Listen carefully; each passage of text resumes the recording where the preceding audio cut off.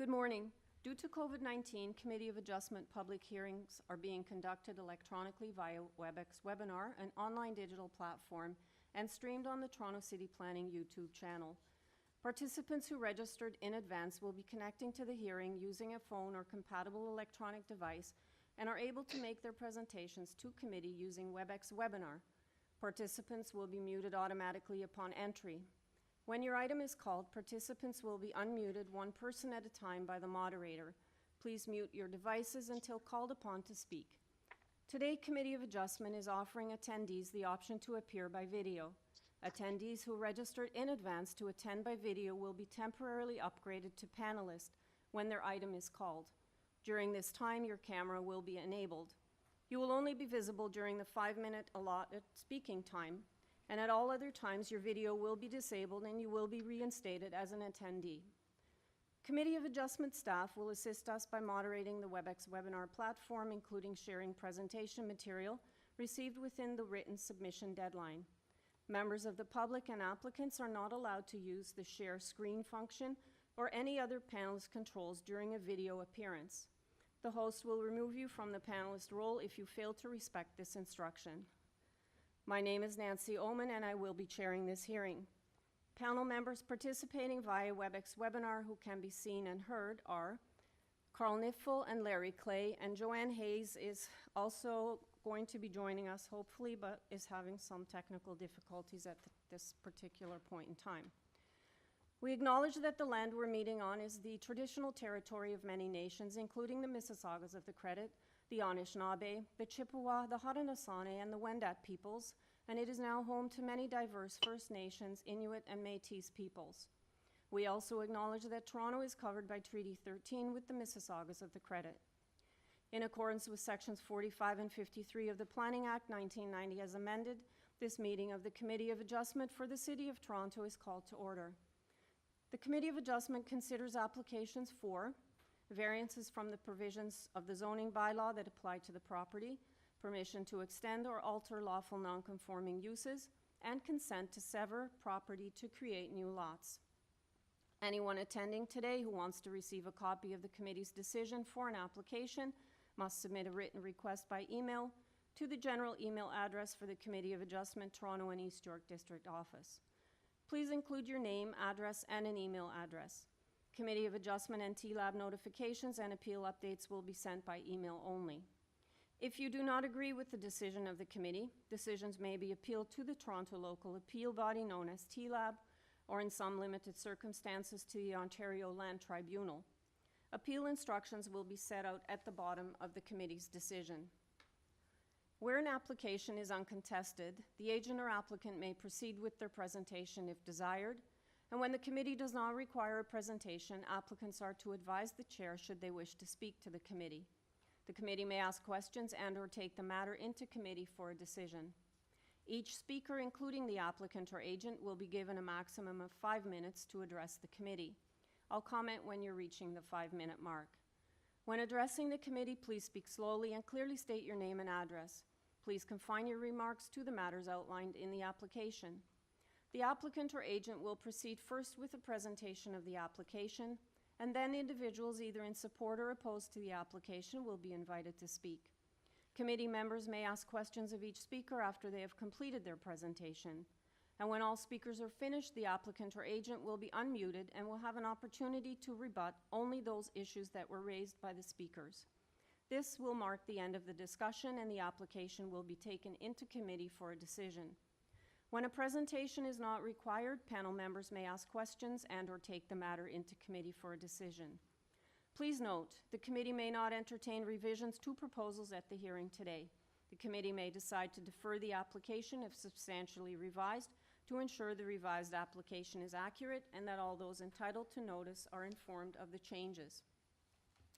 Madam Deputy Secretary Treasurer, have the minutes of the last committee meeting of adjustment public hearing been confirmed by the members? Through you, Madam Chair, yes, July 6th minutes as well as July 13th minutes. Okay, so we need a motion to adopt the minutes. Do I have somebody who'd like to? Mr. Nipfel moves the motion and Mr. Clay seconds the motion. All in favor? So that carries, so the minutes are adopted. Are there any declarations of interest? I know, Mr. Clay, you mentioned one, but maybe you can declare formally now. You're muted, you're muted. You can't hear you. Thanks, Chair. I have a conflict on number 2, 110. Okay. Any other conflicts of interest, staff or panel members? Okay, seeing none. Madam Deputy Secretary Treasurer, are there any files to be closed or withdrawn in the morning session? See none for closure. Sorry, Larry, can you state the reason for conflict on item number 2? Yeah, sure. The applicant is a former colleague. Thank you. Okay, and are there any deferrals that you're aware of? For this morning, I see item 6, 260 Sinclair Avenue East. Item 6. Okay. All right. Any luck getting Joanne online yet? No? Okay. All right, so let's start with item number 1. Just give me 1 second.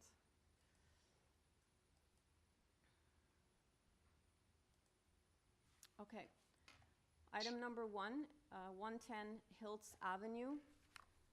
We have before us a copy of the plan of survey, site plan, floor plans, and elevations. We have an arborist report prepared by the tree doctors as well as a tree protection plan.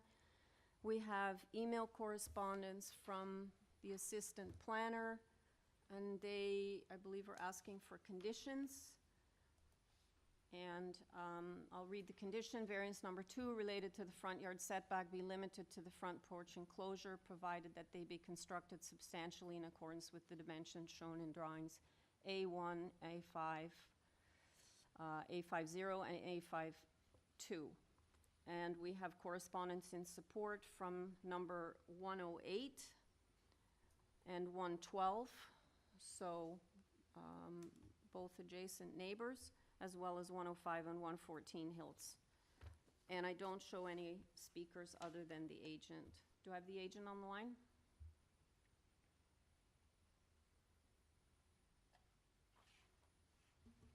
Derek, you have been unmuted. Yeah. Hi, good morning. This is Derek Jasaw here. For 110 Hilts. Okay. Panel members, do you need a presentation on this? No? Do you have any questions for the agent, Mr. Niffel? Thank you, Madam Chairman. I note that you have the support of both adjacent neighbors, and I have no trouble with the application except for the potential loss of privacy. The second floor balcony has a potential of overlooking both of the adjacent properties, as does the first floor deck, but the first floor deck is an existing condition. So my question simply is, does the first floor deck, in your opinion, in your consultations with the neighbors, does it require screening on the north and south edge? And on the balcony on the second floor, it's a very small balcony, and I would again suggest screening on the north and south edges unless you've had a in-depth conversation with the neighbors and they don't think that's necessary. Great question. Yeah, I've owned the house here for about 7 years. So the existing deck was here when I bought the house, and neighbors on either side have had no issues in regards to privacy. We have a very good, cordial relationship with both of our neighbors. So the previous neighbor actually did have some privacy screens, I think more for themselves, the previous owner. But we have had no issues with either neighbor in regards to privacy on the back deck, and don't anticipate any concerns with the second floor small balcony. Thank you very much. Beautiful. Okay, any other questions, panel members? All right, we'll take Mr. Deza. Is there anything you want to add that's not in the submissions? We're ready to make a decision on this. Okay, nothing really. We're just, we're a young family. We have one daughter and a two-bedroom house, and my wife is extremely pregnant with our second child. So actually, it's really good that this happened when it did, because we may be in the labor delivery room in the next few days. But we're really excited. We'd like to, add more, a third bedroom to accommodate our expanding family. And we really love the neighborhood here in Leslieville, so looking forward to growing the community as our family grows. Okay, thank you.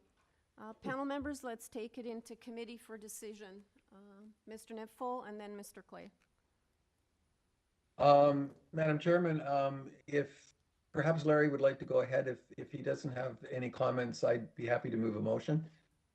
No, Chair, Carl, you go ahead. I was just going to basically do the same thing. I thought it was a fairly straightforward application. Okay, I agree. I think it's a straightforward application. It's an asset to the community, and obviously, it isn't creating any difficulties with the adjacent neighbors. The second floor balcony, I would normally request screening, but it's a small balcony, and there is very good relations between neighbors, so I don't think that's necessary. Subject to the planning department conditions, I'd like to move approval of the application. Okay, and you're seconding, Mr. Clay? I am, thanks, Chair. Okay, motion to approve, moved by Mr. Nipfel, seconded by Mr. Clay. All in favor? Okay, that carries unanimously. The application's been approved. All right, Mr. Chan, are you there for 10 WILFRID, item number 2? And committee members, this is Christian Chan of C2 Planning. My address is Suite 138 at 157 Adelaide Street West, Toronto, Ontario. My email address is christian@c2planning.com. Mr. I Chan, am the agent and yeah, land use planner for the applicant. Thank you. okay. I don't know if you were listening, but I'm going to lose one member, so I'm not going to have quorum. So I need to hold this down until we get Ms. Hayes online. We're having technical difficulties. Yes, Madam Chair, I understand, and thank you for informing me. Okay, thank you very much for your understanding. Much appreciated. Okay, let's go to item number 3. 460 Dundas Street West. We have before us a copy of the plan of surveys, site plan, floor plans, and elevations. And I do not show any speakers other than the agent. Do I have the agent on the line?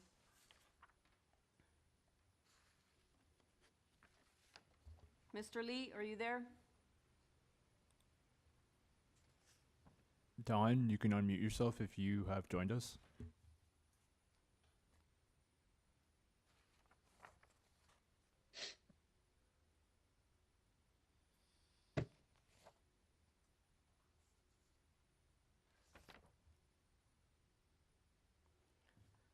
Through you, Madam Chair, it seems like the person registered to speak is in the meeting but is unable to unmute themselves. Okay, I'm going to hold it down, and if we can go then to item number 4. So we're holding item number 3 also. Okay, item number 4, 66 Amelia Street. We have before us a copy of the survey, revised site plan, floor plans, and elevations, a zoning waiver from the agent, email correspondence from the assistant planner, community planning. We have a staff report from Heritage.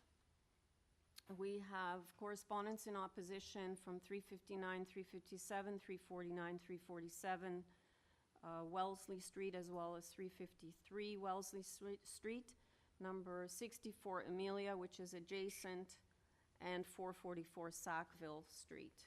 I am showing 3 speakers. Okay, do I have the agent on the line?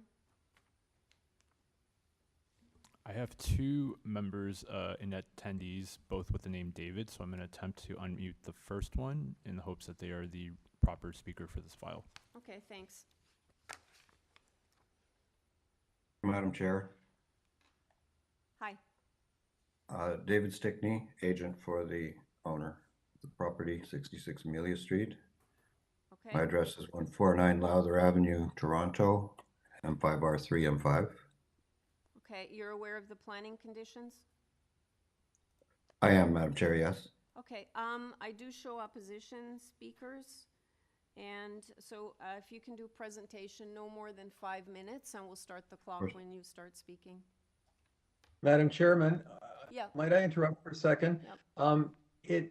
There's both plans and revised plans, and I don't know the difference between them and whether the people in opposition know that there's two sets of plans. I'm wondering in his comments if Mr. Stickley could explain the changes on the revised plans just to make sure everybody's up to date on which set we're looking at. Absolutely. Okay, go ahead. We'll start the Okay. clock now. Madam Chair, members of the committee, the purpose of the application is requesting permission to make additions to an existing four-unit fourplex to make the building barrier-free. We are adding an elevator to the west side of the building, and we are in the process eliminating one apartment at the basement level and asking that it be in the laneway suite to the rear. That involves the demolition of a 40 square meter, one-story addition that is currently in the backyard of the property. In the process, the demolition of the one-story addition, which was related to the basement apartment, becomes landscaping in the backyard area. So I'd quickly go through the variances, and I'll comment on the revised plan at that point. The first variance is for landscaping in the rear yard. We're actually increasing the landscaping in the backyard by the demolition of the one-story addition to the rear. And we still are short of the 85%, but it's a minor amount of deficiency, and it is greater than what is on the property right now. The other second variance is for the landscaping between the laneway suite and the lane, which is again a minor amount. We are providing some landscaping on the laneway side. Variance 3 is eliminated from the list because we have found secure space for bicycle parking. And the variance for the height of walls is for the existing walls of the existing apartment building. The building was built in 1915, and that is no change to the height of the main walls of the building.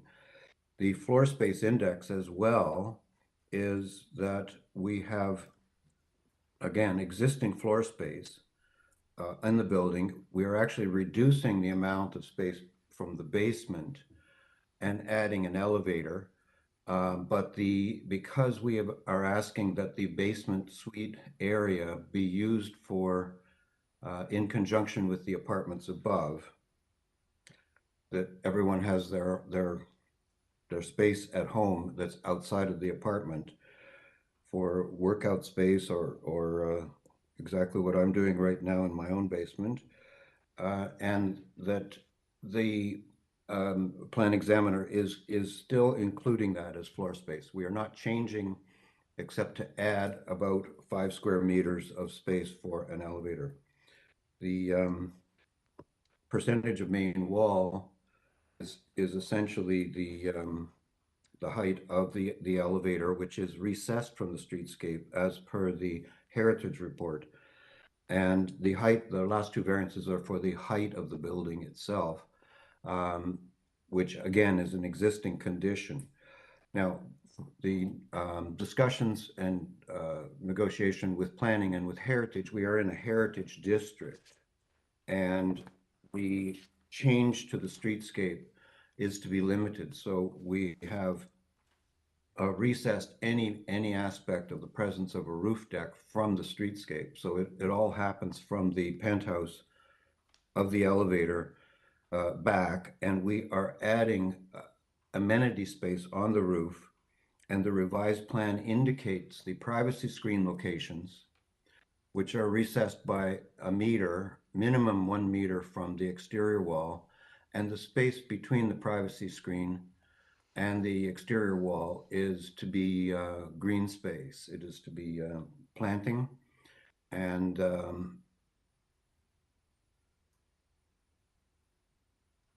I think that can be seen on the front or the side elevations, but So my summary would be simply that I think the increase in both green space and amenity space and the full accessibility of all floors of the building are a huge advantage to a living situation. The impact of such is that it's all positive impact, with greenery showing at roof and more landscaping in the rear yard. Okay, thank you. And so you are amending the application with the removal of variance number 3? Correct. Okay. I'm going, Mr. Clay? I wouldn't mind a couple clarifications before we go to the speakers, if that's okay. Yeah, go ahead. First off, just the access to each of the units. Is the access from inside, or are those stairs in the rear the primary access to those apartments, or are the stairs principally to allow access to the proposed rooftop deck? No, sir. There's a staircase at the front of the building. The top 2 apartments do have a small balcony at the front over the front entrance, but there is a front stairwell, the original stairwell from 1915, and that is access to the apartments. It connects immediately to the elevator area. So by adding the elevator, we are making all floors of the building accessible. If you look at the survey, there is the exterior stair that's towards the back of the building, about halfway back the property in the space between the 2 buildings. That is fire escape only, and it's actually deficient to building code standards. So we're proposing a proper stair, again with planters on the railings and irrigation, so that it's going to be like a vertical garden, which is simply to give secondary access required by Ontario Building Code. Sorry, so just to be clear, so the rear staircases that are shown on the elevations are for building code, to be building code compliant, or? Correct. Okay, fair enough. And secondly, then, I'm going to assume then that the proposed rooftop deck is accessible by all of the units, not just for the top unit. Is that correct? That's correct. Okay, thank you. Mr. Niffel, and then we'll go to the opposition. Thank you, Madam Chairman. I'm wondering, could you elaborate a little bit more? I was concerned with the rear stairs as well, but more from the point of view of privacy. I'm intrigued by your comment that there is, that it's basically like a landscape wall, so that there's a treatment on the railings, but that's not illustrated on any of the drawings, is it? I believe that you can't see any of the landscaping detail on the architectural plans. No. So just leaving the drawing that's on before us now, that shows the stairway, where are the plants? Are they on the railing, or are they on the stair level and they cover how does it work? We have two previous buildings approved with this type of situation, and the planters are suspended on the railing at the landing, and there is, and should be noted, a privacy screen on the side of the landing against the building. But again, I'm commenting that this is for building code access or exit only. My understanding, if that's the perfect section, if one is parking in the back, because we're maintaining some parking, there is a ramp that goes taking you from your parking space to the elevator, and from the elevator you can go to any floor in the building. So the stairs that are at the back are essentially only required as a means of second means of egress.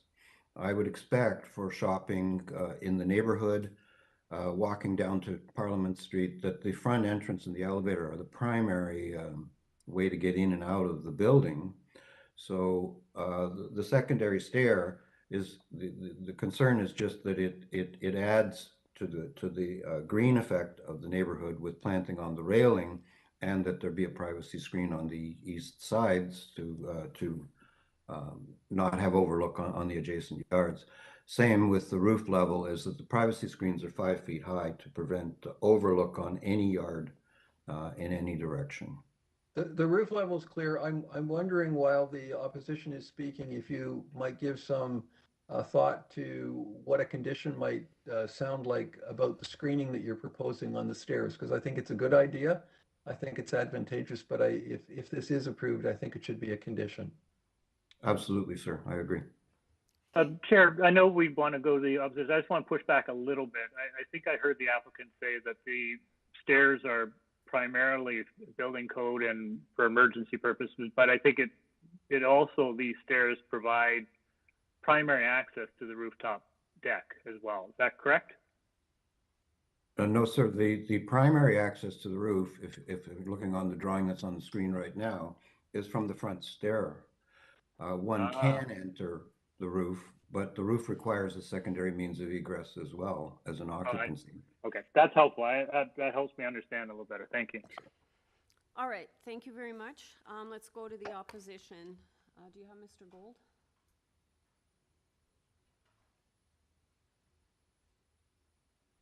Murray Gold, you've been unmuted. I think you've unmuted me.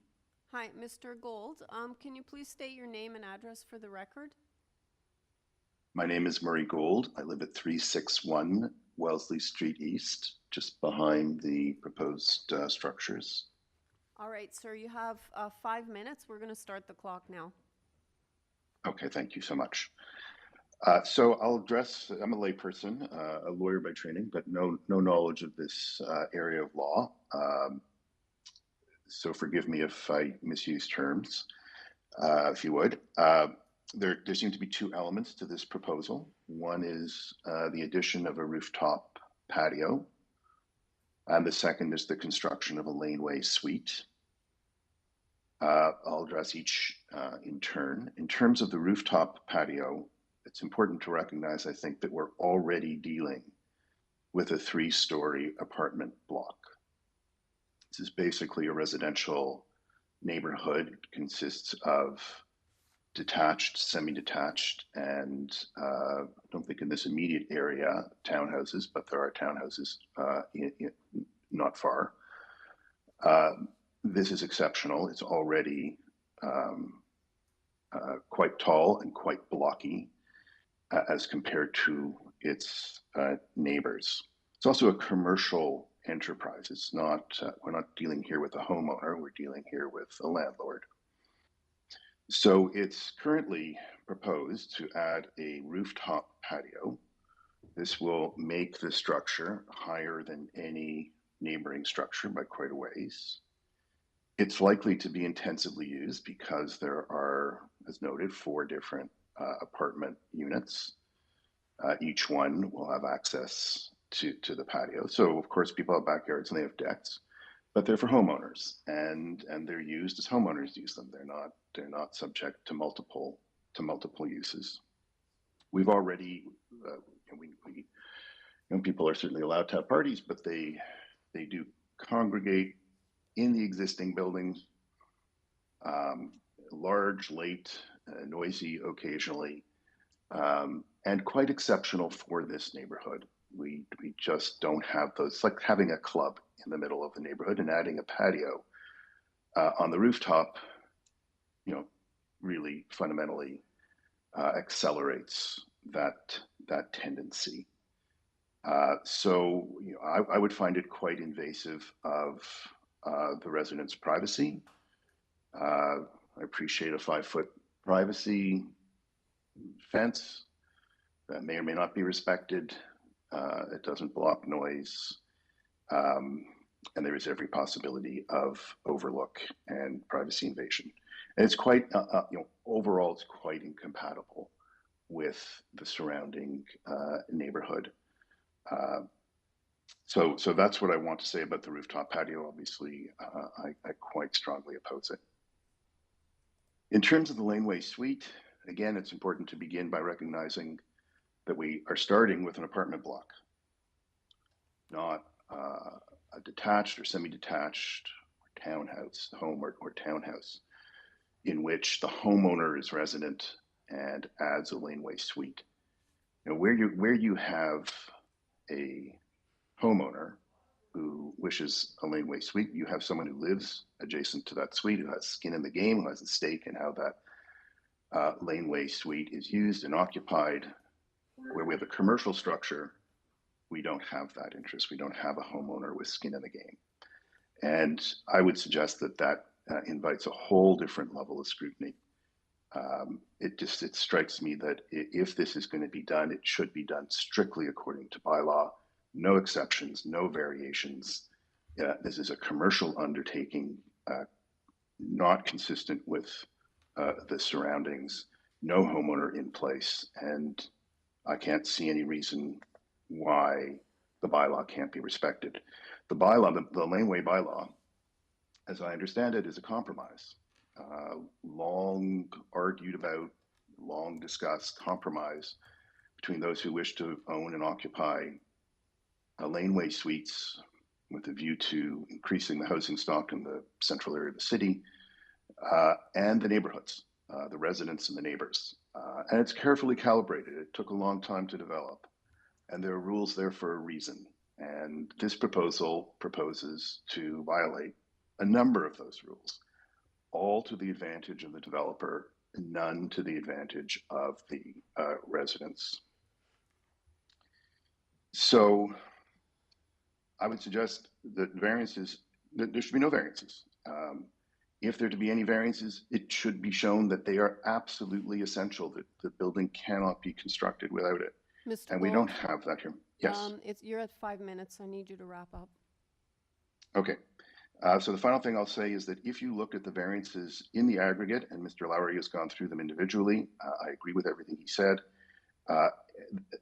In the aggregate, they create a very exceptional set of demands that will create a very unsettled structure in this neighborhood. And for these reasons, I oppose it. Thank you. Thank you, sir. Panel members, any questions for Mr. Gold? Seeing none, thank you very much. The next speaker is Charles Fallenbach. Oh, okay. Fallenbach speaking. Oh, hi. Sorry, we didn't catch the first part. I just need your name and address for the record. Yes, sorry, it's Charlie or Charles Fallenbach, 357 Wellesley Street East. Okay, sir, you have 5 minutes starting now. So most of my points are similar to Murray Gold's points from 361. I live directly behind the apartment complex, and to address the two things, the rooftop patio and then the laneway house. The rooftop patio, my big worry is privacy. You know, they're putting up a privacy barrier, but that those can be circumvented easily, and that there's no guarantee that there is privacy with that. And then the noise, with having an elevated amount of people up on top of a roof at that level, the noise, I think, would not be able to be controlled. And the fact that it is being used by multiple units rather than, you know, there are some rooftop patios around in Cabbagetown that do get used by the residents. It's typically used once in a while by the single occupancy of that household, whereas this is going to be used by multiple. So I would just assume it would be used every night by the by the rotating schedule, however they decide to use the rooftop patio. So it would never stop. And there is no homeowner to call to have someone right away, you know, told, by the way, the noise is a little loud. You guys are going past 10 p.m. I have young kids. There are a lot of young kids in the neighborhood, so anything past sort of 8:30 is a little bit disturbing for the families. So that is my issue with the rooftop patio, is privacy and the noise that I think it will it just will, and I don't think that it's really debatable that it will not increase noise. So that's the issue. Then the laneway house, yes, from what I've heard about laneway houses in this area, and that there was a fight to get all of those variances that are in place right now. Sorry, those laws that are in place right now to what you have to adhere to go beyond that. I think is just not. It's not for a number of reasons. It's just not very. It just wouldn't be responsible. It wouldn't keep in the nature of the area.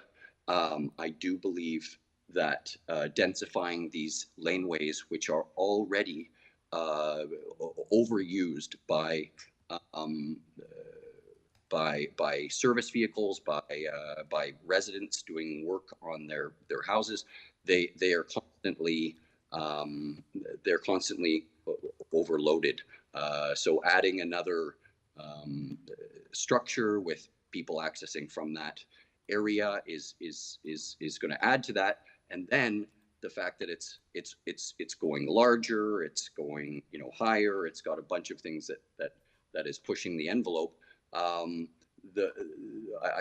don't think that's really I do not think I'm in opposition of that. I do not think it should be allowed. And then to Murray Gold's point, also there isn't a homeowner on site that would be keeping that laneway house or a rental property in check. This is an entire, an enterprise, a corporation that is renting these out to people who possibly are not going to be respectful of their neighbors. Now, possibly they will be very respectful, but it opens that up to being something that's very inconvenient for everybody. And then also, children play in the back alleys. The streets are very congested, and the back alleys are actually playgrounds for children to ride their bikes and skateboard. And adding more, more infrastructure in those backs once those will no longer become or be used as playground if they are all populated with these laneways. So those are my main point. Oh, also that laneway house, it looks into my house quite. So there's some privacy with the laneway house as well. The added height, the windows. I will be able to see into their windows. They will be able to see into every single one of my windows. I have a little second floor balcony that I built because it was going to be private. I put side panels, privacy panels on the side of mine so that I wouldn't, it'd be intrusive on the other. Sorry to cut you off, but you're okay, at 5 minutes. Yeah. So that's it. So that is just the third point is privacy. I'm in opposition because of that, and I'm sure other neighbors would be as well. Thank you. All right, thanks a lot. Any questions, panel members, for Mr. Fallenbach? No? All right, I have one more speaker listed. Do you have?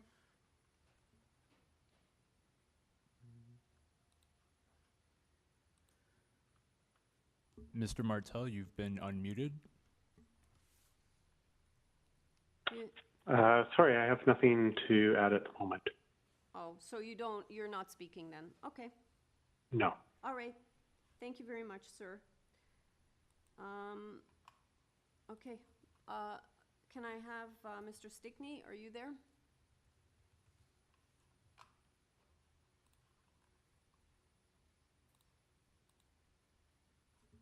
Yes, Madam Chair, I'm here. Alrighty, you have 5 minutes to rebut the issues raised, sir. Sure. I would make a preliminary comment about the laneway suite itself. It complies in all respects to the laneway suite bylaw with, save and except, the minor landscape variance on the laneway side and the minor landscape variance in the rear yard. So we do comply with all aspects of the laneway suite, distances for firefighting and everything else. I would also comment, just in terms of the skin in the game comment about this property and renters. I disagree with the fact that all renters are partiers and speeders in laneways, but this property is in preliminary meetings with the planning department to be condominium, at which point we would have 4 owners instead of 4 renters, which is the current situation. So the skin in the game situation is that the administration of all property maintenance and uses on the property will be administered by the owners themselves. So I don't see that it's going to be party central, as the sound of some of the objections. And that affecting the issue of privacy. When one is doing housing in the city, you get planning department standards for privacy, and we're talking 11 meters of distance between bedroom windows. In this particular case, between the roof deck and the bedroom windows in question, we're over 40 meters. So we're 3 times plus the standard that the planning department has set for privacy. So I cannot see that that there's an invasion, especially with the mechanisms that are proposed in the revised plan with privacy screen and planting at the roof level. So I would comment on one of the written objections as well, which is the neighbor immediately adjacent on the west side, is that we would be not increasing any shadow because the house as it stands right now is has a backyard that gets sun from noon and all afternoon, and we don't affect any of that. In the morning, they don't get the sun. But for their drainage situation that they commented in their note, we have a long ramp with drainage at the bottom for the accessibility of the building from the parking spaces to the elevator that takes all of the water from the backyard. So there can be no danger or damage to the adjacent property at number 64.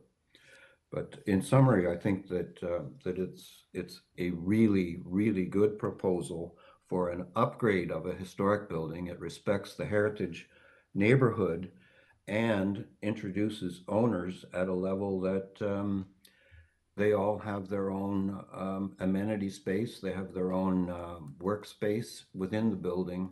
It's the kind of housing that I think the planning department policies anticipate in neighborhoods. Just on the use schedule alone, this neighborhood has always permitted single-family duplex, triplex, and fourplex buildings. So I think we fit completely into, and always have fit into the standards for the neighborhood. So I suspect that I would request that the committee view this as minor and within, as per the heritage report, within the standards of the official plan. I think that the variances in total are minor. Thank you, Madam Chair and members. Okay, thank you, Mr. Stickney. Panel members, any further questions for the agent? Mr. Nipfel? Thank you, Madam Chairman. There's opposition to the rooftop deck, clearly, and your point that this might be a condominium, I think, addresses some, if not all, of the concerns. And the concern are visual privacy and audible privacy, and it seems to me that you've done a great deal to deal with visual privacy. Audible privacy is another matter. In terms of the rooftop deck and your ability to actually plan that, of the variances that are before us, there are 3 that deal with height. Are they necessary for you to build the rooftop deck, or could you build the rooftop deck without those variances? Good question, sir. Oh, and one related one. What is the height of the building at present? The height of the building at present is in variance number 11.05 meters. That's the present height. Correct. So variance number hang on, 7. Carl, if I could just, that's confusing me because I think Yeah, it is. the 11.05 meter height is measured to the proposed top of the railing, which isn't, I don't think, answering your question, is it? No, it isn't. Sir, if I could comment, the east side, if you look at the front elevation, the east side has a parapet wall to 11.05 meters. And we are setting away from that edge by the 1 meter of the planting area and putting the privacy screen at that point. On the opposite side of the building, then there would be it's where it drains. There is no parapet, but we're not increasing the height of any of the highest points that exist on the existing building. We're just making them consistent throughout around the edge of the building. So then if the concern was that you're going to have a rooftop deck and neighbors would clearly like you to not do that, if the variances related to height were not approved, with the exception of the pop-up for the elevator, you could still, if I'm reading this correctly, you could still put the rooftop deck. We're charged with making sure that variances that are being approved are in public interest, and it seems to me that none of the variances, unless I'm reading something wrong, that none of the variances are necessary for that rooftop deck. And I just wanted you to comment on that. Sir, if I could address, yes, as I said, there are portions of the parapet wall that exist at that height now, and that making it consistently all the way around any part of the new construction is within the need for variance. So yes, we do need the variance, but there and the one condition about the elevator shaft, which goes to only that portion of the middle of the property, it's 12.89 meters, I believe is the exact number, but we do need the variance in order to put all of the planting with the parapet around and have the privacy screens inside of that. So are we creating an impact of height on the neighbors? My opinion is that we are not, because it's the west side that the parapet is going to be required to contain the planting, and that's set away from the property, and the privacy screens are inside of that. Thank you.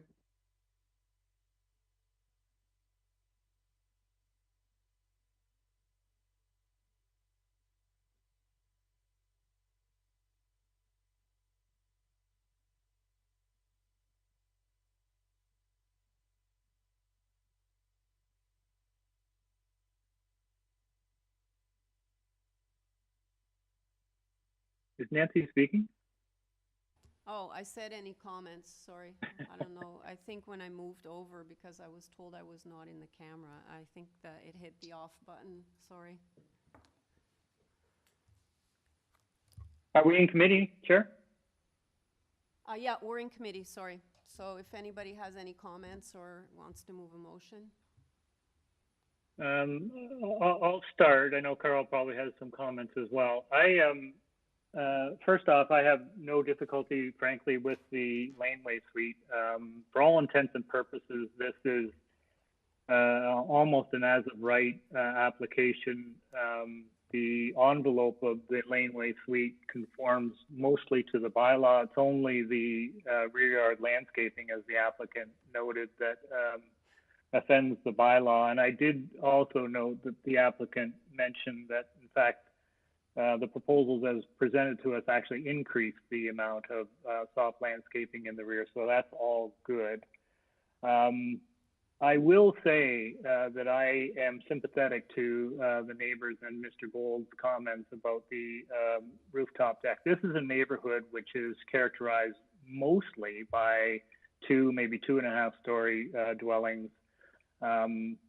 And some do have rooftop decks, as one of the speakers noted, but it's generally for principal owners. And I do have some concerns about a rooftop deck on an existing 3-story dwelling that does currently have tenants. I don't think we as a committee, and I'm prepared to debate this, but I don't think we as a committee can anticipate what future use may or may not be, even though there is a potential for this being converted to condos and permanent owners.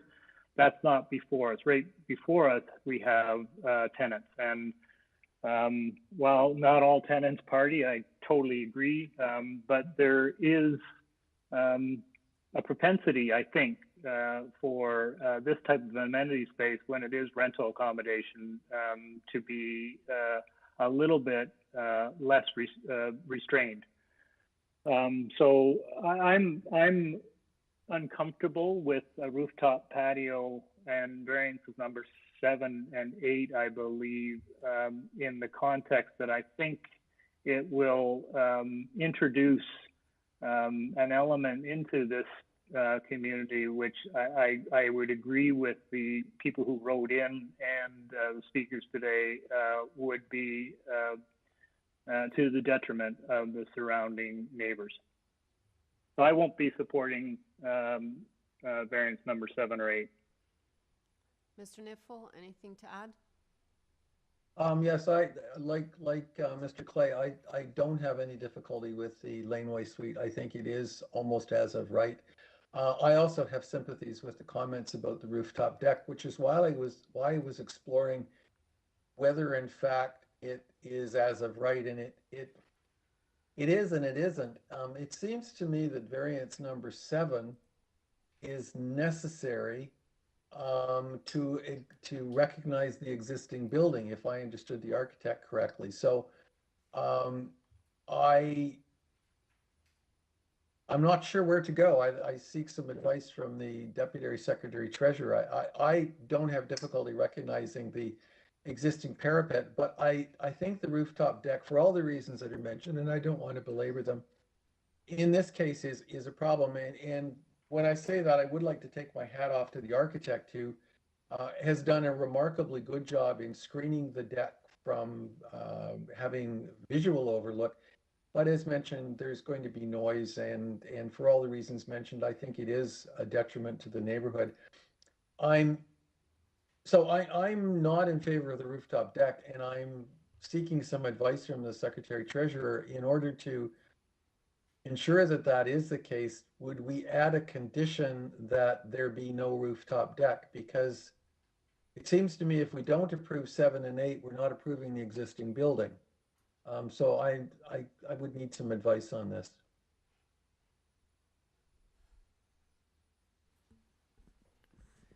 Through you, Madam Chair. That is correct.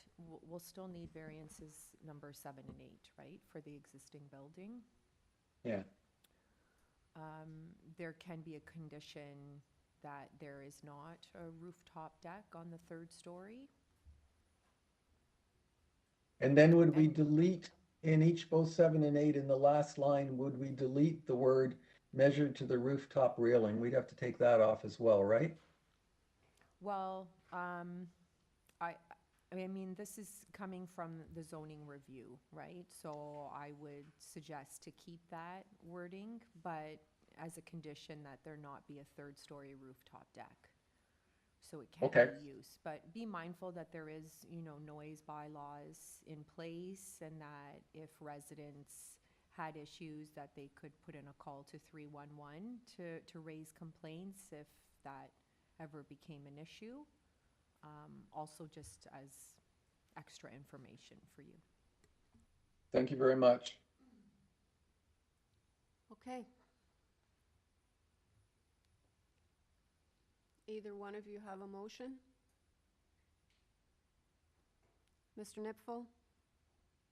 Thank you, Madam Chairman. I would like to bring forward a motion of approval of the application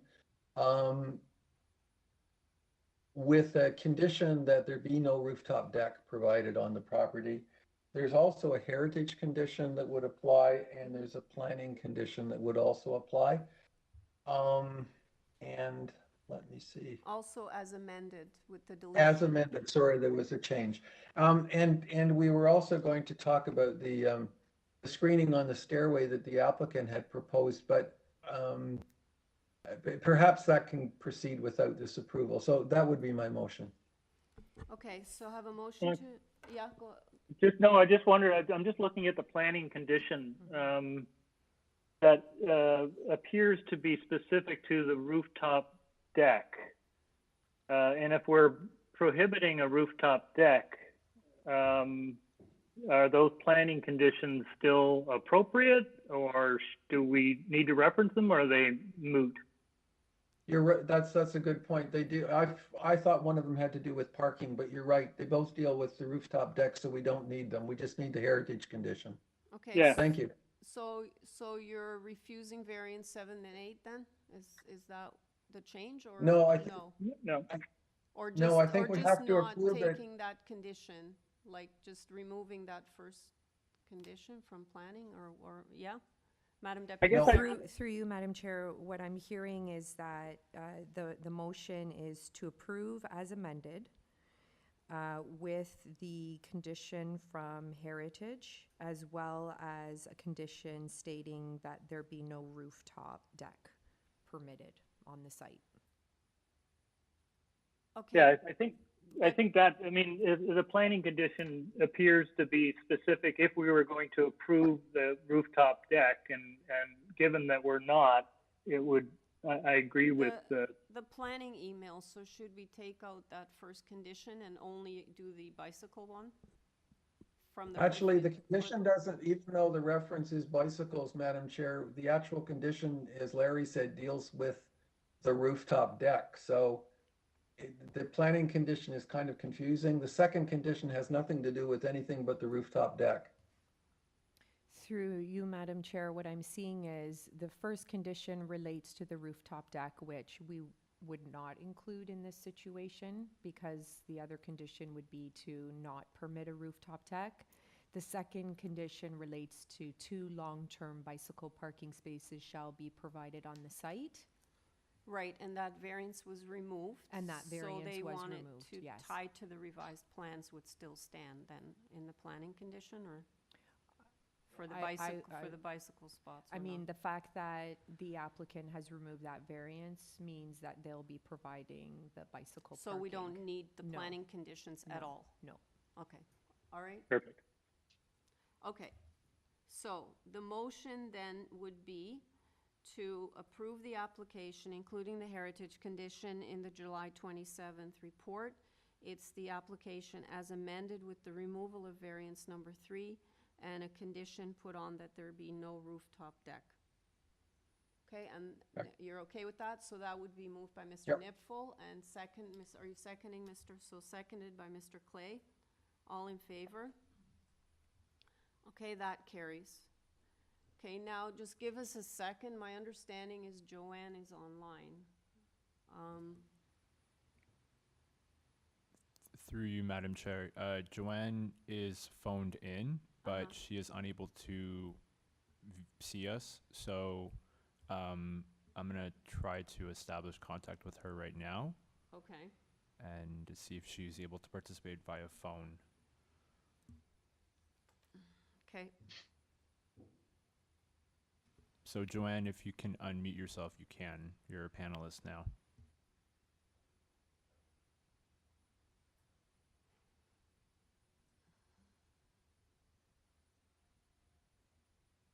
I can't see anything and I can't sign in. Okay, can you hear me? I can hear you. Okay, Joanne, let's try it without the video. It's going to be a bit of a challenge, but let's give it a shot. But then my problem is though that I won't be able to see the information that's being presented Okay. All right. unless I sign on to YouTube and try to watch it on a live stream.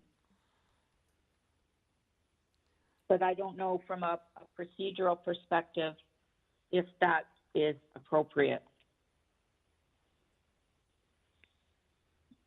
Through you, Madam Chair, that would be okay because, Joanne, you also have the materials from the.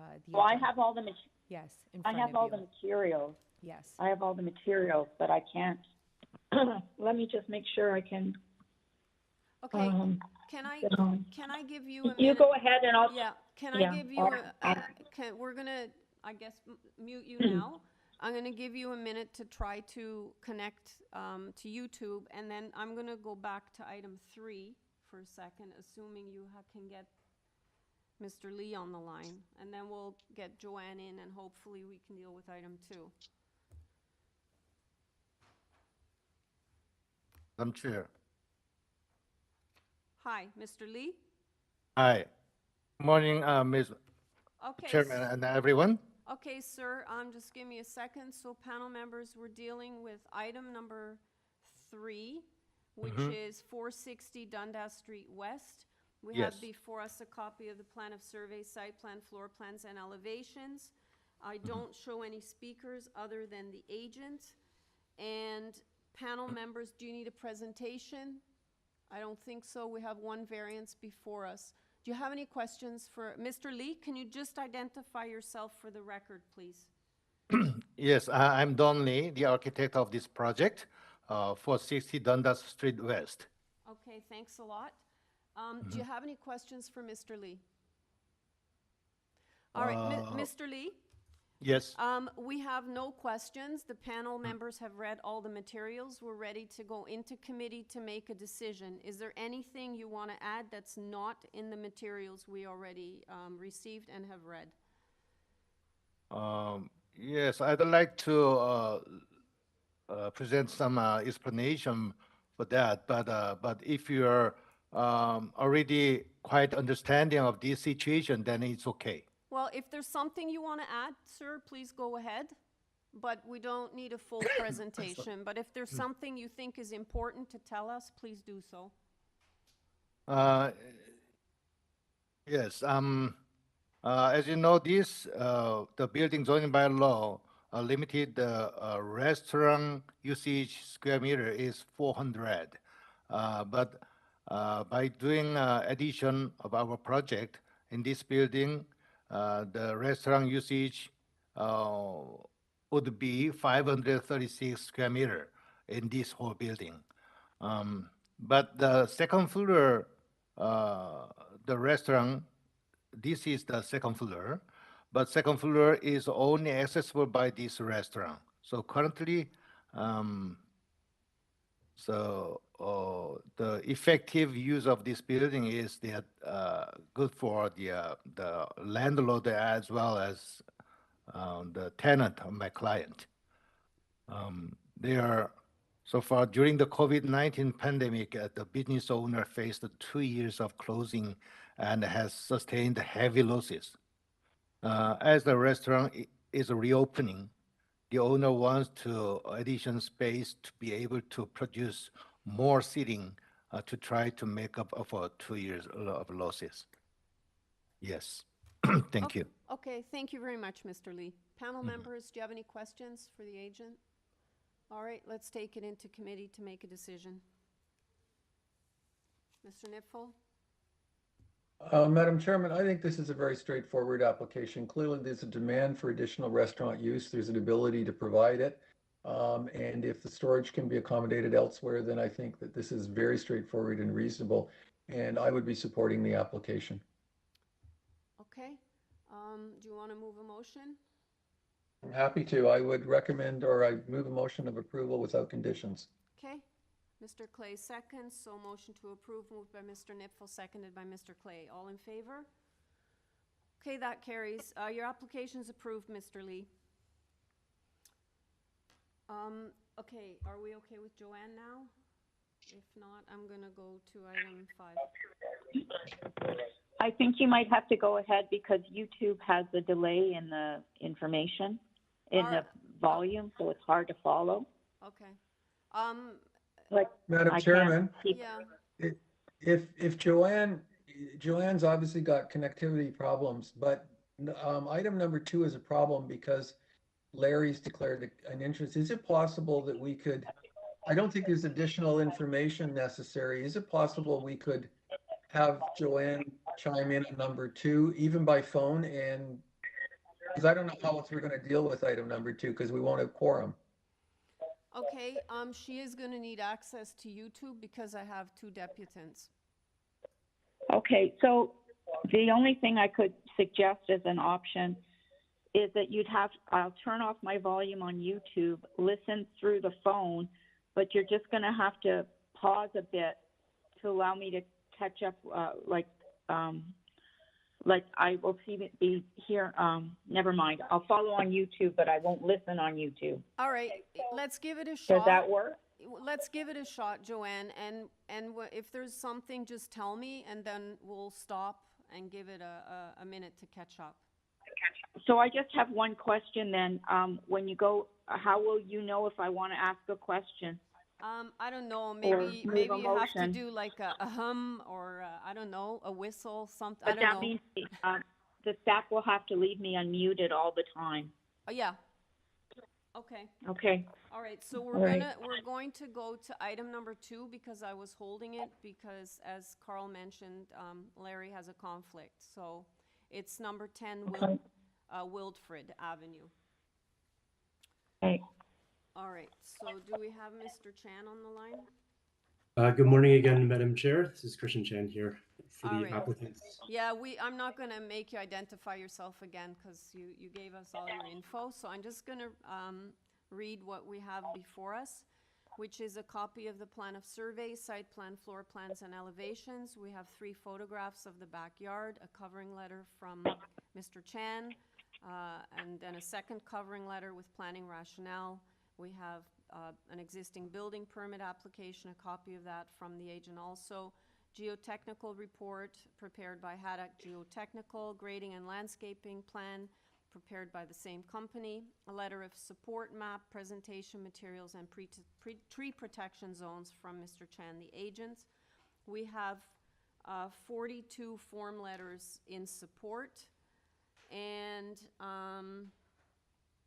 let's see, I am not going to list every address, but it's from residents on Eglinton, Belsize, Redpath, Lillian, Merton, Tullis, LaSalle, Sudan, Thurston, Ballyoil, Brownlow, and Cuthbert Crescent. And I'm showing 2 speakers.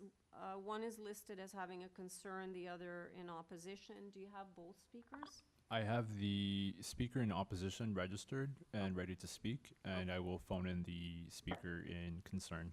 Okay, Mr. Chan, so if you can do a presentation, no more than 5 minutes, we're going to start the clock now.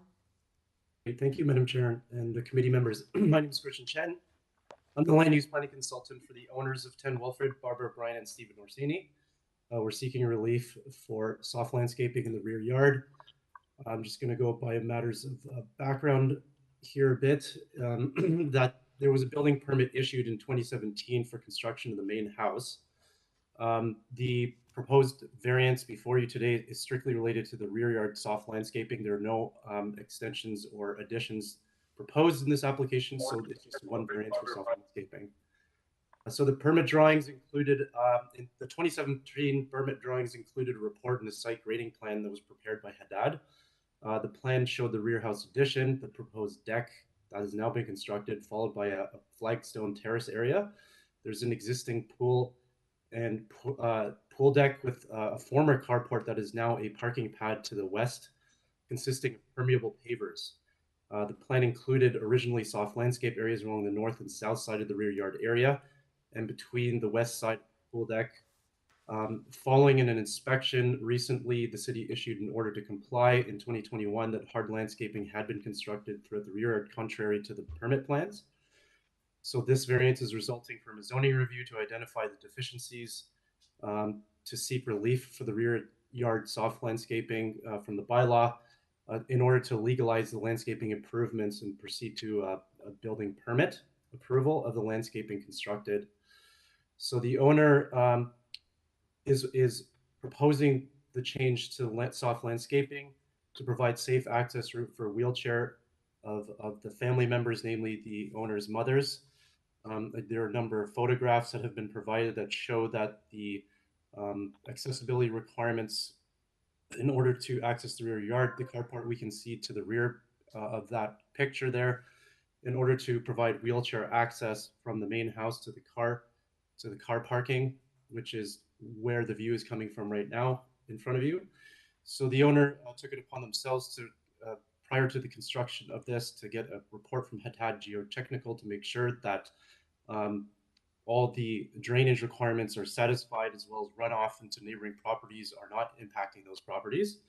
And in fact, that Haddad Geotechnical in the implementation of this permeable paving concluded that the provided permeable landscaping would provide an effective additional permeable area, and that there was an actual increase in total permeable area over the previously existing condition, which in their conclusion was 50% more than the total permeable area as approved by Toronto Buildings in the 27 permit, despite the fact that the construction proceeded without a permit for the flagstone.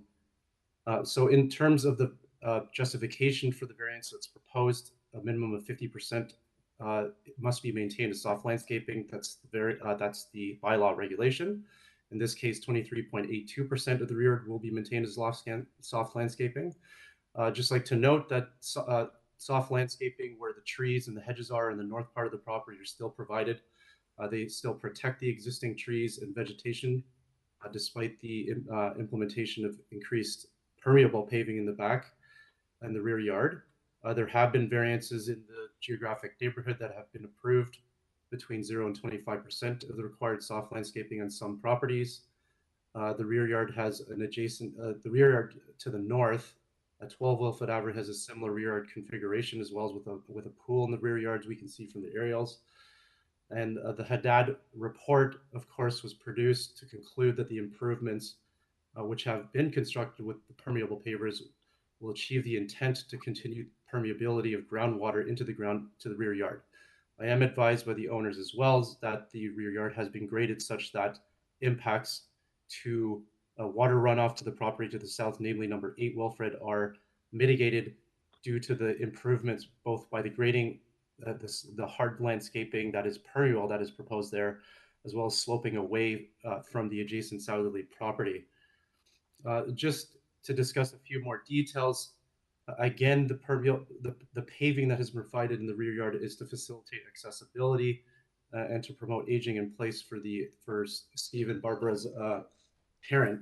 And of course, the intent of the bylaw, in my opinion, is met as a geotechnical report concludes that the function of the water runoff and permeability is achieved with the implementation of the permeable pavers as part of the rear yard landscaping improvements.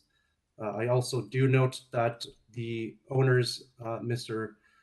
Orsini and Ms. Bryan, have reached out to a number of their neighbors and community members and have received over 40 letters of support that form now the public record. You're over 5 minutes. Can you please wrap up? Thank you, Madam Chair. Those are my comments. Okay, thanks a lot. Were you able to get the second person, or? I tried phoning in the resident of concern and they hung up, but I have the member in opposition on the line. So Elizabeth, right? Okay.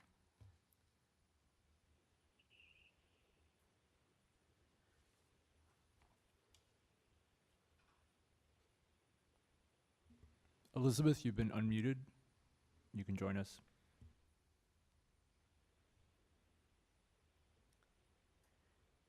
Ms. Glaive, are you there? Yes. Hi. Madam Chair. Yeah, good morning. Can you please state your name and address for the record, and then you have 5 minutes. Okay. Madam Chair, members of the committee, I'm Elizabeth Glaive. I am the owner and reside at 8 Wilfrid Avenue, directly south of number 10. Wilfrid Avenue is a small 2-block street with an extremely steep hill. It runs south from Servington and Oswald down to Belsize. So there are, on our side of Wilfrid Avenue, there are 12 homes. But I am on the downward side of 10, and we are on the downward side of the 2 blocks. So when we have water runoff coming down Wilfrid, on the road, it goes into the drains. But with the 12 houses, it comes downhill, and the precipitation depends on the soft landscaping on those 12 homes. We had a rainfall on Sunday night and a power outage.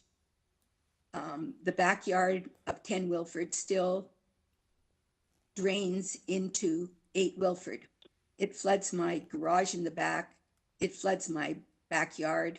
It carries on down to number 6 beside, and it floods my backyard in the winter. So it's ice, and if I go to use the right of way in the back, it becomes very treacherous with walking. When they took out the soft landscaping and put in the raised stones or slabs, they also angled the carb pad down. So from the shed down to the right of way, it's on a very steep grade. So that runoff comes down the right of way and also comes into 8 Wilfrid and the garage at the bottom of the yard at 8 and 6 Wilfrid as they're joined. I do not consider it a minor variance because of the flooding. This 50% bylaw of soft landscaping is important to 8 Wilfrid. It's also important in the official plan of the City of Toronto, which states that the city intends to improve the land development and the environment in the area. This does not do that. And as you stated, there are people in the area that are taking advantage of this, and Orsini Bryant will take advantage of this, and they've got other people in the area that are signing up. They've staged the back with the empty wheelchair and getting people walking by and their friends to sign this as a minor variance. But living next door to this flood, it's not a minor variance to me and my neighbors. And this is the second time we've been to the Committee of Adjustment, and there'll be a third time because they're not finished yet. And asking for an appeal so that you can consider it a minor variance is just so that they can take the lien off the house so they can sell it. So if you endorse this, you're enabling them to sell the house, and the problem will be left with the new owner. And it also encourages other people in the area, maybe the people that have signed that document, to do the same thing. Do you have any questions for me? Ms. Hayes, do you have any questions for the speaker? No. Mr. Nifl? No, I don't. Okay, thank you very much. Mr. Chan?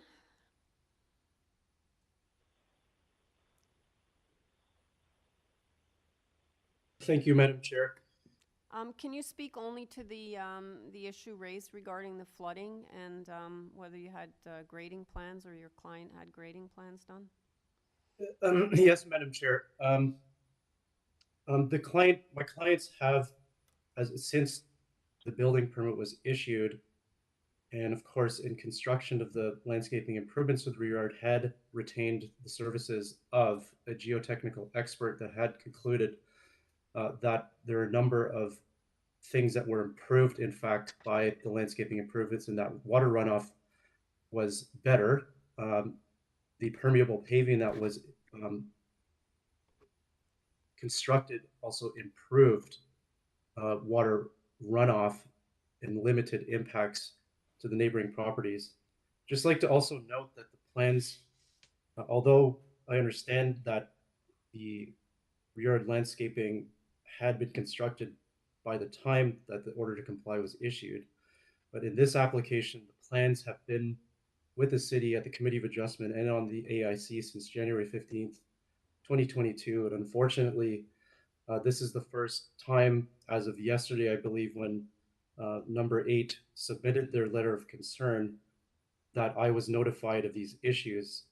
If I were to be notified of these issues since January 15th, 2022, then of course we could have discussed this with the neighbor, who we had no contact regarding this concern, unfortunately, in order to address it or have any evidence before us that these were issues with respect to flooding and water buildup or ice conditions. I just don't have anything before me other than the Haddad report, and of course going to a site visit that would prove to me that there are issues that would be over to the neighboring property. And in fact, my clients had reached out to their neighbors to see if there's any concerns. And unfortunately, I just have to say again that this concern was just brought to my attention, to our attention yesterday and then today.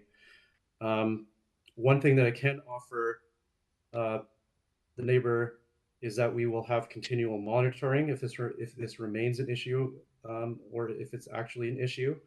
Then we can certainly address that through the building permit process as a construction issue. And with respect to any concerns regarding the sale of the house, that's not an issue before the C of A, and unfortunately I can't comment on that particular issue or concern with respect to real estate matters of the owners. And those are my comments. Thank you. Okay, thanks, Mr. Chan. Any questions for the agent? Mr. Nipfel? Mr. Chan, you've submitted two, or Haddad has submitted two site plans, and in one it indicates that there's a flagstone terrace and it doesn't say what's around the swimming pool, and in the second one it indicates that it's somewhere it indicates that it's interlock, or it's permeable pavers, and yet the photographs that you show are not my understanding of permeable pavers. So my question is, those look like solid concrete blocks, and it doesn't look like there's space between them. They butt into one another, but it doesn't look like there's space between them to allow the percolation of water. So I'm questioning the difference in whether, in fact, what you're saying is permeable pavers is in fact permeable pavers. That's the first thing. The second thing is, since the since the owners had such qualified consultants, how is it that the work proceeded without appropriate permits? Because we're after the fact now, and if you don't get approval, you're going to have to remove some of this permeable paving and put soft landscaping in. And thirdly, the comment is that it's being, or your contention is that this is being done for accessibility for people that have mobility difficulties. And yet, if you were to look at the survey that was before us, and my apologies to Ms. Hayes, because she may have seen this when she was going through the agenda, but in the survey, there's a large portion of grass in the middle of what is the flagstone patio. Now, I see no reason why that patio area can't have a central grassed area, as is indicated in the survey, and that would substantially increase your soft landscaping in the rear yard. In summary, I don't see the reason for the variance. Thank you, Mr. Niffel. I'll just respond to the first question, or if that would just comments, or if you'd like me to respond to the, I think I identified 3 questions in your comments, sir. Sure. Yes, so I do understand that it did proceed without a permit for the landscaping improvements in the rear yard. So I'll just address that. If I can turn to the submission documents, the PowerPoint presentation on page 16 of the PDF. We have some pictures of the previous landscaping photos. This is on page 4.2 indicated.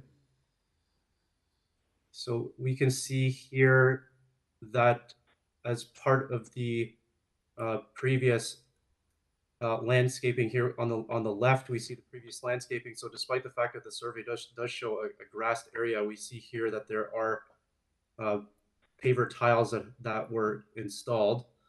And then on the right side, we show the improvements that show the accessibility improvements. And if we can go to the next page, we can also see along the side of the pool where, although this the survey does show also soft landscaping there were previous patio pavers that were there. So I can understand that there is a discrepancy between the survey and what the actual condition, the pre-existing condition on the site was. So there we can appreciate in the left photo the pre-existing soft landscaping, and then the right side we can see what the improvements have provided. This also leads to the next question, sir, with regards to permeable paving. Yes, these flagstone pavers are larger pavers, but they do have the permeability in between the cracks in those paved flagstones there, as we can see. Haddad did go on site to do their analysis to prove that there still was permeability within these larger flagstones into the ground. Then there was another question with regards to accessibility. And yes, so this is an example of an improvement to a property for aging in place. Of course, the carport slash parking pad is to the rear. We can see in the right photo beyond where that outdoor patio sofa is, and the sliding gate where the car would go. So the Mr. Orsini and Miss Bryan would have their mother access that parking spot by going either on one or the other sides of the pool in order to get to the parking spot in the rear. I do understand that accessibility improvements have been provided in the building with respect to improving accessibility within the building, as well as a ramp that had been constructed by a contractor that can be used to access the building as well. I don't have difficulties with your improved accessibility, particularly around the pool. That's quite logical. Permeable pavers are valid insofar as the way in which they're laid. It's not just the space between the pavers, but they have to be laid on a granular material. I don't know if they have been, and I don't want to deal with that today because we're dealing with an issue of quorum and so forth. My question would be simply, in the picture that you have on the screen now, and for the benefit of Ms. Hayes, it's page number, I guess it's number 8. I can't see. From the Carl, I can see what's being presented. Okay, the on the right, the photo on the right, it would appear to me that without undermining any of the objectives of your client, you could install a central grassed area in that paving, which would increase your soft landscaping. It would also address, to a certain extent, the concern that your neighbor has about the lack of percolation in the soil. I'm wondering if you're open to that, and if you are, how large an area you would be able to provide and what that would do to the percentages. It seems to me that the variance could be substantially reduced. You could address the concern of the neighbor, and all you would simply be doing is removing some of that paving centrally and putting grass there. I would have to discuss that, sir, with my clients. If we were to make any alterations to the variances before us here today, then I would certainly be open to entertaining that in order to address any concerns of the committee members. But if that's the case, then I would be asked to be stood down for about an hour or so I can discuss that with my client and see if we could come up with a landscaping calculation that could make it work. Okay, I'm okay to stand it down for about an hour. And Ms. Glaive, so we're gonna just hold it down and make a decision in about an hour when we get a different when we get a number from the agent that will introduce some softscaping into the rear yard, which should be of some benefit to you also. So okay, Mr. Chan, let's do that. So I'm going to hold it down again. Madam Chairman, just to clarify for Mr. Chan, in your deliberations, what we will need back from you is what the percentage of soft landscaping would be and the square meters. So it would presumably go up, but we need real numbers. Yes, sir. And that's why I proposed to stand down for an hour so we can do the appropriate calculations and come back with a... Okay, you're also back for item 6, right? So we're going to number 5 now. So I might need you back pretty quick. I'm not sure. Yes, Madam Chair. Okay. Joanne, are you okay to continue like this? Yes, provided the Secretary Treasurer feels it's okay that I'm not seen. Through you, Madam Chair, I think in this instance we can proceed. All right, so we're going to go to item number 5, 188 Duplex Avenue. We have before us a copy of the plan of survey, site plan, floor plans, and elevations, 5 photographs of trees on the subject property. A staff report from Forestry asking for condition number 2, And we have we have one letter in support from 186, which is adjacent. Do I have the agent on the line? Yes, Madam Chair. My name is Shadi Orani from 685 Shepherd Avenue East. Okay. Panel members, I don't think we need a presentation. Do you have any questions for the agent? No question. Okay, Ms. Hayes, go ahead. Okay, thank you, Madam Chair. Having reviewed the material on file and the variances being requested, I think in the context of the immediate neighborhood, I think what's being proposed is not out of character. And I believe that what's being requested meets the 4 tests under the Act, and I would move a motion to approve the application subject to forestry condition number 2. All right, so no question then. Hold on a second. I think Mr. Nipfel has a question. Okay, just stand by. Stand by. Joanne, would you entertain an additional condition to tie it to the elevations? I think the way in which the building has been massed is quite unique, and it actually addresses concerns for height in a very novel way, and I think the elevations demonstrate that. I have no problem with that. That's a good idea. Okay, so just, so we're, hang on one second, Ms. Irani, we're ready to make a decision on this, as you heard. Anything you want to add that you deem important? No, unless the members of the committee have a question for me. No, doesn't appear to be that way. So, okay, Ms. Hayes, so just, so we're in committee, so the motion was to approve the application and sorry about jumping ahead. Including, so I will, motion to approve the application subject to forestry condition number 2 and tying it to elevation drawing. Okay, and who's seconding the motion?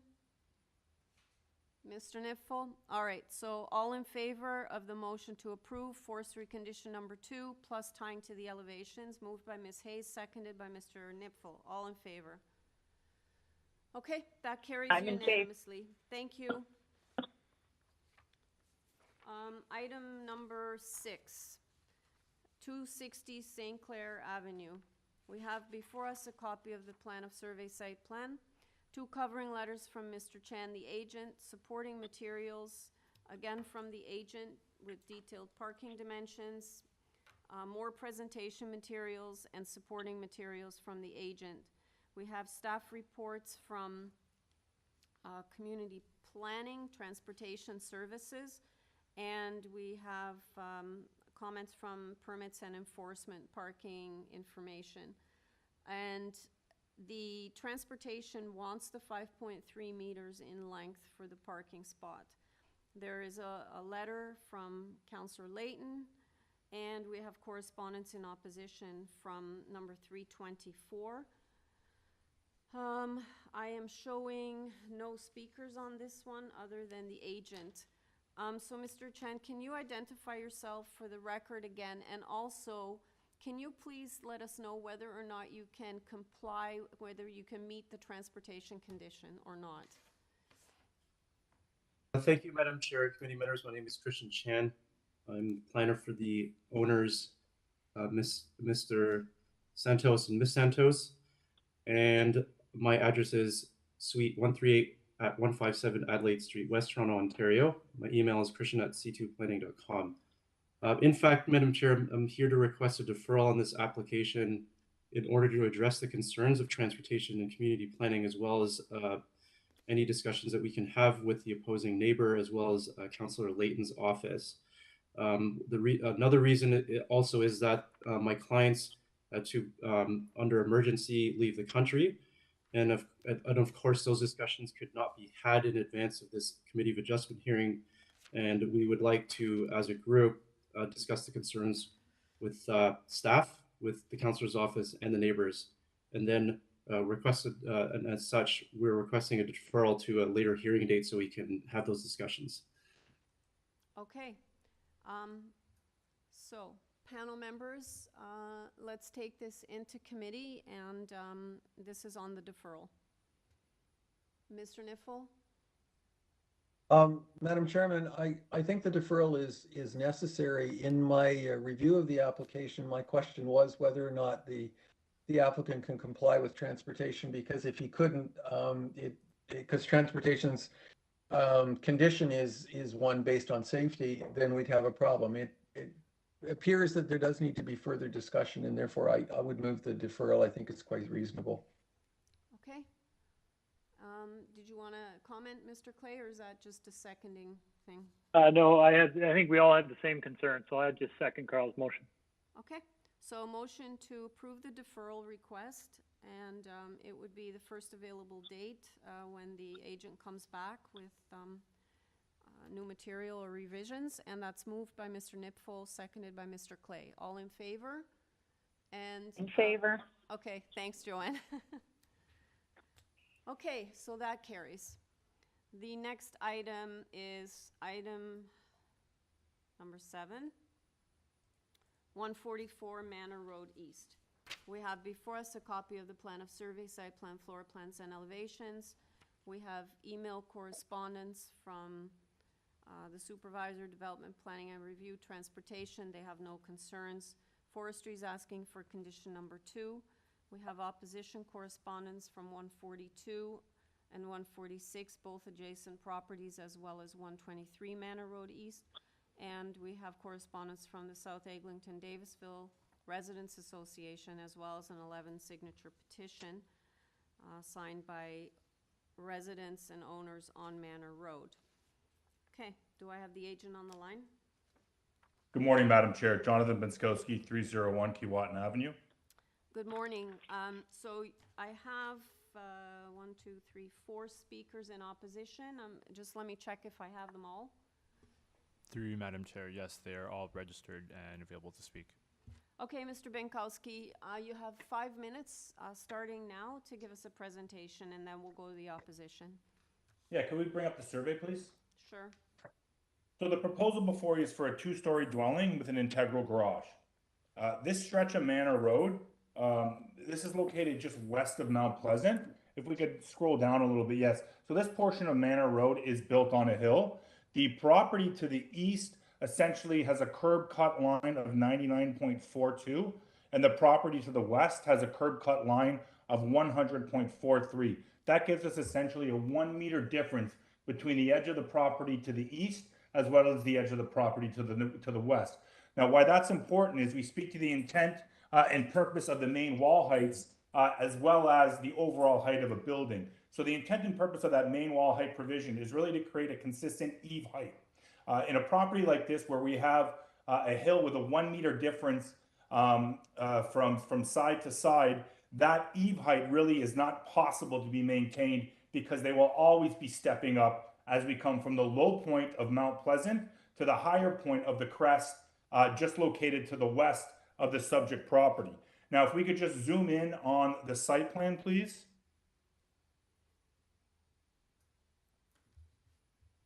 So what we see here is the dotted line of the existing dwelling below. The east side wall is proposed to be built in line with the existing dwelling, with the west side lot line being improved, again, zoning bylaw compliant on the west. If we could zoom in on the rear deck, please, at the rear. So part of the reason for the Davisville Village zoning bylaw deals with lookover as well as privacy concerns from elevated decks from integral garages. What we see here at the rear is really no deck at all. We just see a transition point to come from the living area at the rear of the first floor onto a small transition and the steps down that lead to grade. So in terms of privacy and overlook into both adjacent properties to the east and the west, that would not be possible because this would not be a congregation area for future residents of the home. The size of this deck would essentially allow for a barbecue to be on the property itself.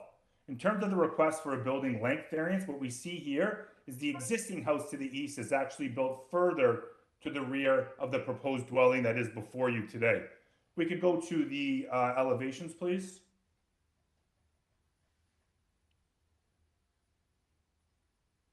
So what we see at the front elevation is 2 things. Again, we do see a height variance request of 0.5 meters above the zoning bylaw, which in my opinion is minor in nature. The eave height is measured to the bottom side of those windows, And that main wall height is taken to the top of the window projections that we see there. If we go to the side, please. The side main wall heights, again, are taken to these projections that you see through the side of the building. And on the final elevation on the next page, we do have one window that creates that eave height that is before you today. So when evaluating this proposal in its totality, I would say that the variances are minor in nature, as the impact of the resulting integral garage, as well as that minimal rear deck located at the rear, will offset any privacy or overlook issues. Side yard setbacks are compliant with the zoning bylaw. The building length, again, is a 0.7 meter increase. That is the only built form provision that is affecting the gross floor area. But as I previously reviewed, the rear main wall of the dwelling is proposed to be built behind the existing dwelling to the east. And I'd be happy to answer any questions you might have. Okay, panel members, Joanne, are you okay to hold questions till we hear from the opposition? Yes. Okay, great. Okay.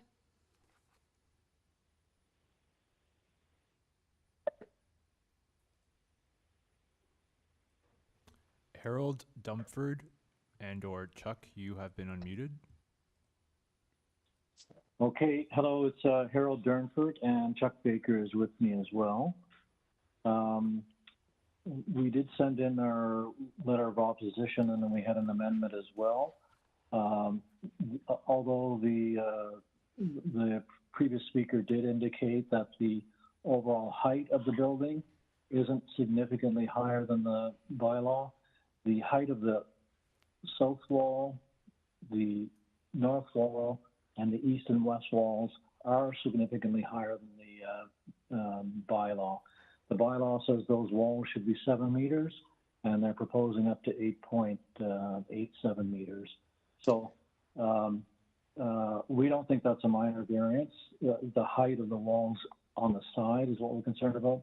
We're not concerned about the length, 17.7 versus 17.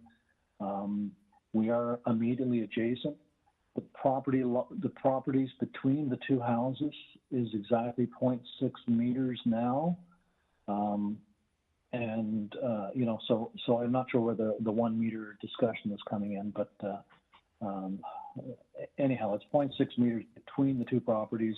It's 0.3 meters to the property line.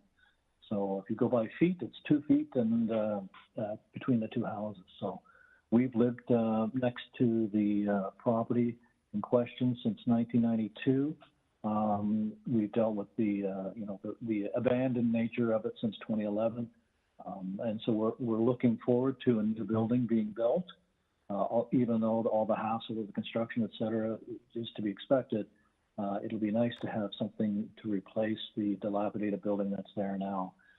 The integrated garage, there are no integrated garages in this section of Manor Road from Redpath down to Mount Pleasant.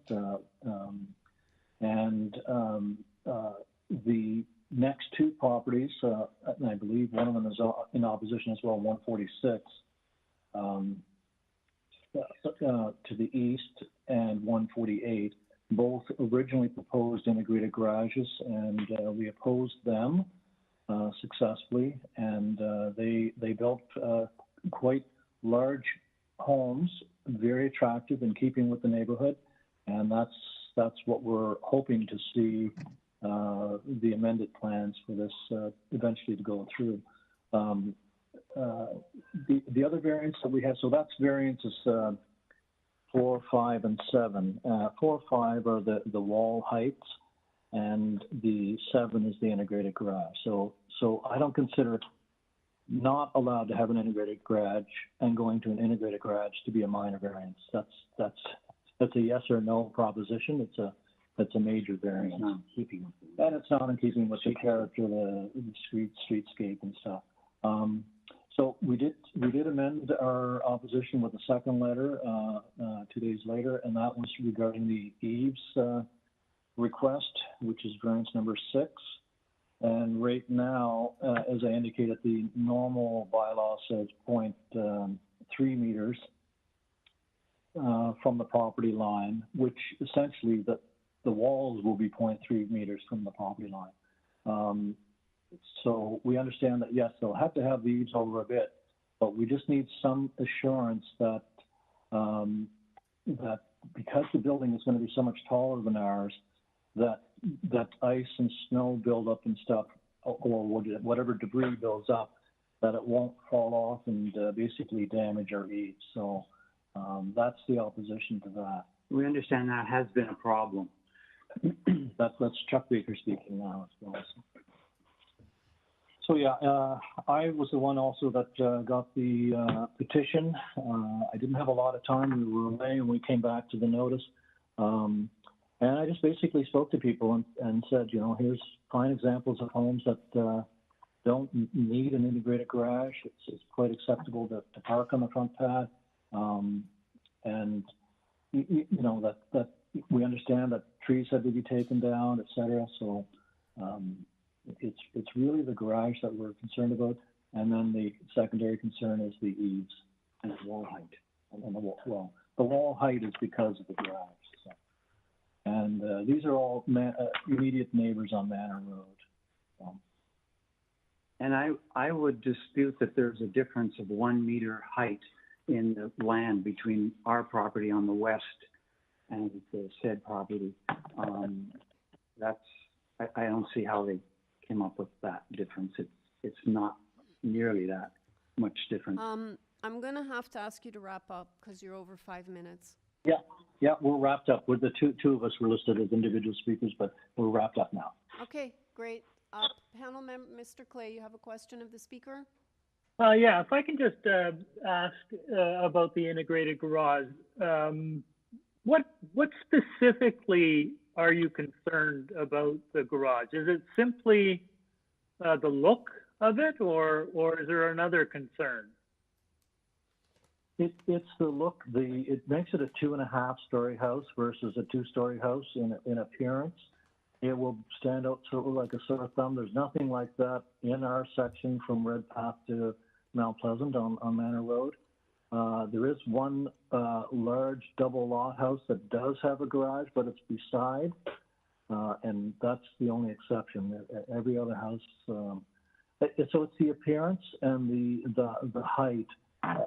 We believe that the height of the 7 meter versus the 8.8 meters that they want to go is because of the integrated garage. And if they remove the integrated garage, that the height will fall down to probably in line with the 7 meter, 7.1 or whatever they're going to propose. Ms. Hayes, did you have a question of the speaker? Not at this time, no. Okay, Thank thank you. you. Thank you, sir. Do you have the next speaker Sure. for me? Anna Vanek, you have been unmuted. Hi, my name is Anna Vanek. I live at 123 Manor Road East, which is directly opposite the property in question. Okay. I agree with what Harold and Chuck and the rest of the neighbors are saying, that it's really not in keeping with the character of our neighborhood, which is a very nice place. We all know each other. There's a lot of integration with, you know, people meeting each other when we're walking our dogs, etc. So I feel that it's actually the entire community that is opposed to this. Although maybe, you know, doing the work for a submission, it's the first time I've done this. It's, you know, a little bit daunting. So that may be why people haven't kind of spoken out independently, but they signed the petition for sure. So, and I don't know why they have to go against the bylaws that were set by the city. You know, this has been, you know, obviously it's law, and I don't understand why they have to do something differently when they bought in this neighborhood and they knew what the neighborhood was like. So I agree about the height. If the integrated garage was not there, then I think that a lot of the other issues would disappear. Okay. So I guess I'm done. All right. All right. First time doing this. Okay. Well done for your first time. Thank you. Panel members, do you have any questions for the speaker? Okay. No. Thank you very much. Do you have Mr. Keevy? Yes, Al Hear me Kiwi, now? you have been unmuted. You can join us. Hello, can you hear me? Yep, go ahead, Mr. Kiwi. Just identify yourself for the record, and then we'll start the clock. You'll have 5 minutes. My name's Al Kiwi. I'm with, I live at 427 Belsize Drive. It's the major road south of Manor Road. I'm representing the South Eglinton Davisville and, Residents Association here today.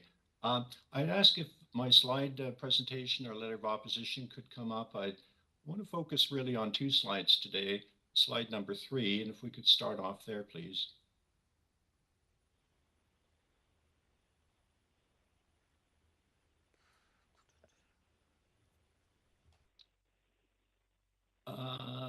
Just one back. There we go. Perfect. The deck is pretty self-explanatory. I hope the panelists had a chance to look at it. I really want to focus on this slide and in a few moments on page number 13. In our neighborhood, the indigo garages are not permitted as of right. This is a bylaw. This is the Davisville Village bylaw. In order to explain your way around that bylaw, you have to go and explore the purpose and intent of the Davisville bylaw. That's clearly stated in the Davisville bylaw study report. It's always an issue when we bring these things to TLAB and we pour over the purpose and intent of the bylaw item by item in order for the proponent to explain how they're meeting each of the 11 elements in the purpose and intent of the bylaw. So the applicant must demonstrate to the Committee of Adjustment or the TLAB panel that the application meets the purpose and intent of the bylaw. Can we go now to page 13, please?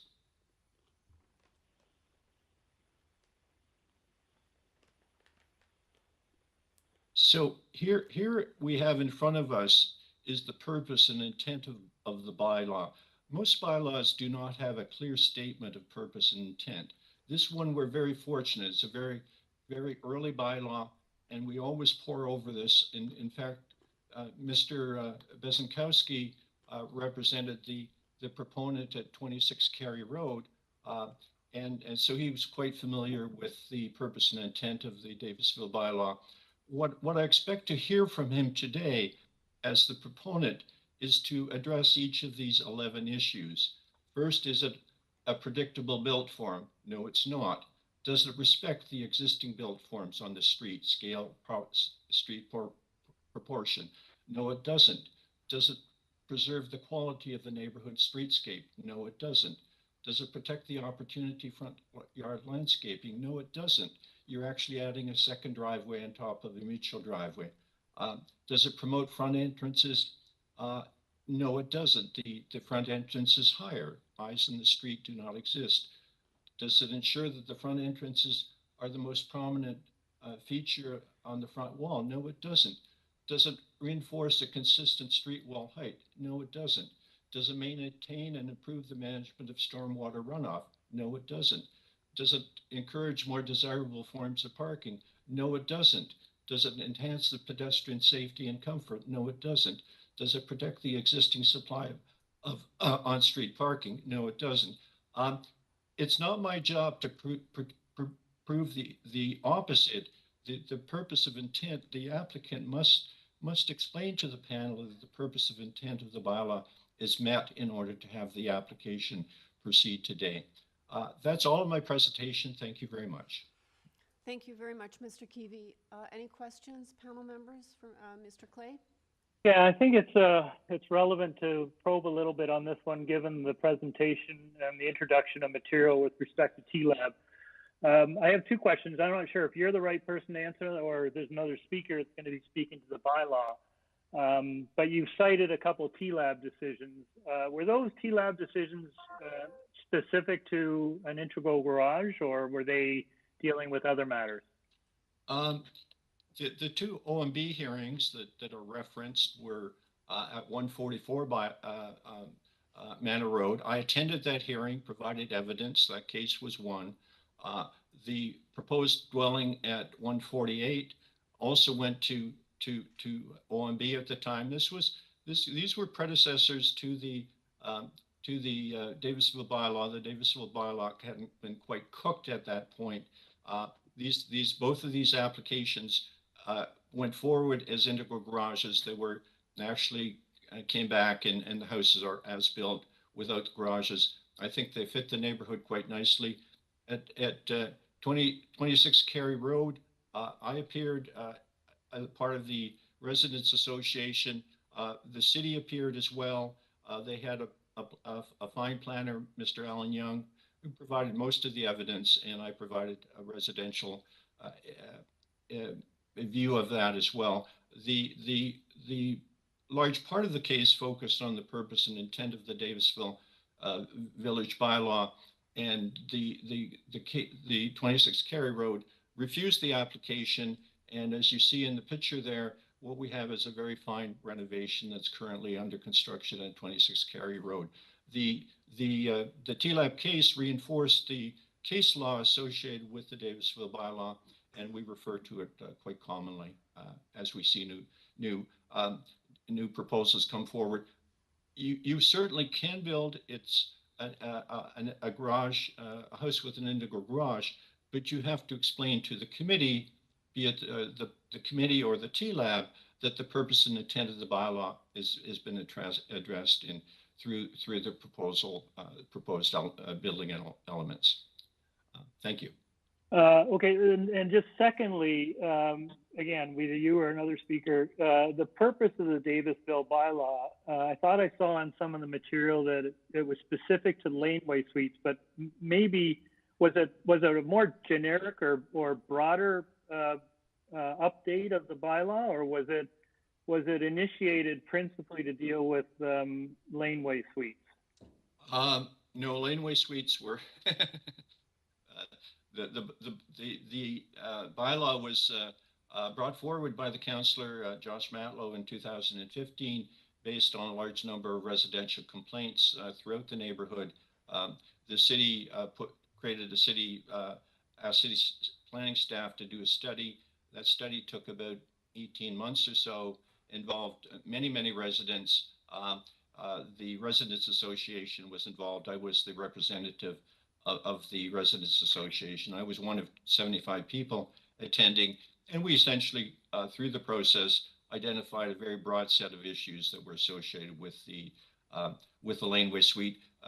As you may know, we are mostly in our neighborhood on narrow lots, 25-foot lots, and the problem of the bulk of the building is accentuated on these small lots, and it's that was the driving force. The purpose of intent of the bylaw is addressing each of the 11 elements that were brought up in that study. Okay, so the real driver was laneway suites, but it sort of dealt with other matters as well. No, laneway suites were, fast forward 7 years, we're now into laneway suites. This was way back. This was all about integral garages. Hey, Madam Chair, I have a question. There's an integral garage at 122, so just west of Red Path on the north side.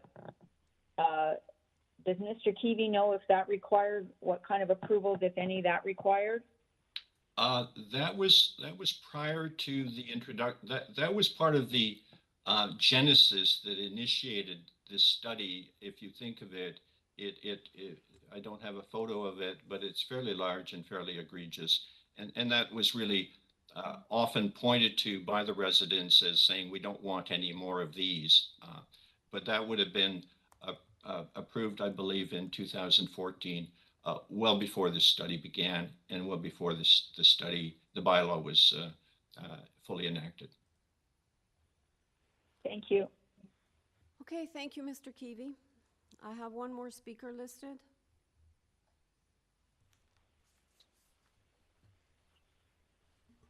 Antoinette Barreto, you have been unmuted. You can join us. Thank you. I'm also being joined by my husband, Paul Sinclair. We live at 146 Manor East, which is adjacent to the subject property, just east of the subject property.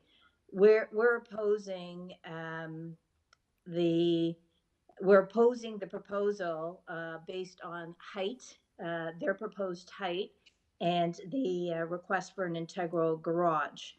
Our views are based on the proposed front, rear, and side walls that they're proposing to build is 1.87 meters, or 27% higher than what the bylaw permits. As a result, the house is going to be much taller and in this neighborhood will be intrusive. It's just inconsistent with the neighborhood. Again, as Harold and Chuck had mentioned, there is a 1 meter, there's 1 meter between the two properties, which 1 meter of land, because we're on an incline, that the height variance is 1 meter. With their proposed 1.87 meters higher than our property, really, we're looking at a property that is going to be approximately 3 meters higher than our house when you include the incline of the land. This is going to cause shadowing on our property. It's going to reduce our use and enjoyment of our backyard, which we recently had a patio put in. And it's also going to create shadowing on our roof, which could negatively impact the snow melt in the winter. The comparable recent developments, including our house and the house to the east of us, were constructed based on a maximum building height of 9 meters. That's with respect, those are our concerns with respect to the height. With respect to the integral garage, again, as Harold, Chuck, and Anna have previously advised, there are no garages in our section of this neighborhood. And recent precedents, including the building of our house and the building of 148 Manor, which is immediately to the east of us, had submitted, when we were built, the request for an integral garage, both denied. So in closing, we're very pleased that 144 Manor Road East, the development is imminent. It is an eyesore in our neighborhood, and we're excited about this new development. However, we maintain that the design of this house must be and should be consistent with and beneficial to our neighborhood. Thank you. Okay, thank you very much. Panel members, any questions of the speaker? Seeing none. Okay, thank you very much. Mr. Binkowski.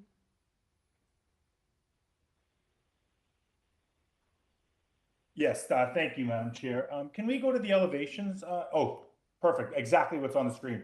If we could just zoom in on the heights on the left side.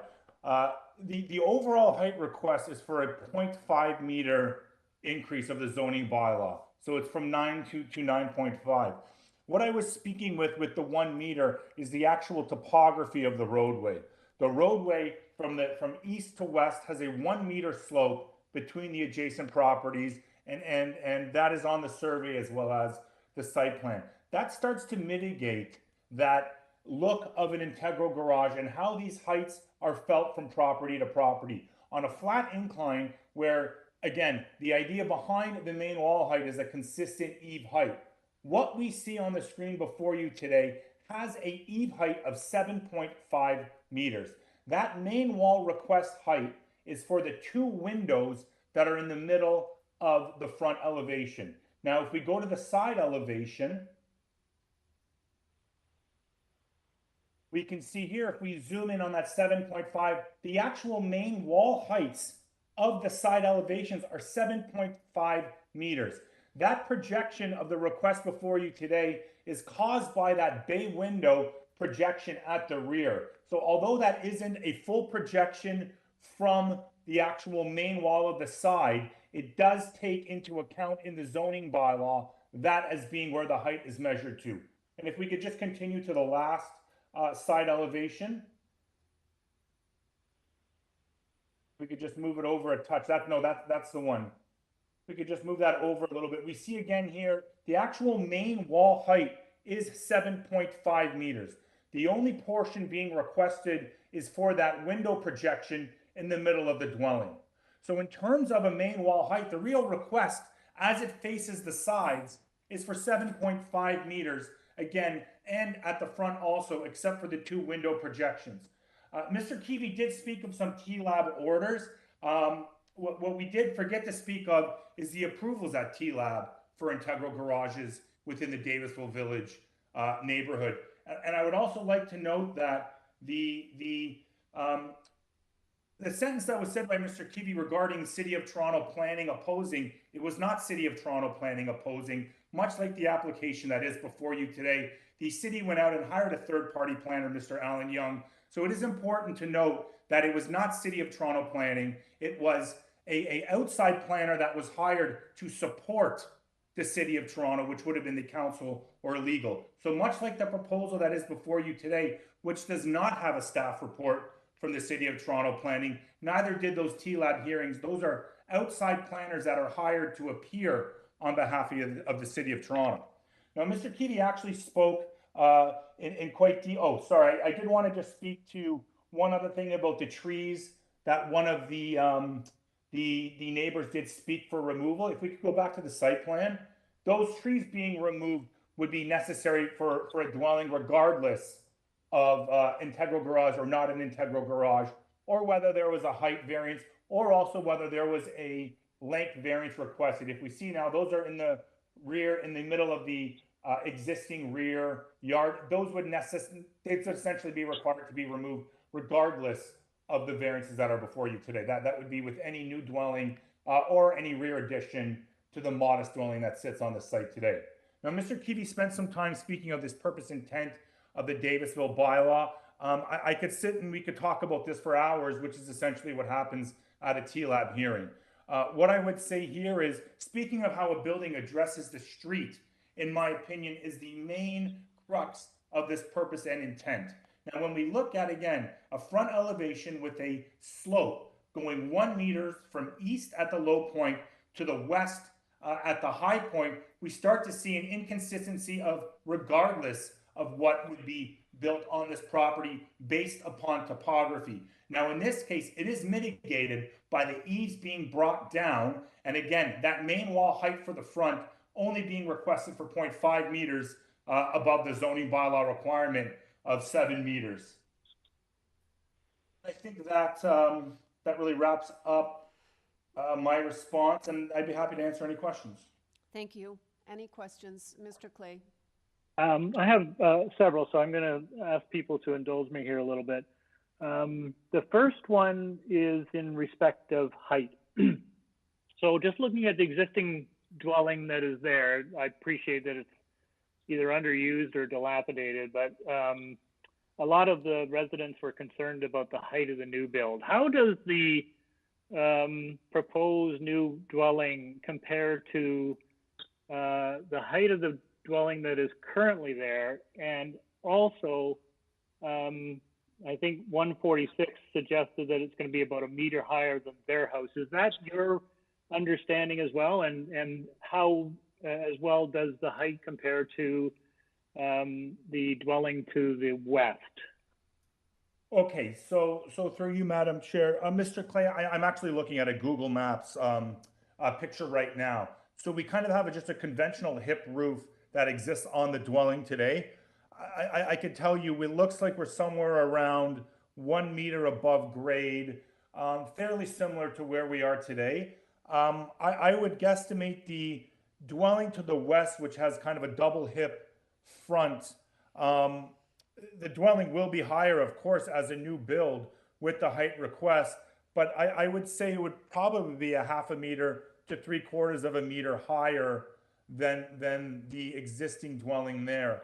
And I'm not sure if you have access to it, but we can actually see the varying eave heights on Google today, essentially because of that topographical change along the streetscape itself. But in terms of the eave height of what would be there today, as opposed to what would be there in the future, we would probably be looking at, and I'm going to use feet just because it's easier when kind of guesstimating floor to ceilings, we would probably be looking at a 2 to 3 feet increase in the eave height of what's on the site today.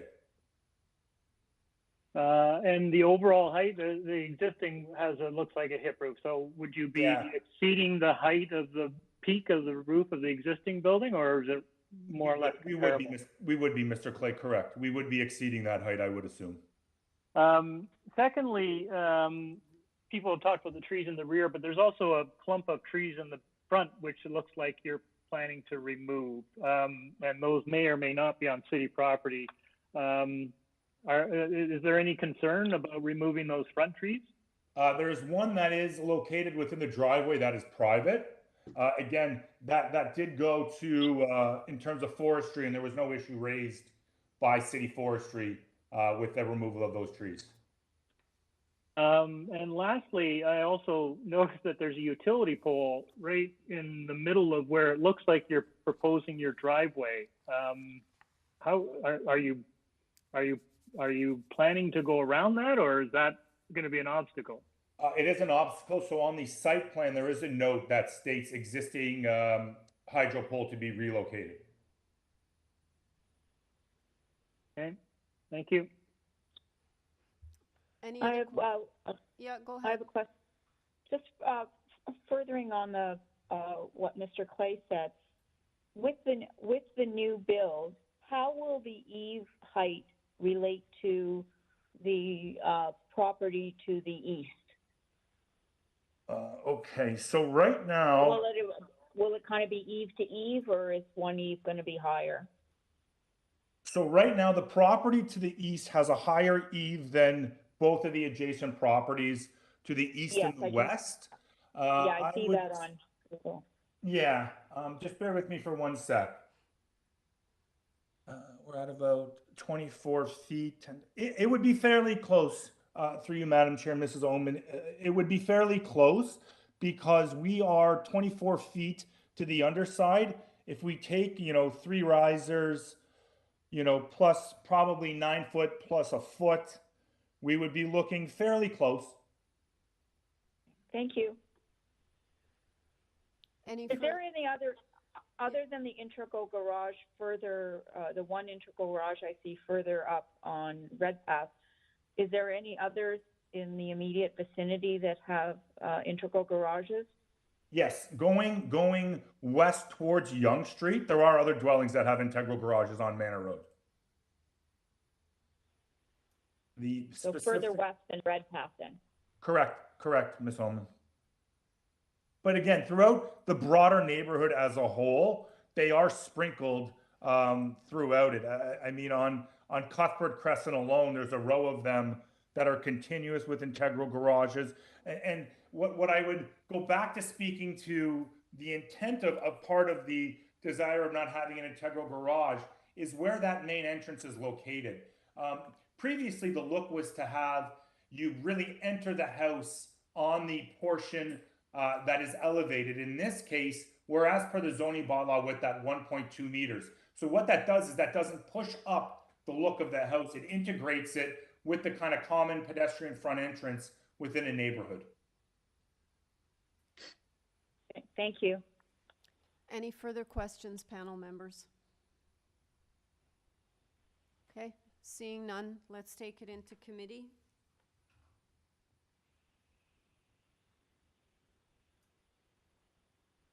Mr. Clay. Yeah, I'm happy to start on this one, Chair. First of all, I want to acknowledge, all the folks who wrote in and spoke on this application. Clearly, the integral garage issue is something that is of great concern. Having said that, I'm personally not. I don't think the integral garage issue is that significant. I appreciate that some people feel that visually it doesn't look right, or I really don't quite understand what the opposition is about integral garages. And I look at some of the homes on that street, and there are homes with large bay windows and other things which almost replicate the look of an integral garage. So and most of the homes on this stretch and in this neighborhood have front yard parking pads. So it's not the location of a vehicle. So I'm personally not fussed with an integral garage, and I stand yet to be convinced that the Davisville bylaw specifically prohibits that. I get that it's not an as of right, but a lot of things aren't as of right. That's why folks come to the Committee of Adjustment. The overall height, it's going to be marginally larger or higher than the other dwellings, but again, I go down Manor, there's larger, taller homes already existing. I thought the architectural design of the building was attractive. It wasn't unattractive. It wasn't something that I don't think would fit into the character of the existing architecture of the neighborhood. As a whole, I don't really have any significant issues with this application. But I'm happy to hear what my colleagues have to say. Mr. Nipfel? Thank you, Madam Chairman. I'm afraid on this one, I disagree with my colleague. I do, in fact, think that the integral garage in this particular location is inappropriate. If you look at page 4 of the Eglinton ratepayers submission, I think it shows a rather consistent approach to the street. I think Mr. Clay perhaps didn't get one of the objectives of the Davisville study, which was to ensure that the street life is enhanced by the internal life of the houses, and that you see in this particular streetscape. Integral garages basically raise the first floor of the building up off of the street and create a dead wall. So basically, you've got some stairs and a front door and a garage door instead of the bay windows and other windows that oversee the street, which historically is a safety issue. It's a huge safety issue. It's been well documented that eyes on the street are important, and in commercial areas, it's particularly important in official plans, where official plans clearly state that the main wall of a building at street level is to provide street access and eyes on the street. In addition, the choice of an integral garage does in fact result in a building that is taller than it would otherwise be. And I think in this case, although the height is not that substantial, I think it's still out of character. So I will not, for those reasons, be supporting the application. I don't feel that I could say that a variance in this case would be in keeping with the bylaw, because the Davisville bylaw is part of the city bylaw, and it clearly offends the objectives of that bylaw. Ms. Hayes, did you have anything to add? I will just add a couple of comments. I've struggled with the integral garage, but I recognize that they don't exist on this specific block of the street, but they do exist on the same street further along. Also, often when we see integral garages, we see a variance for a height to the front entrance because of the elevations necessary to get to that front door. We don't have that variance in this particular case. In terms of the wall height, other than the bump out on the one side, I think that the variance being requested is in minor, and I think the height difference for that one window, I don't think substantially increases the impact, and I'm prepared to support the application. Okay, I'll need a motion from somebody then.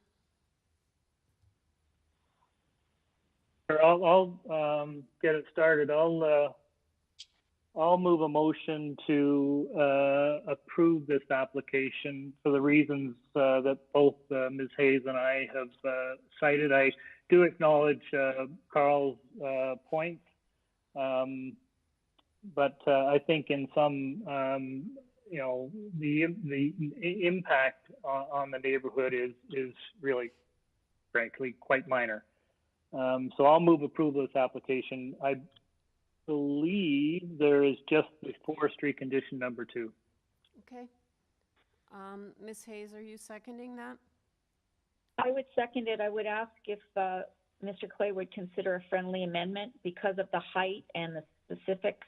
We could tie it to the elevation drawing so that we know that it only refers, that height is limited to the window. Yep, happy to do that. Okay, so the motion is moved by Mr. Clay, seconded by Ms. Hayes, to approve the application, including forestry condition number 2, and to tie it to the elevations. All in favor? In favor. Okay, I am going to abstain from voting because I actually echo the comments regarding the integral garage. And Mr. Nipfel, you're dissenting, is that correct? That's correct. Okay, so I'm abstaining to avoid a tie. Okay, so that motion carries. Okay, thank you, everyone.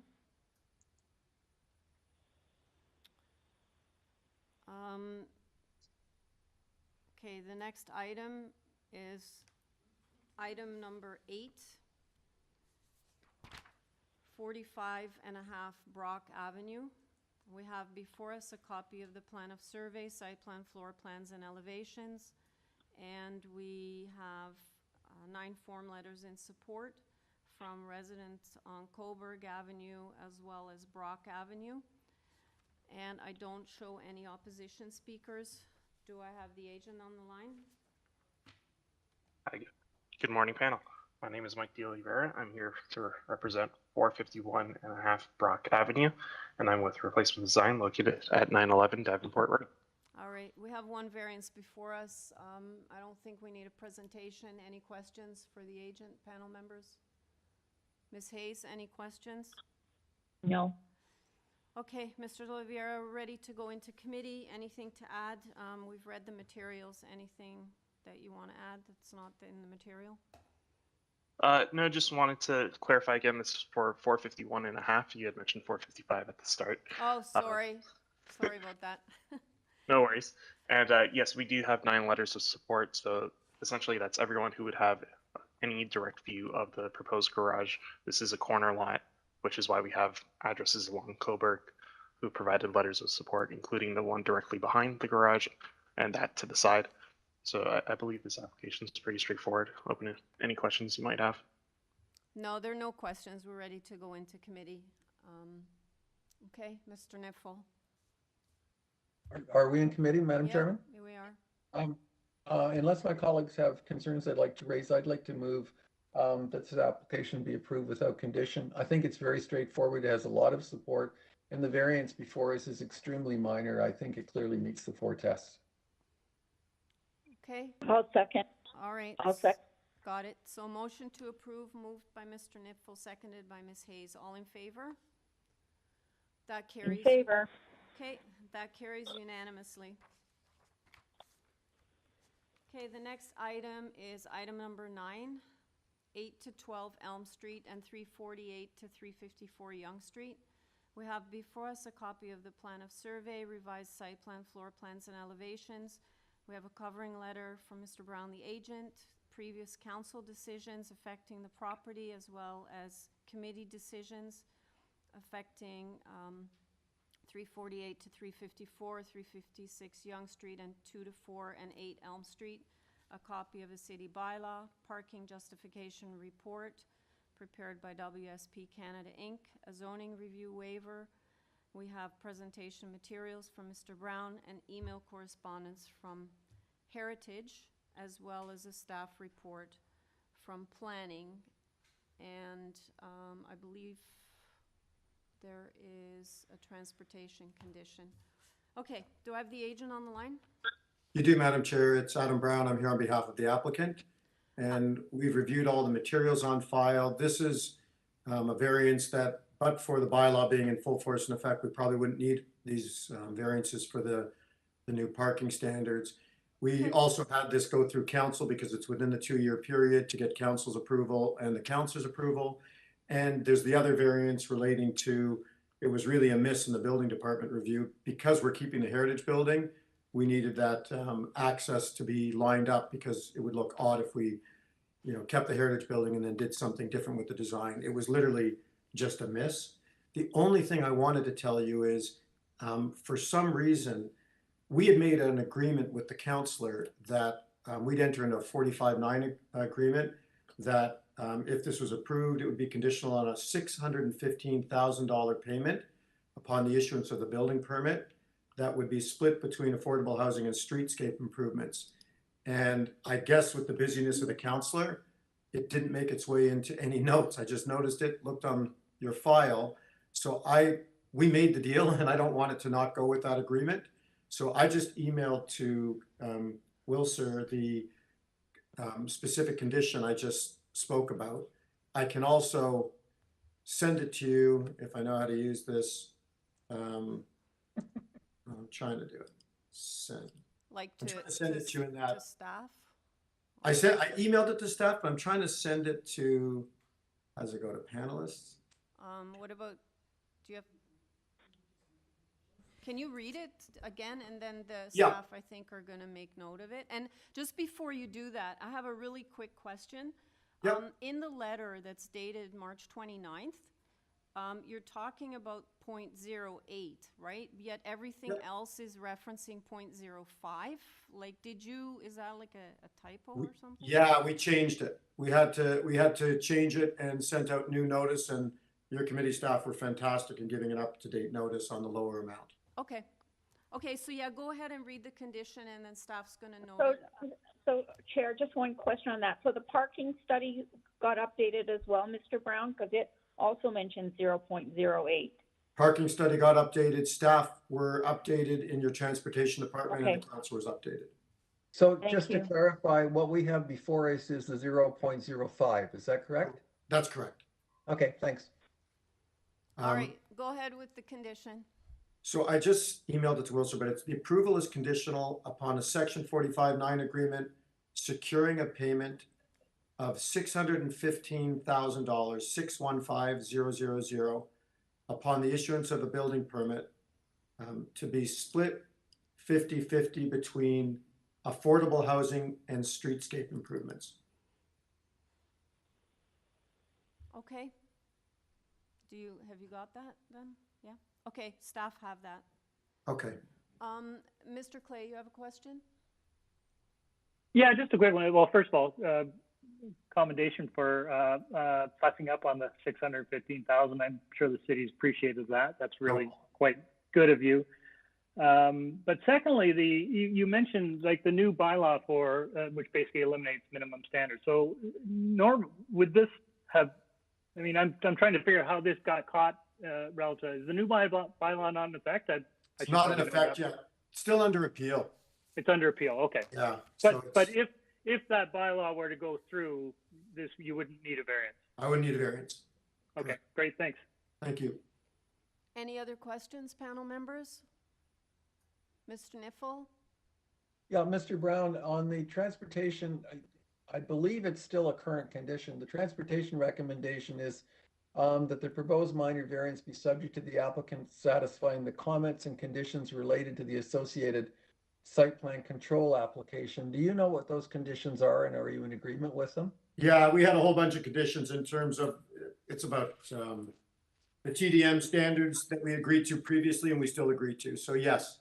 So you don't have any problem if we attach them to the variance approval? No problems. Okay, thanks. Okay, any other questions, panel members? No. Okay, Mr. Brown, we're ready to go into committee. Anything else you want to add? Other than thank you, nothing else. Okay. Panel members, we're in committee. Mr. Clay. Sure, I'm happy to move this one, Chair. I think this is a fairly minor technical amendment, and in the context of the city moving forward with a bylaw that actually eliminates minimum standards, I think this is a quite reasonable amendment to the proposal. I would move approval subject to, I think, transportation conditions, which ties with the site plan control. Okay, so a motion to approve with the conditions outlined by Mr. Clay, seconded by Mr. Niffel. Through you, Madam Yep. Chair, as well as the condition regarding section 45-9. Oh, Oh, of yes, course. and the condition that was, read by Mr. Brown regarding, section 45.9. The $1.6 million contribution. Did you just change the Just gotta amount? make sure he's paying attention. I figure while we got him, we might as well up it a little bit. Okay. All right, so that was for 615,000. Nice try, Mr. Clay. Appreciate your efforts on behalf of the city. Okay, so that motion's moved by Mr. Clay, seconded by Mr. Nipfel. All in favor? In favor. Okay, that carries unanimously. Let's do one more, and then let's take a 5-minute break. So the next item is item number 10, 42 Rhodes Avenue. We have before us a copy of the survey site plan, floor plans, and elevations. Email correspondence from community planning, as well as forestry. And planning's asking, tied to plans, and forestry's asking condition number 1. Do I have the agent on the line? Yes, Hi, and your name is? my name is Luis Bahania, 4 Munharo Road, Etobicoke, Ontario. All right. Panel members, I don't think we need a presentation. Anyone have any questions for the agent? No? Ms. Hayes? No. Okay. Mr. Bayana, we are ready to take this into committee. We've read all the materials. You're aware of the planning condition and forestry condition? Yes, I am. Anything you want to add that's not in the materials that are before us? No, pretty straightforward. Front porch enclosure creates all these variances, typical row house in Toronto issues. Okay. All right, panel members, we're in committee. I'll go if my colleagues have no comments, I'm prepared to move a motion. To approve the application. I believe what's being proposed is certainly not uncharacteristic of what we see in the area or around the city. I would make my motion contingent on tying it to plans A100, A400, and A401 dated June 23rd and forestry condition number 1. All right, so that motion's moved by Ms. Hayes. Do I have a seconder? Mr. Nipfel. So, all in favor? Okay. In favor. All right, that carries unanimously. Okay, let's come back at 10 after 12, and then we'll start with item 11, which is 70 Squires Avenue.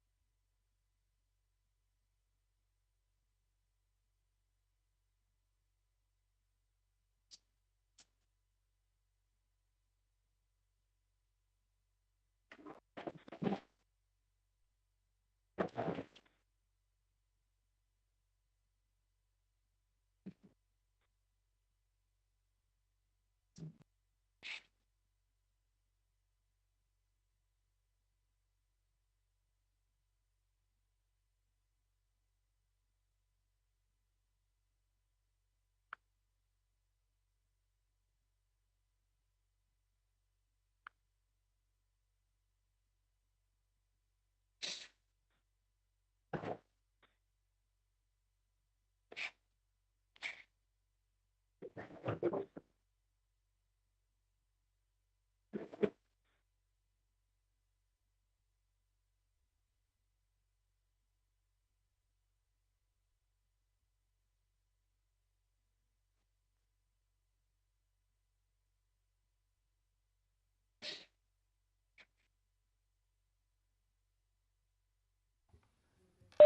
right,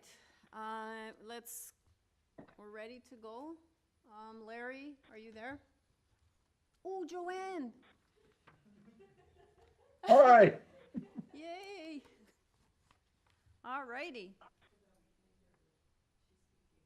Oh, are you Joanne, muted? you're on mute. Joanne, are you muted? Because please tell me your audio's working. Can you hear me? Yes, okay. Okay. Yeah.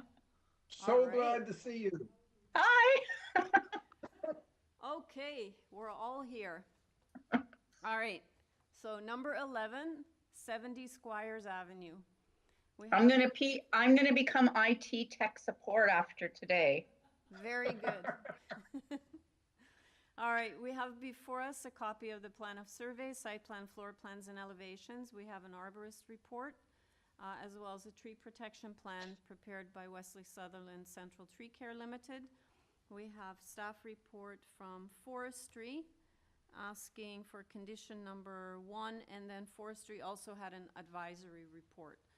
We have correspondence in opposition from number 68. And I am showing, no, I'm not showing any opposition speakers. Do I have the agent on the line? Yes, good afternoon, Madam Chair, committee members. My name is Dale Terrio of Trenton Drafting and Design, and I'm the agent for this file.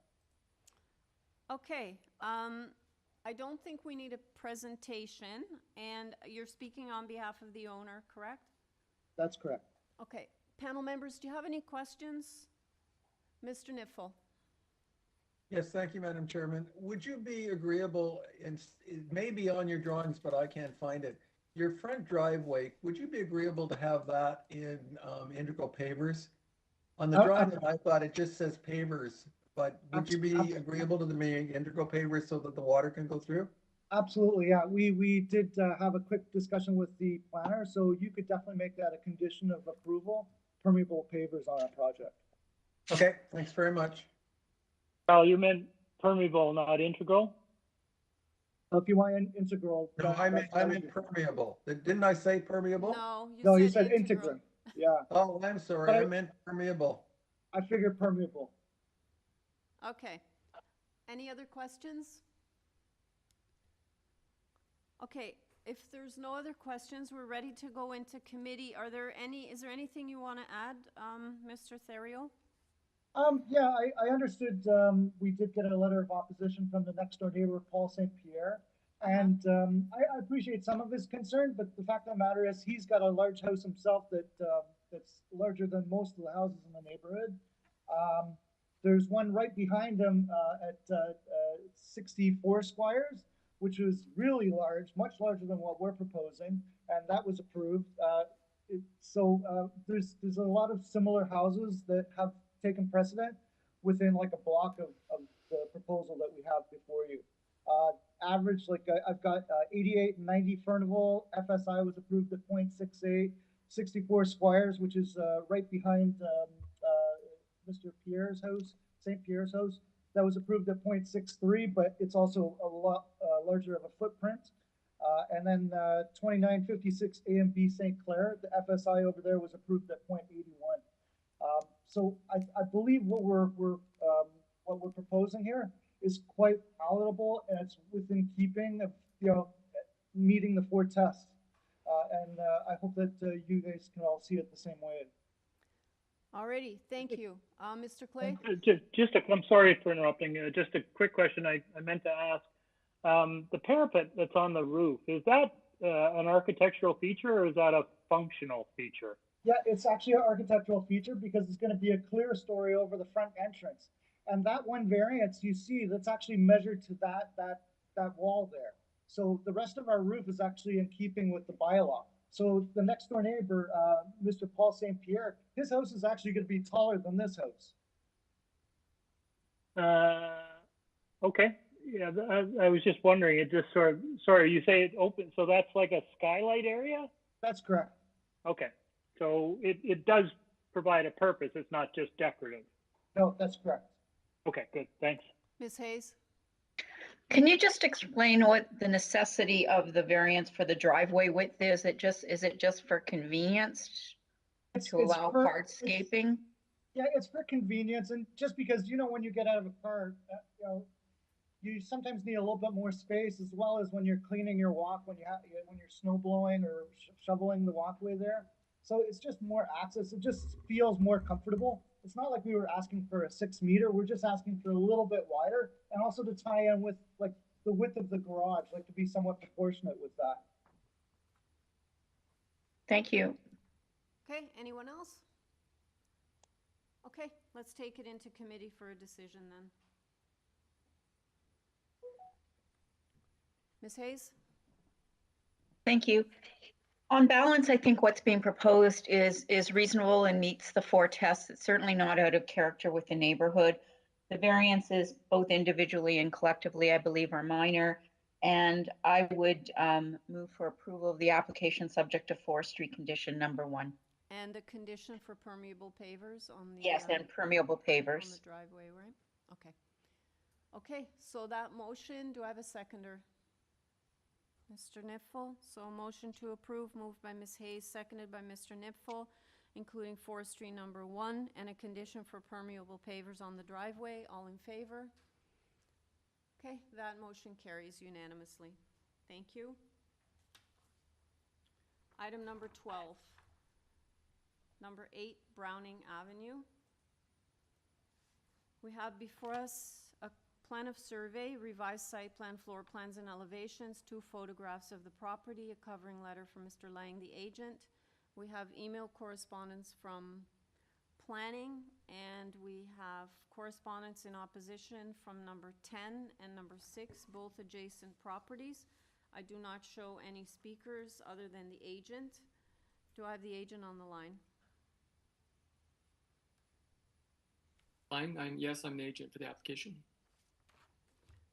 Okay, so you've made the revisions, correct, that that planning asked for? Yes, but I actually had a question for the panel members. The owners had last minute conversations with the neighbor to the right, number 10 Browning, about the rear addition, and they've both been out of town, so it's been difficult for them to connect. The owners for 8 Browning would like to respect some wishes from the owners at 10 Browning to eliminate part of the addition in squaring off the back. So it would mean reducing the floor space index. And I had submitted a deferral request thinking that we would probably have to revise the plan. But if the committee was okay with it, I guess we'd be asking to eliminate about 8 square meters off the floor space index. Okay, so can you just tell me then, so we're talking about variance number 1, is that right?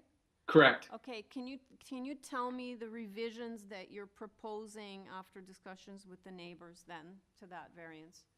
So the rear of the house is currently has an addition on it that's about 7 feet away from the property line that is shared between the 2 properties.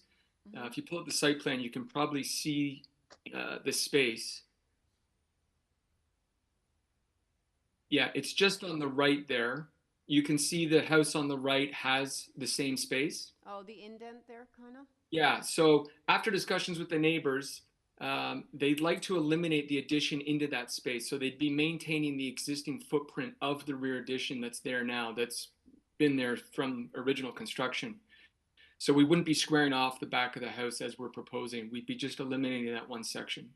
So you're basically mirroring kind of the neighbor. Correct. We're maintaining the existing footprint, no addition on the back. There is an addition on the 3rd floor with some dormer adjustments, but the addition on the back, the proposal for the neighbors would be to maintain what's there. Okay, so what would the change be to variance number 1 then? So we'd be asking for a variance of 225.18 meters squared, not 233.18. And what is that in the is that like in the FSI like times? Oh, Is it like 0.6? What, I don't know, I need that number also. oh, sorry. Okay, hold on a second.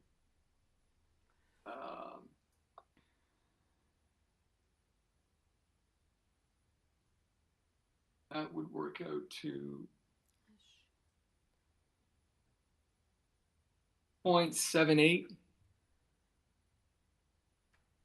Okay, so it would be, hang on, so my notes are kind of congested here. Okay, so it'd be 0.78 times, and that equals 225.18 meters square. Correct. Okay, is that the only one you're revising?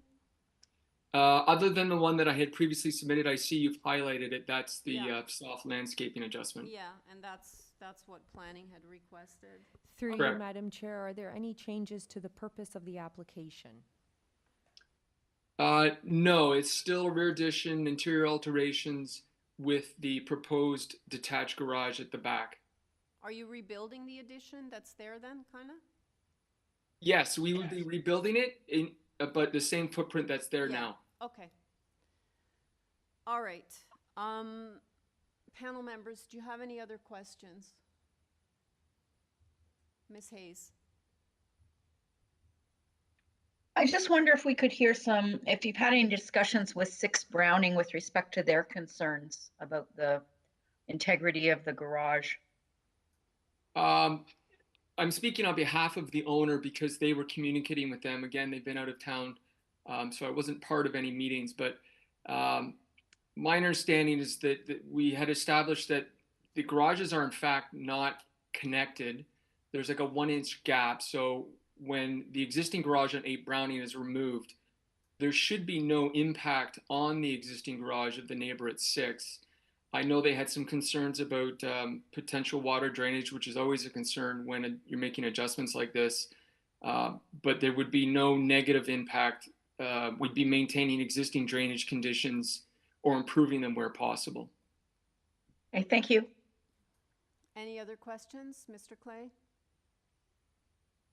Yeah, thanks, Chair. I'm just noticing the deck on the rear deck off the 3rd floor. On the drawings, it just looks, I'm not sure if that's a privacy screen there or whether that's just slats. So that's the existing plan. Yeah. So that is a privacy screen around the deck? No, that's just the required guard. I've made a note there that it's being rebuilt, but if the panel members would like privacy screening, we have no problem with that condition. Yeah, I think it probably is not a bad idea on both the sides anyways. Okay. Okay, great, thanks. Any other questions? Okay, we're ready to go into committee to make a decision on this one. Anything you want to add, Mr. Lang, that's not already been discussed or is in the materials? No, that's it. Thank you. Okay. Let's take it into committee. Mr. Niffel? Thank you, Madam Chairman. If my colleagues don't have any other concerns, I'd like to move approval of the application. I'd like to compliment the agent for being as responsive as he's being to the neighbors. That's terrific news. Thank you. I recommend approval subject to screening the 2 sides of the 3rd floor balcony. The planning condition I don't think we need to add because the revised variances reflect the planning condition, and I guess we need to say the approval is for the revised application because we changed the size of the rear yard addition. My only question for the Deputy Secretary Treasurer: do we need to put, or should we put, a note in the minutes that the addition has been adjusted to reflect or to be the same as the existing footprint? Is that necessary? Through you, Madam Chair, I don't believe so. I mean, as long as Okay. variance 1 I'm- has been amended to reflect. Okay, I'm a big fan of less is more. That's great.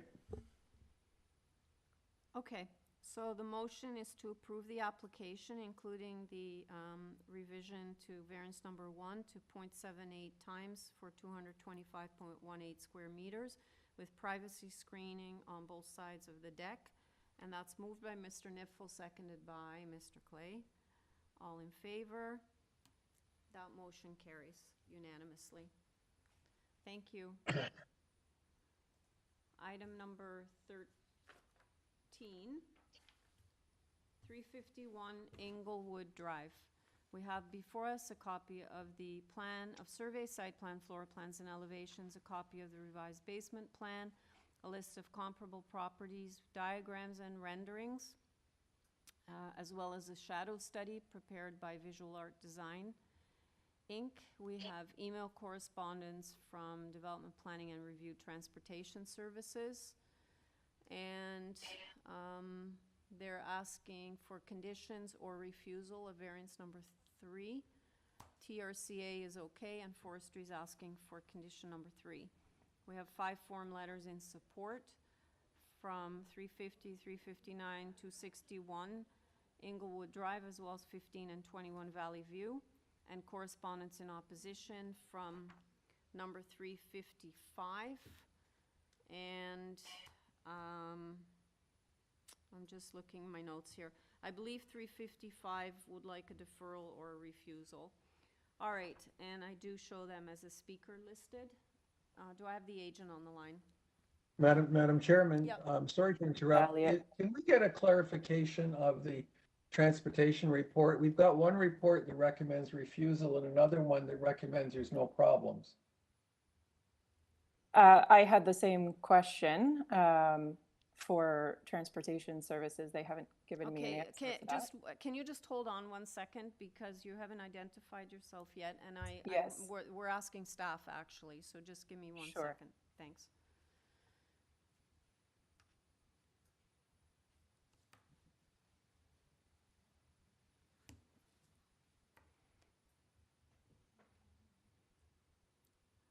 So Sabrina, I think the report says either to refuse or if you approve, we do it with condition, if I understood it correct, but I'm not sure either.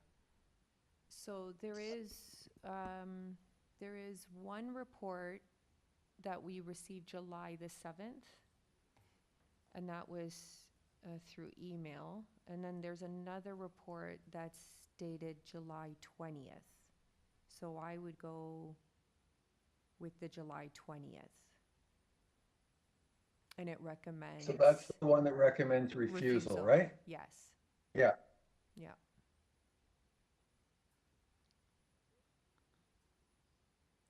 Right, but if you go to the rest of the report, doesn't it say, should the committee grant the front yard parking variances? Blah, blah, blah, then obtain a or did I misread that, No, right? that's fine. I mean, their position is requesting refusal, Right. but if committee finds Right. merit to approve, that it be based on this condition. Okay. Yeah. And this is directly from permits and enforcement parking, where the July 7th, I believe, is just from transportation services. Okay. Okay. Okay, Amanda, so now it's your turn, so if you can just identify yourself for the record, and then because we do have one opposition speaker, if you can do a presentation no more than 5 minutes. Thank you, Madam Chair and committee members. I appreciate your time today. I'm Amanda Elliott. I'm the agent for Stephanie and Jonathan Hill at 351 Inglewood. Start my presentation yeah, here. please, go ahead. Yep, with some general notes and then speak to the variances and touch on the opposition at the end. The existing house is a 100-year-old house, has had minor improvements over the past 30 years, but many of the original features still exist, such as knob and tube wiring. It's a dwelling that needs work. The owners wish to improve the function of their house for their family of 5. Privacy is something that they're quite sensitive to. It's something they feel is very lacking on the property as it sits right now. They have many windows that look into the property at 347 Inglewood Drive, the neighbors directly to the west. So they would like to improve upon that. They wish to retain the majority of the existing dwelling. So this has been classified as a renovation, not a new build. When it comes to the proposed variances, we're asking for a 0.78 variance of FSI, opposed to 0.6, which is allowable. However, we do know that if we didn't have any other variances, 0.69 would be allowable for a renovation in this area. The majority of the addition is enclosed in a one-story, the first floor addition. So that would be 49.3 square meters of the entire variance is solely on the main floor. We are reducing the third floor area by 6 meters. We are not asking for a height variance, nor are we asking for a length variance. We are going to add to the second floor over the existing corner, the eastern corner of the northeastern corner at the rear of the house.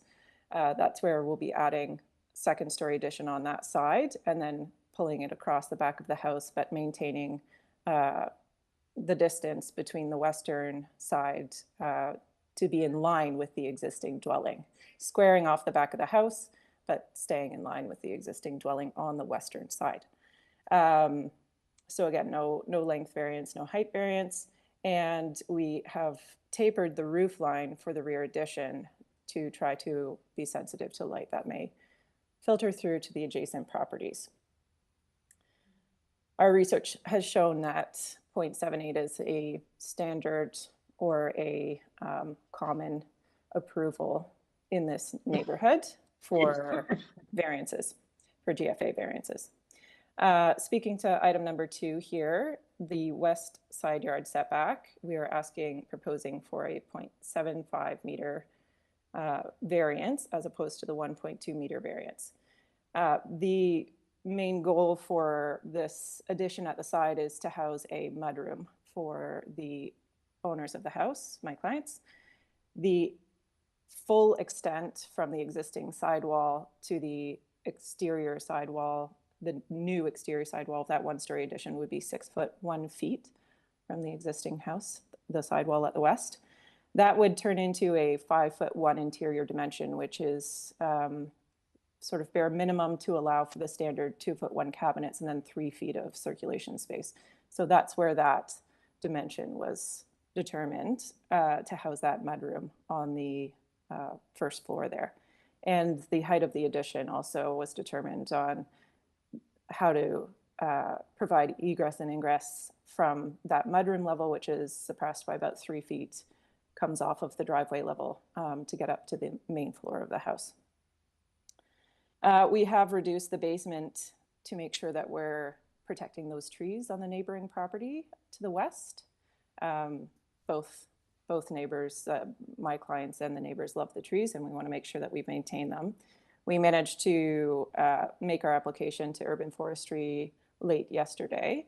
So we're working with an arborist, and they have made that application. And we have, you'll have the amended basement floor plan to reflect that, using grade beams and a pier, and reducing the overall foundation area, which would be inside the tree protection zone, as an effort to reduce injury to those trees. Amanda, you're at 5 minutes. I'd appreciate if you could wrap up. Sure. So I'll just quickly speak to the opposition. He has had similar variances passed on his property back in 2010, and we have tried to coordinate with him since the end of June. I don't think a deferral would be in anybody's best interest, as it wouldn't change the variance list that we would be applying for. Sorry to interject, but you're coming up to 6 minutes, and I'm going to like, you can rebut after the neighbor speaks. Those are my comments. Yeah. Yes, thank you. Okay, thanks.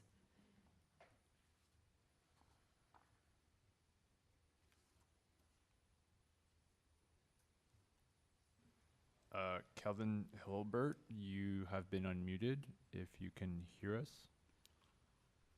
Yes, I can. Can you hear me?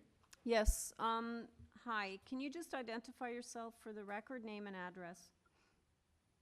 Sure. My name is Kevin Hurlbert. Together with my wife, Carol Nielsen, we own the property 355 Inglewood Drive, which is immediately to the east of the applicant's property. Okay, you have 5 minutes. Go ahead. And if you're both speaking, it would be 5 minutes for both of you. Like, you have to split your time up. Understood. Thanks. Well, good afternoon to Madam Chair and the panel. Thank you for the time. We just wish to reiterate some of the comments highlighted in our letter.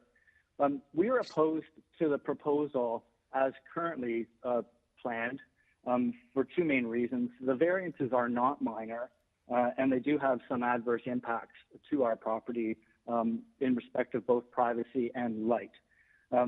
Starting with the FSI variance of 0.78, this is a full 30% greater than the amount permitted by the bylaw.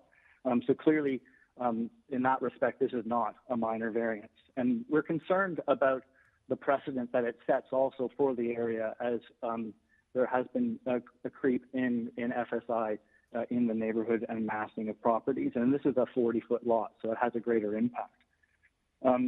We also have concerns about privacy. The property, the subject property, sits at a much higher grade than ours and looks down, sloping down toward ours. So we're concerned about the impact to privacy from a larger structure looming down over our property from a greater height. And finally, we have concerns about access to light because, as the applicant agent mentioned, there's a second floor addition on the east corner, which will close in a great deal of currently open space and space that's included with a tree. And we have concerns about the impact of that, where a brick wall will now be facing a window that on our house faces on the west side. So for those reasons, we believe that the application does not meet the four tests. It's not consistent with the bylaws, has adverse impacts to our property, and the variance itself is not minor. The agent did mention that we've had some preliminary discussions. We were approached by the applicant on July the 7th, which is the date that the public notice came in the mail. And we were grateful that they welcomed an opportunity for us to meet with the agent, who is the architect, and to coordinate with them and to express some of our concerns. We did have a preliminary discussion with the agent, and we would continue to welcome further dialogue to see if there would be any opportunity for some revisions to the plan, or at the very least, what we were hoping for was an opportunity to meet on site and to understand the impacts of the proposals and potential ways of mitigating some of those concerns. The other aspect of it is, in our conversations, it's become apparent that the applicants do not appear to be in any rush, that the agent and the applicants have both discussed with us that they're not sure whether they're actually going to go through with the second floor addition, and that they are also not sure about timing, and that the earliest of timing of construction would be at least spring 2023. So we believe that there wouldn't be any undue hardship to continue dialogue to see if any flexibility could be identified through the application process and understanding the impact to our property. So we would welcome that. So we would request that the committee consider a deferral of the application until we've had such time to meet on site. Scheduling has been difficult through the summer months due to summer travel plans and coordination between both of our families. With that, I would just thank the panel for their time and just highlight the fact that, the FSI concerns are prominent in the neighborhood. There are matters before TLAB currently today on these issues, and there has been a creep in size of buildings that have been approved, which is contributing to greater massing and greater impact on all of these issues of light, massing of buildings, privacy, and so forth. Thanks very much. Thank you. Panel members, do you have any questions for the speaker? No? Okay, thank you very much. Amanda, are you there? Yes, I'm here. Hi, can you speak to the issues raised? I know you already touched on the deferral request, but. Yes, I can. In terms of privacy, it is a concern that my clients have and something they would wish to improve upon. The proposed back deck is going to be shorter in length, closest to the eastern property line. They would like to include a privacy screen along that side as well as part of that back deck. There are no side windows towards the rear of the house on the eastern addition, so nothing that could overlook their backyard. The house that the opposition resides at, number 355, is longer in length than the existing structure or the proposed second-story addition. So again, we are shorter than the neighboring house. In terms of construction timelines, I don't think that's something that modifies variance requests. However, the clients, yes, do wish to build this house that is proposed here today. I think that mostly summarizes my comments in relation to his opposition. Okay, so you would be okay with a condition for screening on the east side of the deck? That would be fine, yes. Okay, let me see if the panel has any questions. Sure. Panel members, Mr. Nipfel? Thank you, Madam Chairman. My question is actually to the technician. The file that I got on this application was very difficult to read, and I can't read the third floor plan. Is it possible that it could be put up on the screen? I just want to, I figured out the rest of it, but I want to see if there's any privacy issues from the third floor. That's it. Thank you. So to the applicant, it's still hard to read. Is the area that's the white rectangle, is that enough? Do you walk out onto that area? Absolutely not. It's roof. Okay, so what's the opening from the bathroom? There's a door, yeah, right there. That's an access to the mechanical in the attic space of the roof. Okay, so, and there's no overview, there's no deck or anything, and there are windows on the east face. We are closing one window on the east face and moving it into a different bedroom. Into Marlowe's room, right? That's correct, and that is in the front half of the entire house. Thank you for indulging me. I can't read that on my agenda at all. Thanks very much. Of course. Mr. Clay? Yeah, I'll seek everyone's indulgence as well. Apologize if you've already addressed this and maybe I didn't hear it, but I want to go back to the parking issue. Sure. So it looks like there's an existing driveway there, right?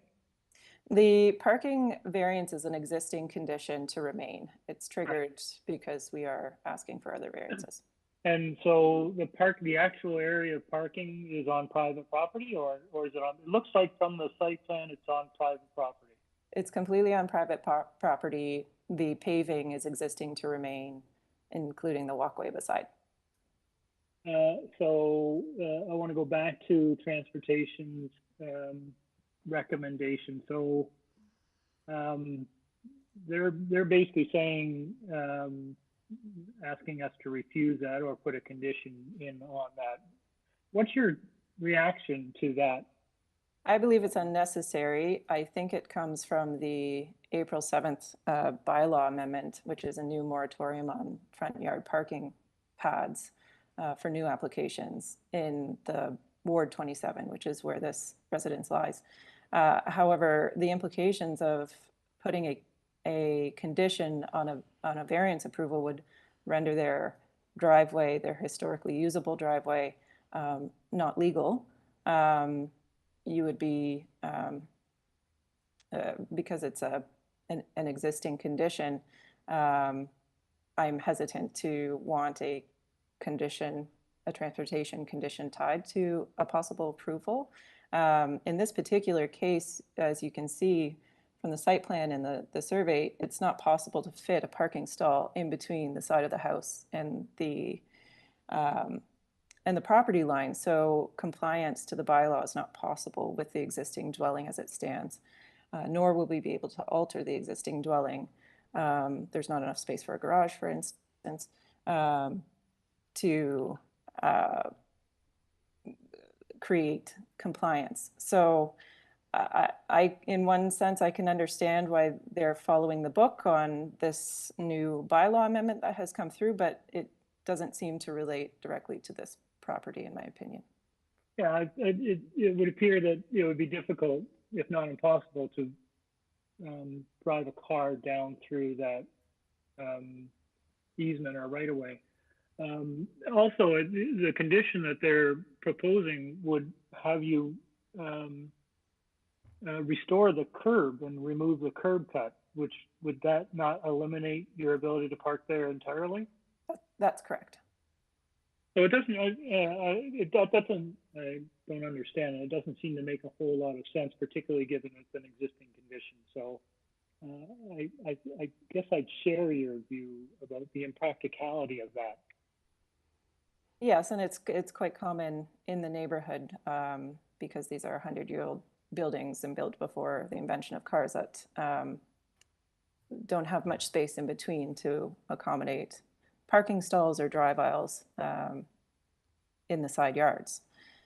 So it is a curious one.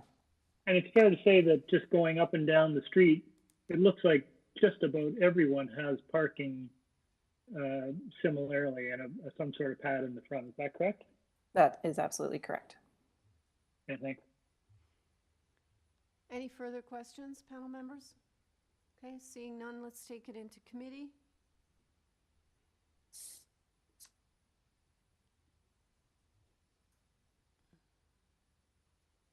Chair, I just what I was just talking about. I appreciate my colleagues' views on this one, but I'm a little bit perplexed with the recommendation from transportation on this one, given that it's an existing condition, and I don't see any alternative, frankly, to enable parking on this property. What do you guys think?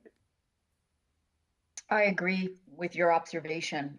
And looking at the rest of the street, everyone else's, it appears that it's a predominant situation on most properties on that street. So I find it confusing, and the imposing of it, I don't think is reasonable in the context of the site or within the context of what exists already in the neighborhood.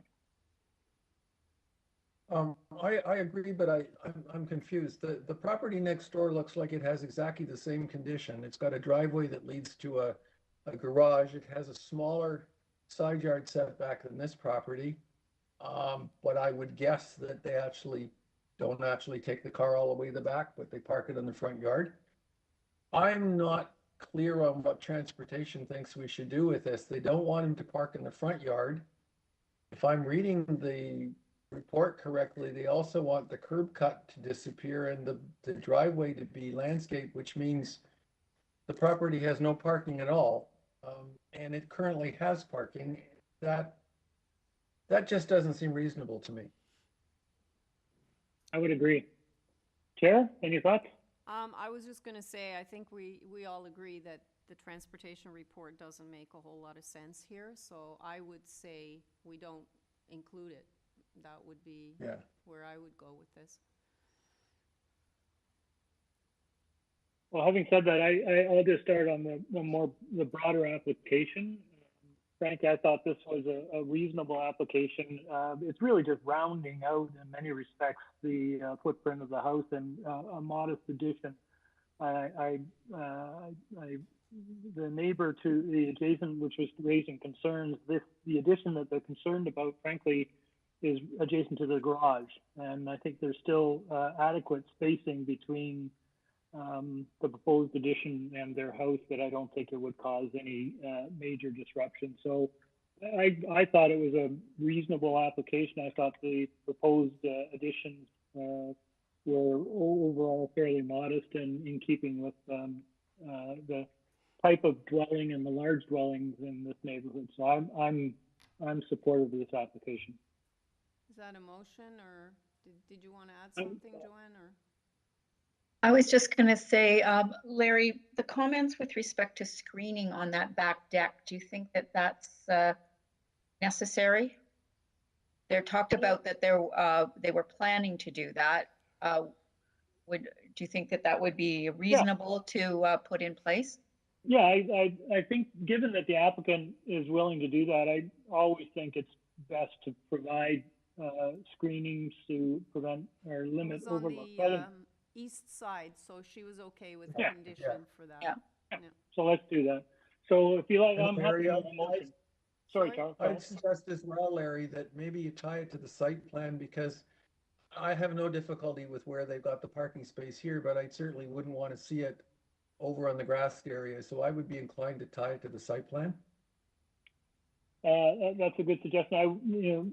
If they were doing a major renovation in the front, I'd ask them to change the asphalt into permeable, but I don't believe they're touching it. So I think we'll just leave that alone for the time being. Okay. So I'll move a motion to approve, subject to forestry number 2. The screening on, I think it was the east side, Joanne, of the deck. Yeah. East. And if we tie the approval to site plan. Okay. And I don't think we will include the transportation recommendation, because frankly, I don't think we think it makes sense. Okay. So that motion is to approve the application, tie it to site plan with a condition for privacy screen on the east side of the deck, forestry number 2, and that's moved by Mr. Clay, seconded by Ms. Hayes. All in favor? Okay, that carries unanimously. Item number 14, 39 Helena Avenue.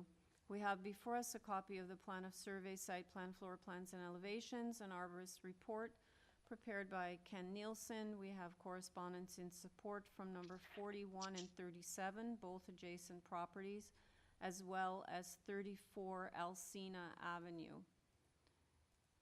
And I only show the agent as a speaker. Do I have the agent on the line?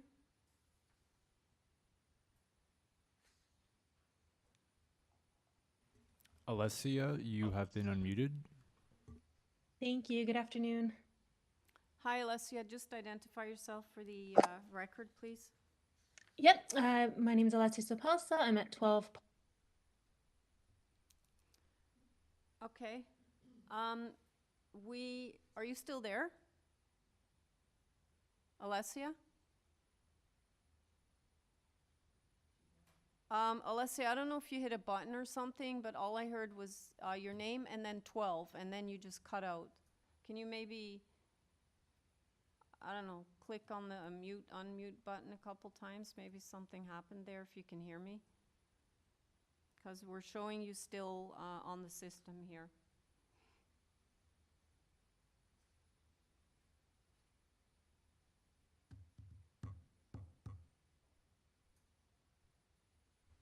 Alessia, you have been unmuted, so you may have to unmute yourself on your end.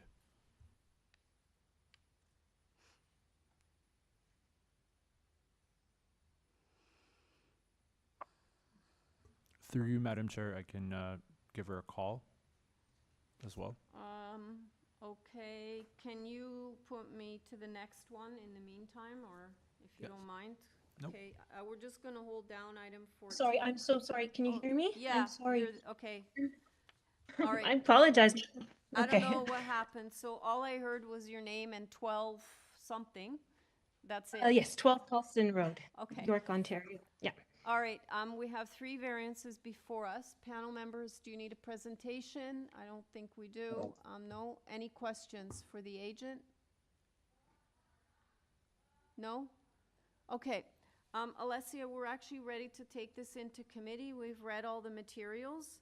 And is there anything you want to add that we haven't already seen or that you deem important before we make a decision? I think it's quite straightforward. I don't want to make this any longer for you than it has to be. Thank you, though. Okay, thanks. All right, panel members, we are in committee. So we're dealing with item 14. Mr. Nifel. Thank you, Madam Chairman. This is a case where pre-consultation obviously paid off, and I think that the resulting proposal is quite commendable. Unless my colleagues have concerns, I would like to move approval. I would, however, suggest that it be tied to the elevations. My reason for that is the architect in this case has gone to some pains to treat the third floor, the top floor, in a way that diminishes its visual impact on the street. I think that's very commendable, and I would like to guarantee that that continues. So I would be inclined to tie the approval to plan. Subject to that, I just think it's a very good submission. I think it fits well within the community, and the variances are quite reasonable. Alrighty, and Ms. Hayes, you're seconding? I just wondered if Mr. Nifel would consider a friendly amendment. Do you think that there needs some screening on the east and west side of the second story rear balcony? Or do you think it's sufficiently? It won't hurt. I think sometimes if we screen really small balconies, it makes them worse. But no, I think that's a reasonable thing in this case. So on both sides then? Yeah, east and west. Yeah, I'll no, I think second that's it. quite reasonable. I'll second that then. All right, so the motion is to approve the application, including a condition to tie to the elevations and another condition for screening on both sides of the balcony. Moved by Mr. Nifel, seconded by Ms. Hayes. All in favor? Okay, that carries unanimously. Thank you. The next item is item number 15, 132 Glenwood Crescent. We have before us a copy of the plan of survey, site plan, floor plans, and elevations, an arborist report prepared by Brightleaf Limited. We have email correspondence from Revine and Natural Feature Protection. They have no conditions. They will be issuing permits, and the TRCA are okay. I am only showing the agent as a speaker. Do I have the agent on the line? Yes, you do. Hi, can you just identify yourself for the record? Yeah, it's Ryan Dunlop. Address is 600 Fleet Street, and I am the agent for the homeowners. Okay, I don't think we need a presentation. We've got 3 variances before us. Any questions, panel members, for the agent? Mr. Clay, sorry. Yeah, I'm just looking at variance number 3, I think. And it's in respect of the air conditioning unit, which is going to be right on the lot line. And I was just trying to figure out whether that is the side of the house which you can access the backyard on either property from. Is that going to be an obstruction for anyone wishing to go from the front to the back on either your property or the adjacent property? No.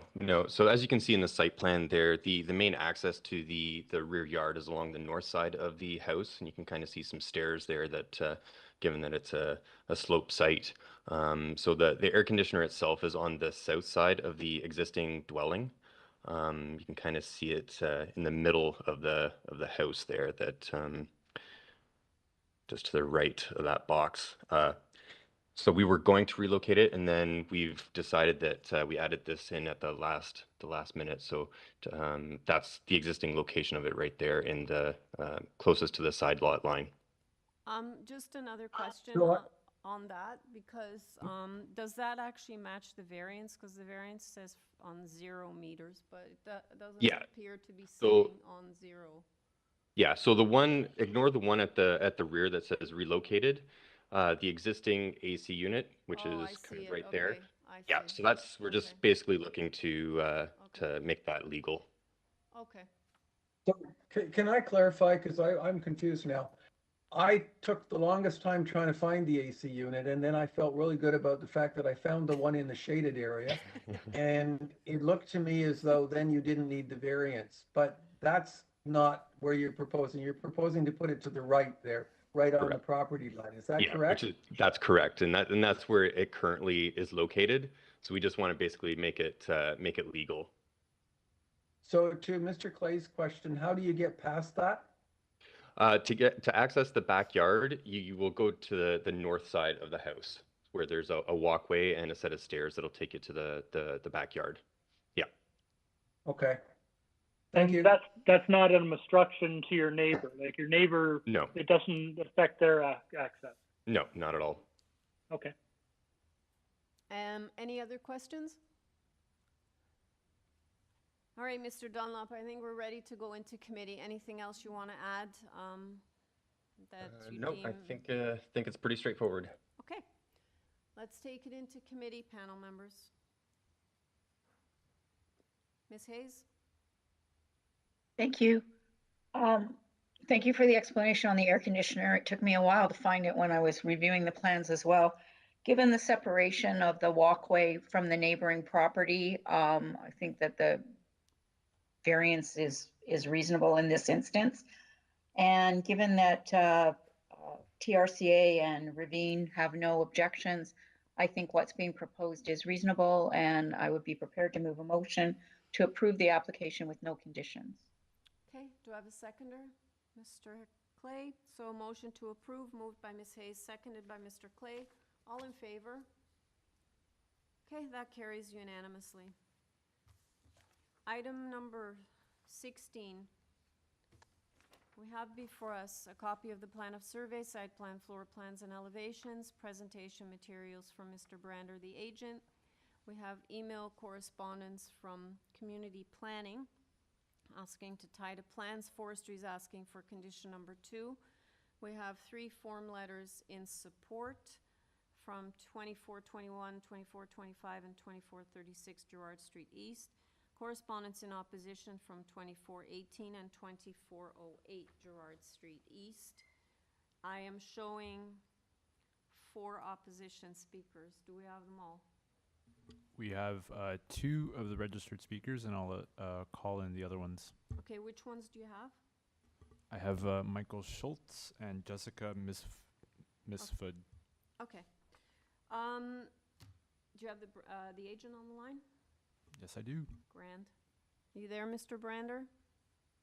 Good afternoon, Madam Chair and committee members. My name is Adam Brander. My address is 49 Bolton Avenue in Toronto, and I'm the agent, the architect for the proposal at 2420 Gerrard Street East. All right, we have two opposition speakers, 2 more listed. We'll try to contact them, but if you could do a presentation, no more than 5 minutes, that would be great. Certainly. This proposal seeks to add a top-up addition and rear addition onto a post-war bungalow that has largely remained unchanged over the past 70 or 80 years. What was back then more of a sleepy suburban sprawl setting is now situated, absorbed into the growth of the city and served well by its infrastructures. If we could bring up support material sheet 1, we're just looking at the zoning map. It shows the subject property situated on a major street, being Gerrard, and steps from an intersecting major street in Victoria Park, deemed to be in both arterial corridors. It's noted that there have been a string of recent applications on the stretch of Gerrard that appear to be updating similar sites that were previously bungalows and similar low-lying structures by incremental intensification, more reflective and in keeping with the intents of the zoning and planning nowadays. Support material sheet 2, it's E4 presentation material. So that was sheet 1, and we can just move to sheet 2. This provides some nearby contextual built form, some older and some new, which are more current, which show more intense, higher and denser structures than the proposal before us today. It's felt that this expresses a range of context to make a reasonably scaled proposal within. And these structures include 3- and 4-story structures with 4 units, and others that are apartment buildings with 5 units and much more units. Sheet 3, if we could just scroll down to, pulls the bylaw for the zone, iterating that a mix of housing typologies is desirable for this locality. This includes single-family dwellings, but also 2-, 3-, and 4-unit dwellings, and even apartment buildings. And this is in alignment with the growing up guidelines by the city focused on a healthy mix of units. There were discussions with community planning on a variance pertaining to main wall height in advance of the hearing, to which a planning rationale was provided and agreed to with community planning. If we refer to sheet 5 at the very bottom, there are some diagrams that unpack the minimal nature. If we look to the right, the sidewall diagram highlights in green the extent of the main wall variance, small triangles in the corner. And on the left, there's a compare to an as of right permitted built form for this lot, shown in blue on the front wall diagram. And this demonstrates a comparatively less built form than what is permitted. Variant 6 looks at parking, providing 3 parking where zoning prescribes 4, a difference of 1 parking. And just flipping back up to support material sheet 4, it captures the alternate readily available and ideally preferred modes of transit to personal motor vehicles for this address, including walking, transit, and bicycles for 1 or more of the occupants in the proposal. Additionally, the parking indicated by zoning by this precise clause has been decisively repealed earlier in 2022 and is temporarily in limbo until the appeal period need expire. So momentarily this variance will no longer apply, but still does technically at this instance. The proposed building depth of 16.98 meters is less than the permitted 17-meter building length depth for detached and semi-detached neighboring properties. Additionally, these lots are excessively deep, 170 feet, which allow for generous backyard space and soft landscaping to be maintained behind longer dwellings. And there are no concerns with planning on this. And there's a side setback at the east wall. There's an existing condition which requires a variance and a desire to put a consistent cladding on top of this east side elevation for a harmonious look as well. It's felt that the nature and extent of the variances is reasonable and desirable in an effort to add dwelling units in a time that they're needed and in a site and locality that can and should accommodate them. So it supports gentle density initiatives of the city. There's some neighbor support, community planning support with a condition to tie to front and rear main walls. And these are my submissions in support of the application. Thank you. Thanks, Mr. Brander. We'll have you back after we hear from the opposition. Okay, were you able to reach the other 2 or? I was unable to reach the other 2, but I have the 2 others standing by. Yep, so we'll start with Mr. Schultz then? Yes. Great, thanks. Michael Schultz, Madam you have been Chairperson. unmuted. You can join us. Hello, thank you. Hello, Madam Chairperson, and to the committee, thank you for hearing me.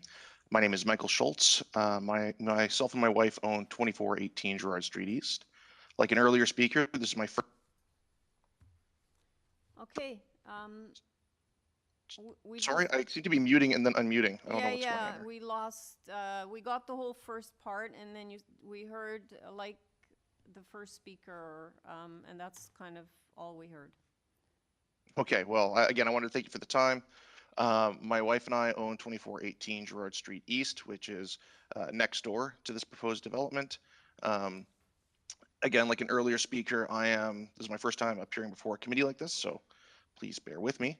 From my understanding of these variances, we feel that these are more major variances than minor, particularly when we look at sort of the length and height of the building. We will lose all of our morning sun, having spent 10 years trying to improve the yard and gardens. And we feel like that is going to negatively impact us. That's the shadow of the first 3-story building, certainly on this block, and certainly on the north side of the road. And I do find it interesting that the support letters are all from people that are significantly far away from this actual development.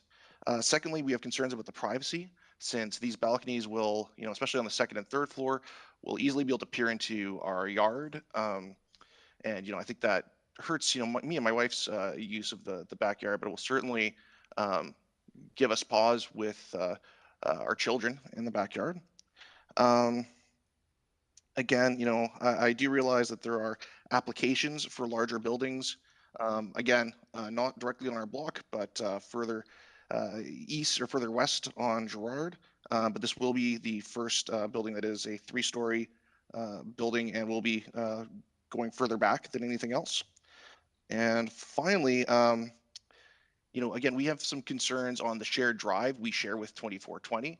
Given that they are not planning on putting in for parking units, we sort of feel that that is effectively going to result in us not having access to the shared drive that we currently use on a regular basis. And lastly, I know this was echoed by someone on an earlier presentation, but again, we are used to having sort of homeowners next to us, and we do have concerns about this shifting to a landlord who is largely absent and not living in the property. Again, we've already had some issues with, say, trash in our shared walkway, and we have no real way to contact the current landlord. And if that's sort of the state that it's going to be in with one unit, I do worry when there's 4. But I don't know if that's germane to this committee. Anyways, thank you very much for your time. Thank you very much. Panel members, any questions of the speaker? Ms. Hayes? I just wanted you to expand on the parking issue, because what we have before us suggests that they're providing. I just like some better understanding of your issue with respect to parking. I don't have an issue with the 3 spots in the rear, but if we've got 4 2-bedroom units, it's not unreasonable to assume, as much as there is limited transit near us, I mean, within a 15-minute walk, and one bus that comes very occasionally on Gerrard, that we, with 4 2-bedroom units, we are likely to have at least 4 cars. And currently we've got what's put on here is the asphalt driveway, which is another parking space that is, shared between us and 2420. And our thoughts are that, effectively this is going to become a 4th parking spot for that building. We will lose our use for it.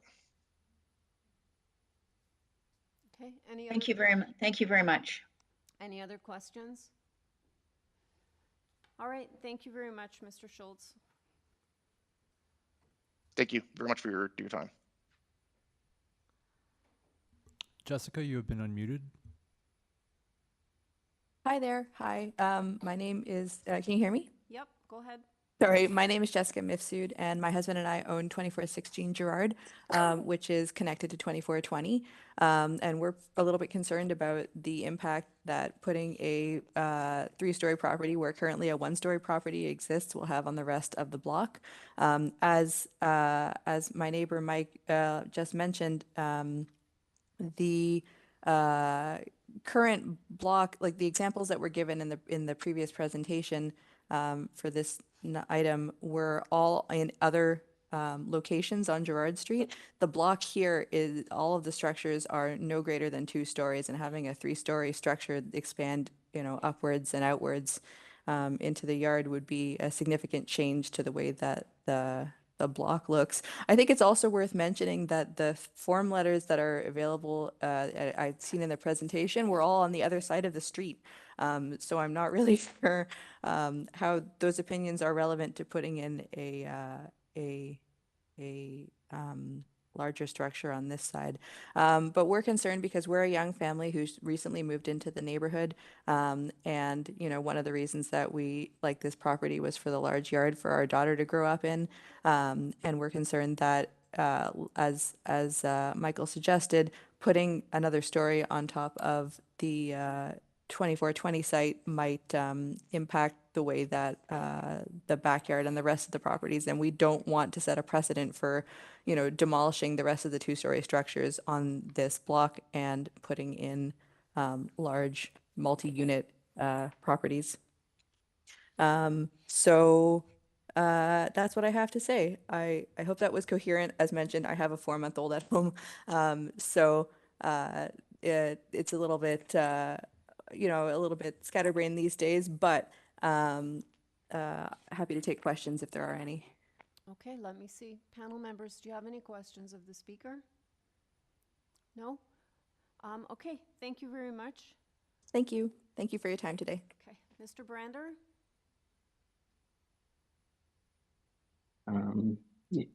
So Okay. you have 5 minutes to speak to the issues raised. Go ahead. Certainly. Through you, Madam Speaker, in response to the first speaker, mentioned length and height of the building being concerning.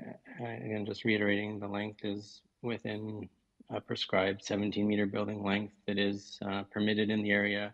There is no height variance for this application. We're showcasing that we're actually below the permitted height for the total height of the building. So not a variance there. With respect to the vehicular access, I think one of the committee members referred to this a little bit, but we are showing the vehicular access at the rear of the site, access off the lane. So there'll be no vehicular access by the easement, and there is no permission for either neighbor that has that easement to occupy that area that spans between the properties. So rest assured there'll be, if anything, less use than of that drive than is now. All the 3 permitted access are by the back, and there's soft landscaping proposed throughout the rear of the property between there and the main building. The 4 units actually makes property maintenance a bit more viable by having multiple units. So that might be another thing just to rest assured. And then with the updating of the units themselves, they will kind of command a greater appreciation of the space, I'm sure. We're open to, the owners are open to privacy screening on the west side of the deck if that might satisfy some of the overlook concerns, even though the deck is situated halfway set back from the adjacent property there. And in response to the second speaker, I have a note just saying that the 3-story where 1 story does exist is permitted. Again, no height variance or 3-story variance. And yeah, within the study area that we looked at, there is this mix of 1, 2, and 3-story and more 4-story properties, which kind of is the reality, moving from what was almost probably exclusively 1-story a long time ago to higher densities as well. And again, just mention on the backyard that thankfully for each of these properties, they are facing south, so the majority of any kind of shadow concerns or backyard impacts are directly linked to the property itself. That saying that the subject property creates a shadow impact on its own backyard, and similarly for each of the adjacent neighbors. So there is really limited impact in terms of time over the course of the day on neighboring properties, and just that a mix of unit types is a welcomed attribute to this R zone. Thank you. Mr. Clay, and then Mr. Niff will have questions. Thanks, Chair. A couple of questions. First, the variance number 2, the depth variance, does that take you from the front to the rear wall or to the rear balconies? To you, Madam Chair, that is a variance for the rear wall. So it's the building length from the front wall to the rear wall. But the balconies extend beyond that then, right? The balconies extend beyond and have no variances attached to them. And secondly, I think one of the speakers mentioned that there was a bus that uses GERRARD. So I know that obviously there's bus service on Main and Victoria Park. So are you aware of what the transit situation is on this site? It's my understanding that there is a bus along GERRARD for public transit that is in keeping with the 84 transit score that we kind of saw as a highlight for the site. Convenient for most trips, but also just walkable local. So again, the reliance on the motor vehicle was not a major concern for the site. Yeah, and there appears to be commercial like in behind, like there's shopping and malls and such, is there? Yeah, the subject property is bound on the north side by commercial zone as well as just to the east as you get a little bit closer to Victoria Park. Okay, great, thank you. Mr. Niffel. Thank you, Madam Chairman. Mr. Bander, did I understand you to say that there are no height variances? Because I see two of them. Certainly, through you, Madam Chair, for building height, we're below the permitted building height permissions for the site, actually by quite a bit, as there's a roof access that we've seen in previous proposals today that it is permitted in terms of height. So we're well below the building height. There's just, if we can go back to sheet 5 in the support material, just in designing a flat front main wall and flat rear main wall, a bit more of a modern design. There's this little area that's hatched in red that if we did a little slope roof there, there wouldn't be a variance before us for main wall height for 60% of the front and the rear, but it just created for a bit of a odd or undesirable design form to our mind. So in conversations with the planning, they were agreeable to that. And that those highlighted areas just marked in green Fair are enough. There are two variances for height though. One is variance number 4 and variance number 5. And then that's the area that you're just talking about that's hatched, correct? Correct. On the front wall diagram is the area that's hatched on the front, and then if you look to the side wall diagram, there's an equal and in size and scale triangle at the back wall of the house for a portion of the width. Just on the presentation. I'm having trouble with the planning department's recommendation. Have you got it? It doesn't make sense to me. Yeah, they had a very specific note. Well, how could the main wall heights only be proposed to the second and third stories? I was hoping you'd had some conversations with them that would help me understand what this is supposed to mean. Because, I mean, wall height is wall height. You can't exclude the ground floor from the wall height. So do you know what this means? The wording on the submitted item here from planning looks a little rushed. It was provided, I saw it yesterday, but in conversations before that, he just didn't want the extent of the front and rear main walls to vary basically from what's being shown on the front and rear elevations, as there's tendency for some wiggle room in the variances as they're described. Yeah. So fair enough. So the condition basically, the recommended conditions to basically be that you tie the approval to the plans, because frankly, if I were you, I would read this to mean that the combination of the second and third floor plans they can have a height of what the variances are, which is not what is being proposed. And so I'm concerned with just adopting this wording. So you agree with me? It's just basically to tie the approval to the plans. Through you, Madam Chair, I think we can look at the blue font there. Only it's most clear, and then it kind of the wording beyond that tends to stray a bit from clarity. Okay, thanks very much. Ms. Hayes. Hi, I'm having trouble reading some of the numbers on the plans, but with respect to the depth, is that depth to the rear wall or to the rear walkout? I think you said rear wall, correct? Correct. How far does the walkout extend beyond that? 2.4 meters. Thank you. Any further questions, panel members? Okay, if there are no questions, we'll take it into committee.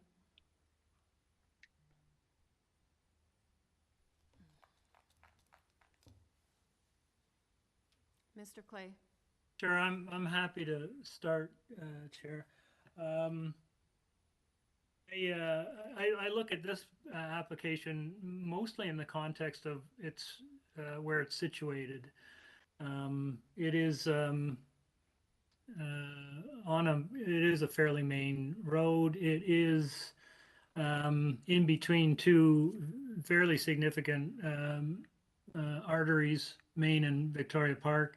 It does have a series of amenities around it. It has parkland, it has shopping, it has walkable sites. You know, when the city's trying to achieve gentle density, I think these are the kinds of sites that they had in mind, because it does sort of tick off a lot of the boxes of what you wanted, locations where you want to increase accommodation and rental accommodation. So I think it's a supportable application, particularly in the context of introducing gentle density into a street and a neighborhood, which I think can quite easily accommodate. It is a very deep lot. There's no one in behind.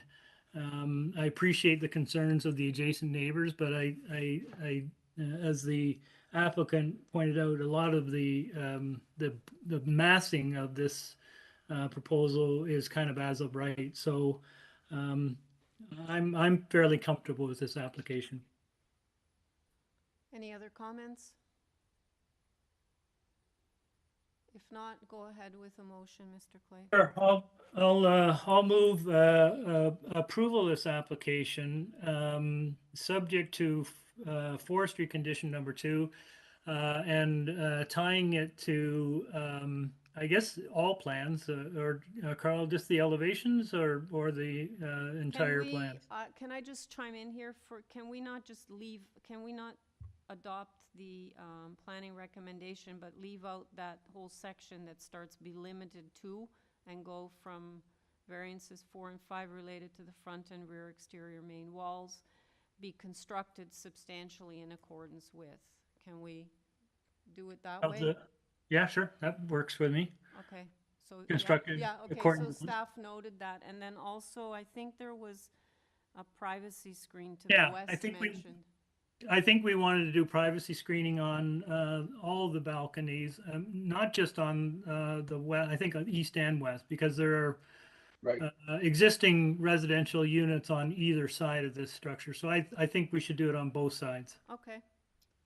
Ms. Hayes, you want to? Would that include, because it's elevated, do you mean to include the first floor deck and the second and third floor balconies? I think all three, but particularly given that it is rental, I think it's probably appropriate to have it on all 3 levels.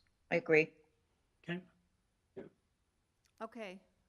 So, Mr. Clay, your motion then is to approve the application with screening on all the decks, privacy screening on both sides, forestry condition number 2, and then the planning condition, as I stated before, leaving out that section that specifies second and third stories. Okay, so that's you're seconding, Mr. Niffel? Yep. Okay, so that's moved by Mr. Clay, seconded by Mr. Niffel. All in favor? Okay, that carries with those conditions. Okay, thanks everyone. Item number 17, 45 Via Italia. We have before us a copy of the plan of survey, site plan, floor plans, and elevations, a photograph of the property, covering letter and presentation materials from the agent, and one form letter in support from 51 Auburn. I don't show any opposition speakers. Do I have the agent on the line? Yes, my name is Anthony Kittle, 45 Via Italia. I am the owner of the property. Okay, panel members, we have 2 variances before us. I don't think we need a presentation. Any questions for the owner slash agent? Mr. Nipfel. Thank you, Madam Chairman. Mr. Kettle, the work has been completed, has it not? The work has been completed. The front entrance was actually completed under a building permit issued in 2018. And also there was a building permit that was issued in 2021, although the drawings were incorrect and weren't updated until the work was well underway. So the front basement walkout has been completed, right? It has been completed with, Okay, with the exception of the installation of the railing. Okay, my only question, Madam Chairman, is do we need to change the purpose of the application? You mean to legalize, okay, Well, Madam. I don't know whether, Stop. it's the fact it says, Through you, Madam Chair, what we can say is to permit the Okay. existing two-story semi-detached dwelling with a front basement walkout in order to provide direct access to the secondary suite within the basement. Okay, is that okay? That's great. Yeah, all right. Yeah, that's great. Okay, any other questions? Okay, I'm not seeing any more questions, Mr. Kittle. We're ready to take it into committee. Is there anything you want to add that's not in the materials you submitted? Yes, there was a slight oversight, and the support for my adjacent neighbor at 43 Via Italia was not submitted, as well as my direct neighbor on Auburn Street. But also, I think that what would be quite important is that our community overall has been quite supportive when they have passed by with the improvements to the property, including the basement entrance. Okay, thank you very much. Panel members, let's take it into committee for a decision. Mr. Nipfel? Thank you, Madam Chairman. I think this is very straightforward. There are other walkouts very similar in the neighborhood, so it's not out of keeping. I would argue that it's the standard in the area. I don't see a negative downside. I'd like to move approval without condition. Do I have a seconder? And that's with the amendment to the purpose, okay? So it's seconded Yes, by, and that's seconded by Ms. Hayes. Okay. Item number 18, which is 341 Boone Avenue. We have before us a copy of the plan of survey, site plan, floor plans, and elevations. We have correspondence in support from 339, which is adjacent, as well as an 11 signature petition of support. And that is from a number of residents on Boone Avenue and Bloom Avenue, number 64. I am not showing any opposition speakers. I have the agent listed, and I assume the architect's listed in case there's any questions. So do I have the agent on the line? Good afternoon, Madam Chair. My name is Marco Vieira. I'm the agent and the designer for the application.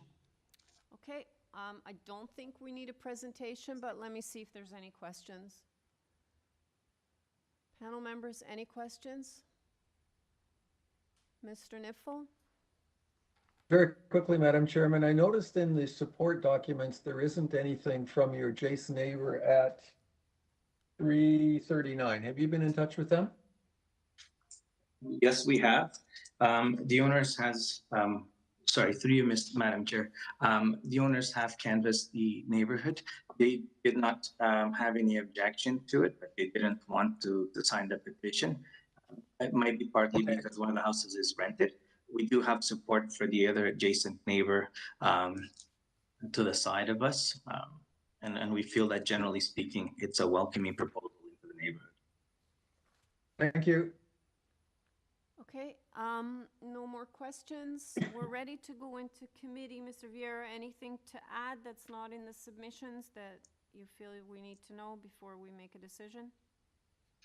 Through Madam Chair, I believe it's pretty straightforward. I think it's in keeping with the character and the changing of the neighborhood.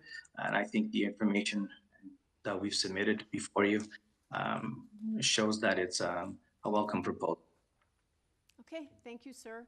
Let's take it into committee for a decision. Ms. Hayes? You're muted.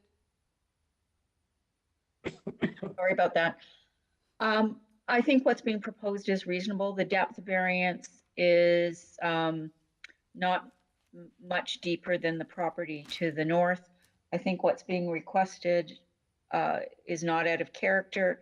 It does have widespread support, and I think it meets the 4 tests, and I'd like to move a motion to approve the application with no conditions.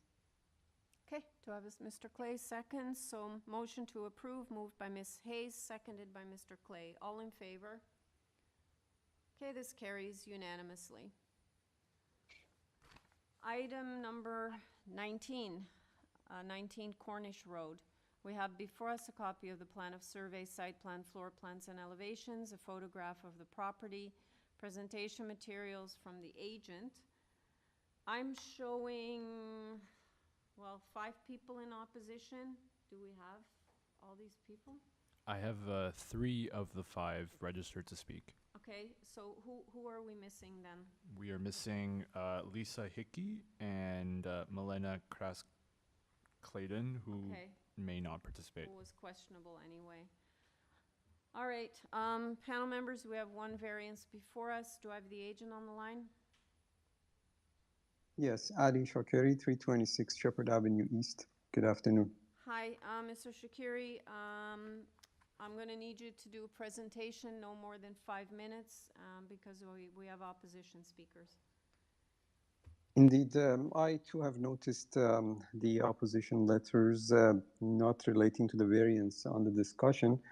I'm going to have a brief presentation that Exhibit A shows that the side yard that we are asking on the south side is actually improving the existing situation. If we go to Exhibit A, the first page, and currently the existing side yard is 11 centimeters, so it's basically improving it. And that variance, by the way, is not helping us to build the house any larger than the allowable 60%. This house is allowed to be 0.6 FSI, and we're keeping that. That's enough for the family that wants to live in that house. If we go to the next page, that's the purple line outlines the existing building, basically. So as we mentioned, it's the proposed house is showing a larger side yard, and I think somewhere I read that the driveway is a below grade driveway, which is not. That driveway has a slope to the street. Those geodetic elevations that I've shown clearly shows that the street is lower than the driveway, and the driveway slopes drains to the street. If we skip the next page and go to the page after that, I think Exhibit E, well, this is very interesting. You know, in this, that purple touch is showing the subject property. If we are on the other side of the Cornish, that's a different zoning. Basically, we do not need to come to the Committee of Adjustment asking for a side yard variance. However, on this side, we do need to, and that's why we are here. And that's, you know, I don't know the reason for that. I mean, I asked many people, it seems nobody knows. If we go to the next page, I basically studied what's the existing side yards, and those arrows surrounding the subject property that is highlighted in blue are showing the side yards of 45 centimeter or less. In many cases, that 45 centimeter is actually the entire side yard between the two houses. I mean, we are not basically, while we are improving the existing situation, it's better than many others. And there are so many precedents of the side yards less than that, so it's not going to create that misconcept. After that, there are some examples of the existing houses in the neighborhood. There are some precedents. We definitely didn't want to create a new precedent by that 45 centimeter. And that's the end of my presentation shows the evidence of the previously approved side yards in the area, which is less than 45, but we need not really go to that extent. That 45 centimeter is good enough for us.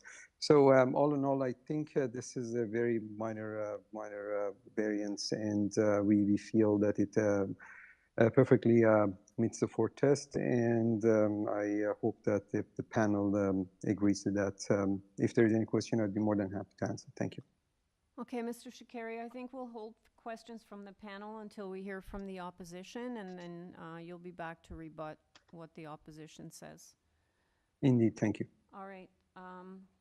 Do you have Mr. Morehouse? Owen, you have been unmuted. Mr. Morehouse, are you there? Hello. Yes, I'm here. Can you hear me? Yep. Can you please give us your name and address for the record? My name is Owen Morehouse. I'm at 17 Cornish, which is just south of number 19. Okay, sir, go ahead. You have 5 minutes. Okay, thank you, Madam Chairman and committee members. I'm of course opposed to this variance.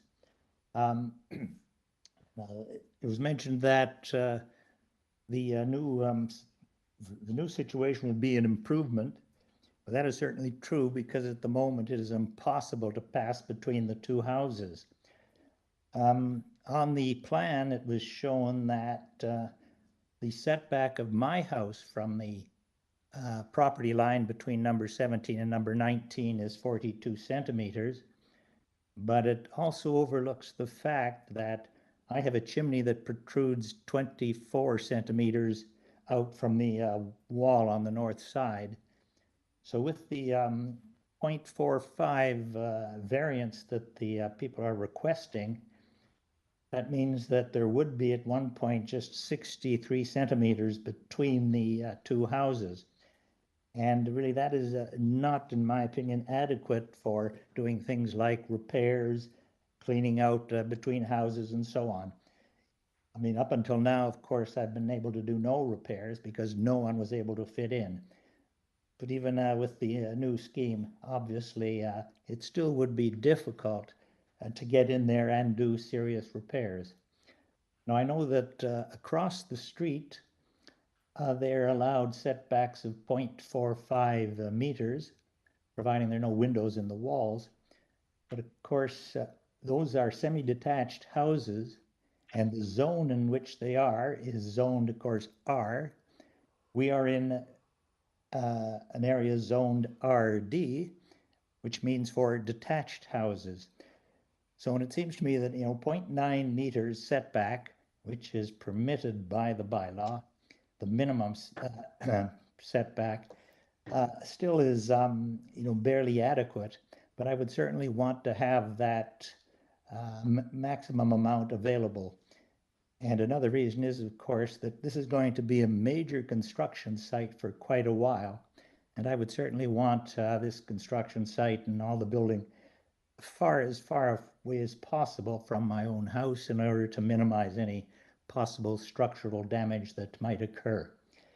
And apart from that, I would say that, new methods of insulation have been developed recently, which involve applying an outer layer to a house.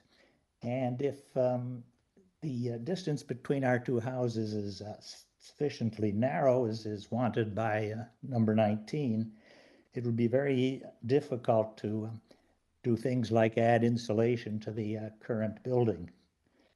Anyway, so for this reason, I'm opposing the variance. And there are, of course, other issues as well, including the driveway. But I understand that perhaps I'm not able to address that since it is not a matter of the variance. But I will say this, I'm really puzzled that a variance hasn't been requested for the fact that a driveway and integral garage is being requested. Anyway, thank you for listening to me, and say at some point I certainly would like to say something about a variance for the driveway when that is requested. Okay, Mr. Morehouse, panel members, do you have any questions for the speaker? Okay, sir, thank you very much. Thanks. Mr. Kennedy, or Kenny, rather? Yes, thank you. Thank you very much. My name is Ed Kenny. I'm at 25 Cornish Road, also on the east side of Cornish. As Owen described, we're detached houses and shared driveways between. The plan that excuse me, I'm getting feedback here. In the plan that we're looking at now, they are proposing a separate driveway in addition to the shared driveway with the house next door. So I have two comments and two concerns. One is to put that driveway in, they would be presumably removing some curb. Cornish Road is a very small street. Parking is at a premium. Street parking is a premium. All of the people on the east side of Cornish, but virtually all of the people, need to park on the street. The west side has parking pads. So by eliminating a single spot, it's pretty important to the people on the street now. And in fact, there's a waiting list for parking permits. And in fact, I'm one of them and have been waiting over a year to get an additional parking spot on the street. So this would again, eliminate a parking spot, which I don't think is right. The second point I'd like to make is on parking pads. Presumably, if there's a driveway, this would, I guess, de facto be a parking pad in front of the house.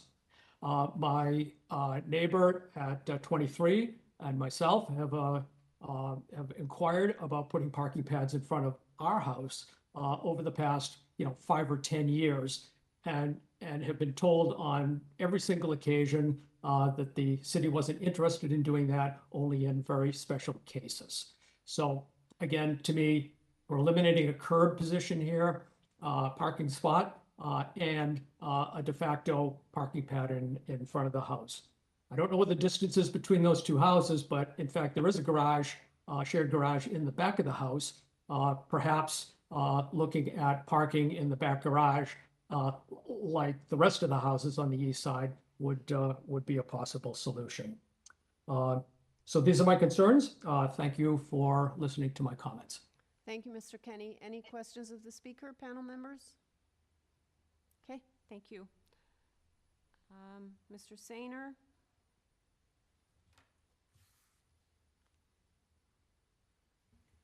Don, you have been unmuted. You can join us. Hi.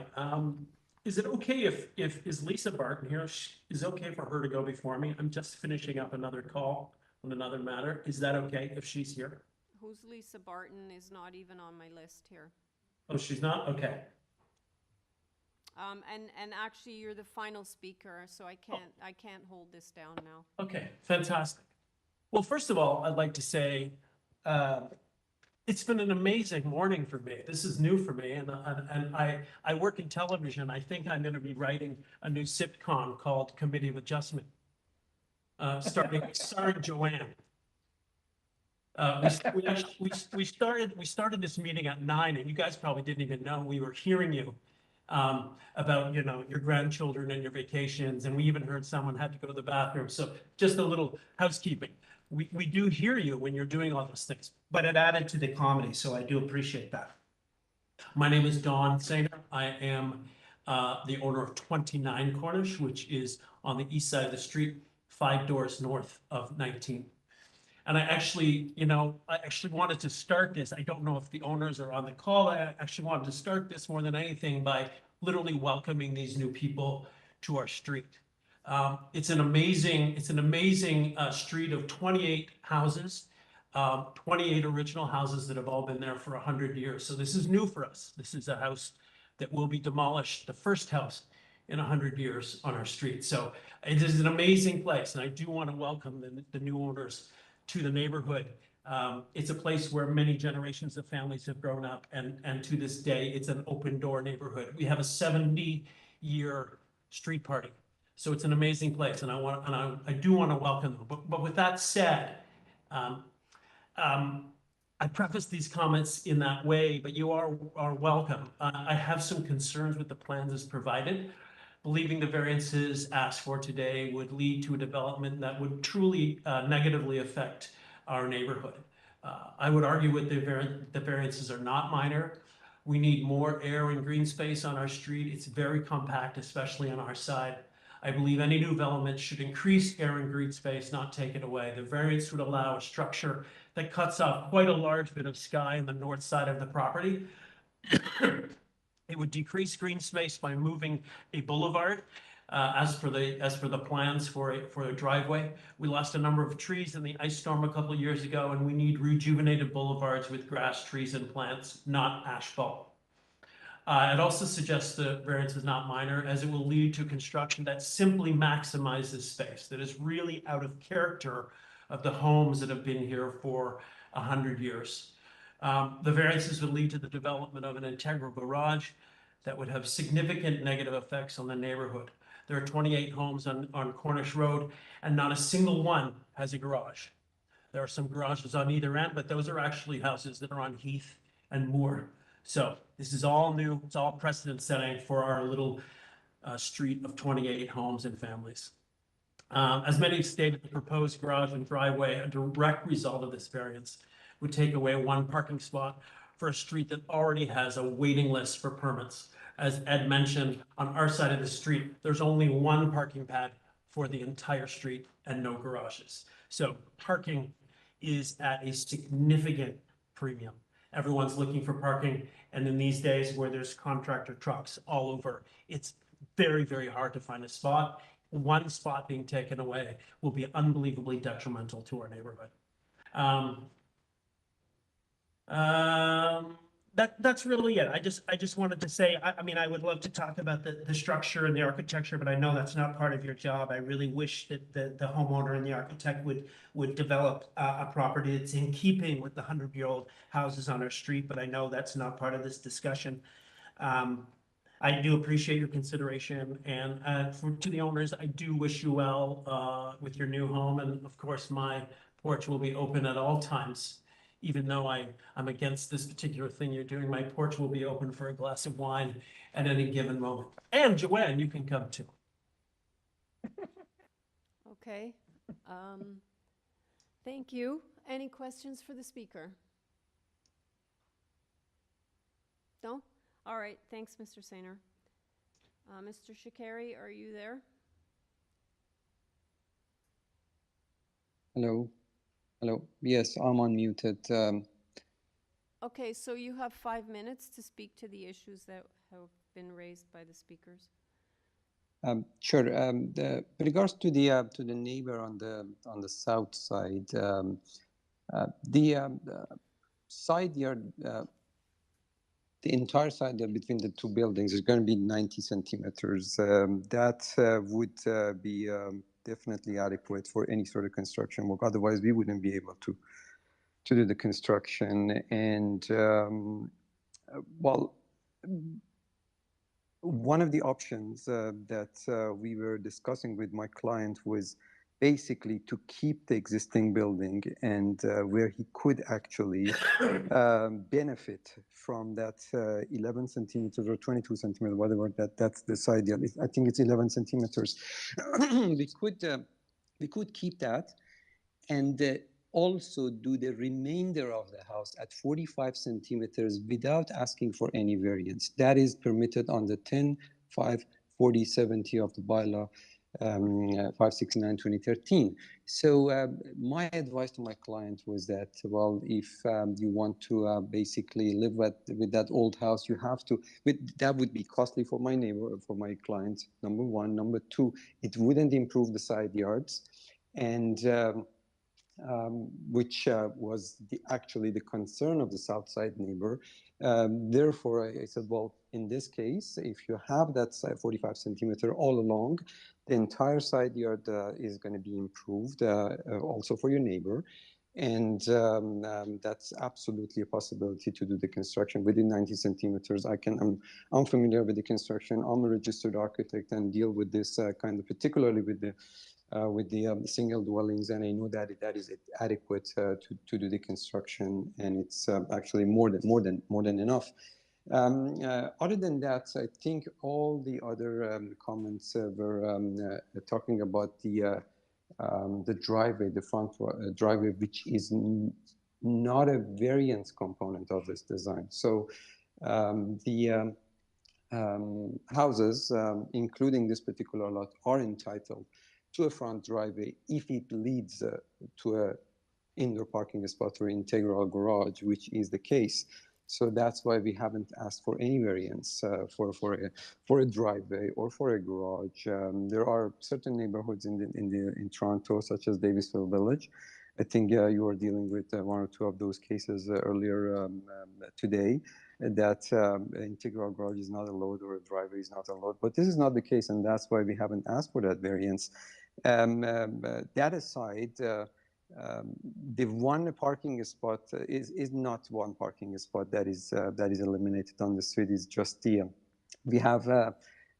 we have actually designed a very minimal driveway. We could actually do a wider one, wouldn't be a variance, but we did a very minor driveway, very narrow driveway leading to a parking spot that is like maybe half a spot. But instead of that, this owner can actually park the car inside. That would actually free up a parking spot in the street. Other than that, is that about getting a parking permit. I know, and I'm quoting from the owner of number 19 Cornish Road, which is my client, that his tenant currently in the house actually needed one, and he got a permit for front yard parking in 2 months. So that I'm quoting from my client. I haven't personally cross-checked that, but that information just came from my client minutes ago. I think a non-variance component of the design is not related to my variance. The variance we are asking, once again, I repeat that it is not assisting us to build a house that is larger than the allowable floor space index, or FSI. We are not building this house any taller than the house. We are not building this house any longer than what the bylaw allows. And this is a very, very minor variance to my belief, and I hope that you agree. Other than that, I would leave it to your capable hands to decide, and I'd be happy to answer any question. Thank you. Okay, panel members, do you have any questions for Mr. Shakari? Mr. Nifel? Thank you, Madam Chairman. On the drawing that's on the screen right now, unless I'm misunderstanding, and I want to bounce this off you, make sure I've got it correct. The proposed side yard on the south that you're proposing is greater than what exists. It looks as though the existing house is right on the property line or close to it.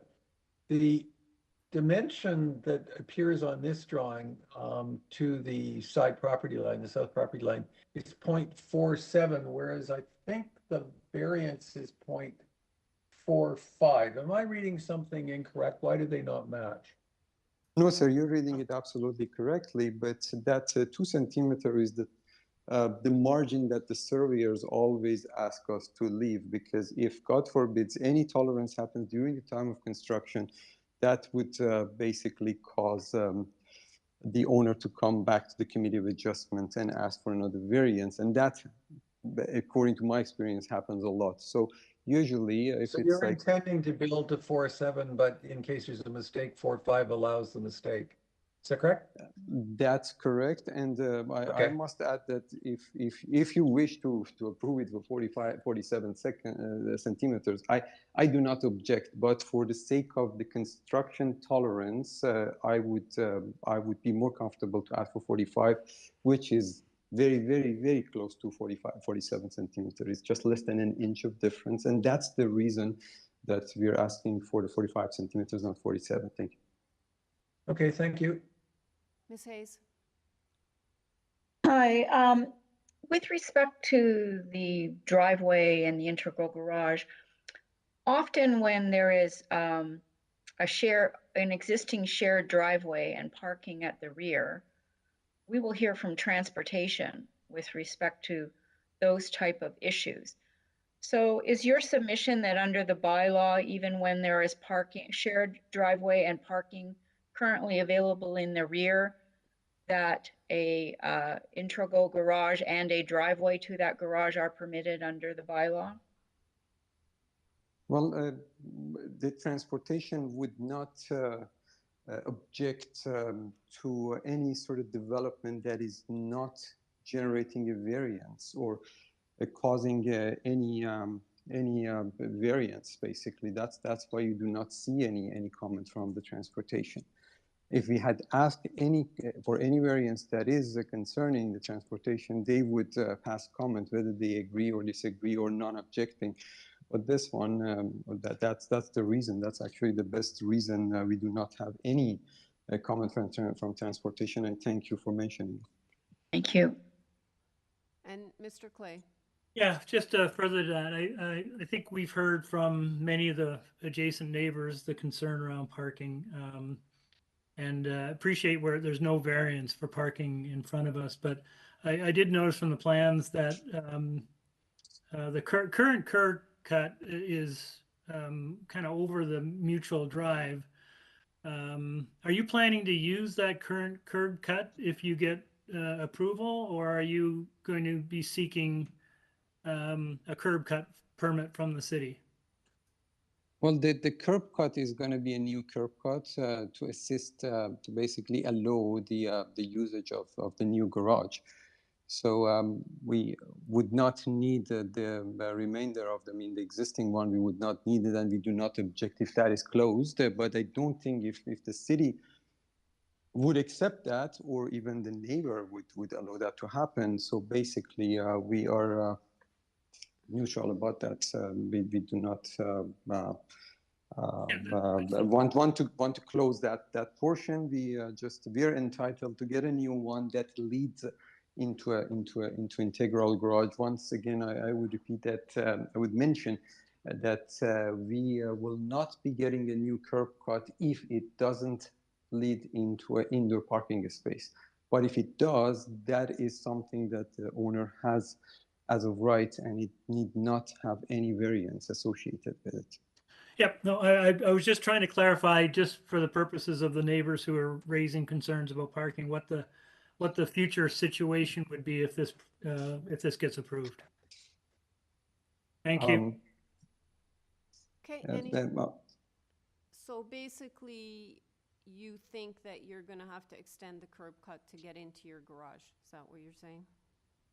Yes, and there is no variance associated with that. Basically, we are coming to the Committee of Adjustment asking for a side yard variance, and we do not wish and we do not intend to get any variance with regards to any driveway, any parking spot, any integral garage, none whatsoever, because that is permitted as under 569/2013. Right, and the current curb cut service is a mutual driveway, correct? The current one is a mutual driveway, right, yes. So there's no way that you could close part of that, right? Because you would then impede access for the neighbor to use that mutual driveway. So the only thing that you might need is an extended curb cut to get into your integral garage. That's correct. We do not want to close any part of that curb cut. What I mentioned before is that we do not object it, but I cannot think of anyone benefiting from it. But no, we do not want to, and even if we wanted to close any part of that curb cut, we would not be granted that, definitely, and we do not want it. Okay. Any other questions, panel members? Okay, let's take it into committee for a decision then. Mr. Nipfel. Madam Chairman, I'm happy to just weigh in on this initially. What we have before us is a variance request for a reduced side yard. And as the applicant has indicated, it's a larger side yard than the existing condition. So I can't see that there's a negative impact to that. He's improving the side yard. All of the concerns about the integral garage and the loss of street parking, I agree with. I think they're valid concerns, but I don't see them flowing from this variance.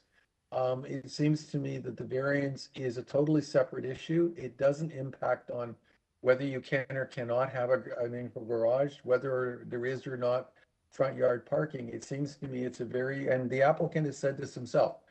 The issue here is a reduced side yard, but it's still larger than exists. So what we have before us, notwithstanding my reservations about the implications of the integral garage on the street, I don't see that it's related to the variance request. So I personally will be supporting the variance request.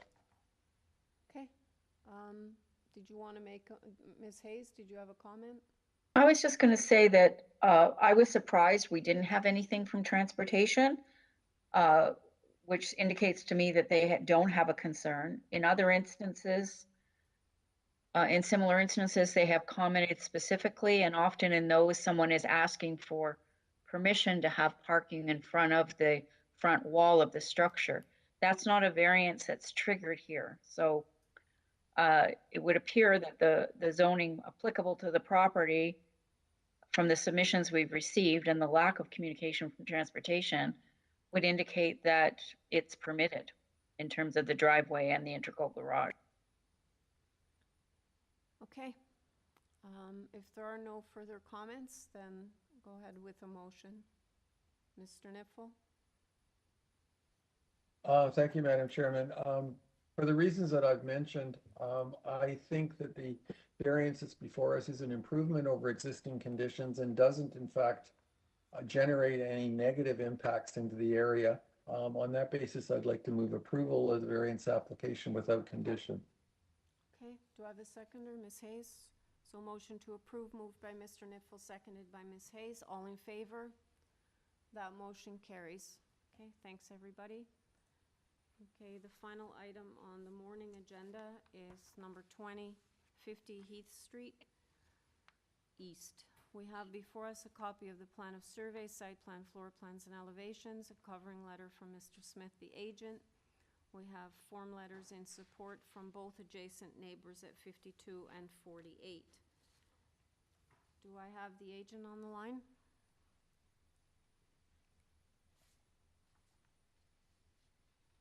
Good afternoon, Madam Chair and members of the committee. My name is David Smith. I'm here representing the homeowners at 50 Heath Street East. My address is 401 Craven Road, Toronto, Ontario.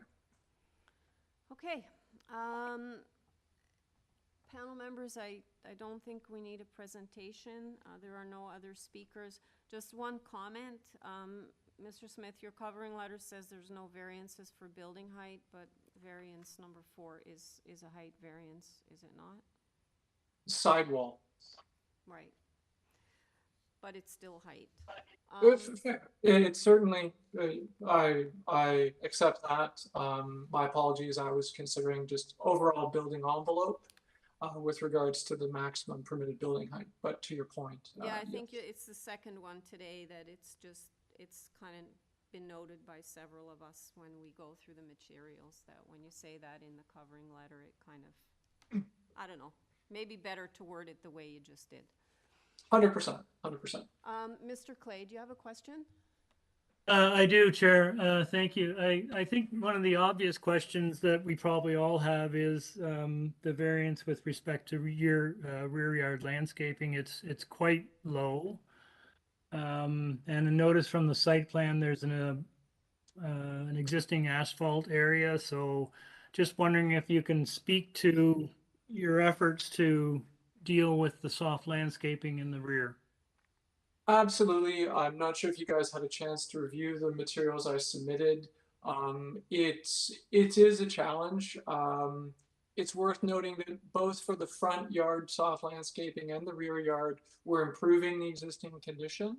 The real challenge with the rear yard in particular, as noted on the site plan there, is that once you remove the large carriage house and the parking area that is attached to the right-of-way, we still need a certain amount for turning radius on a vehicle so that we're not backing down such a long driveway.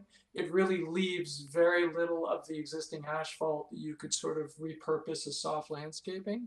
If staff could, just go back to the rear yard.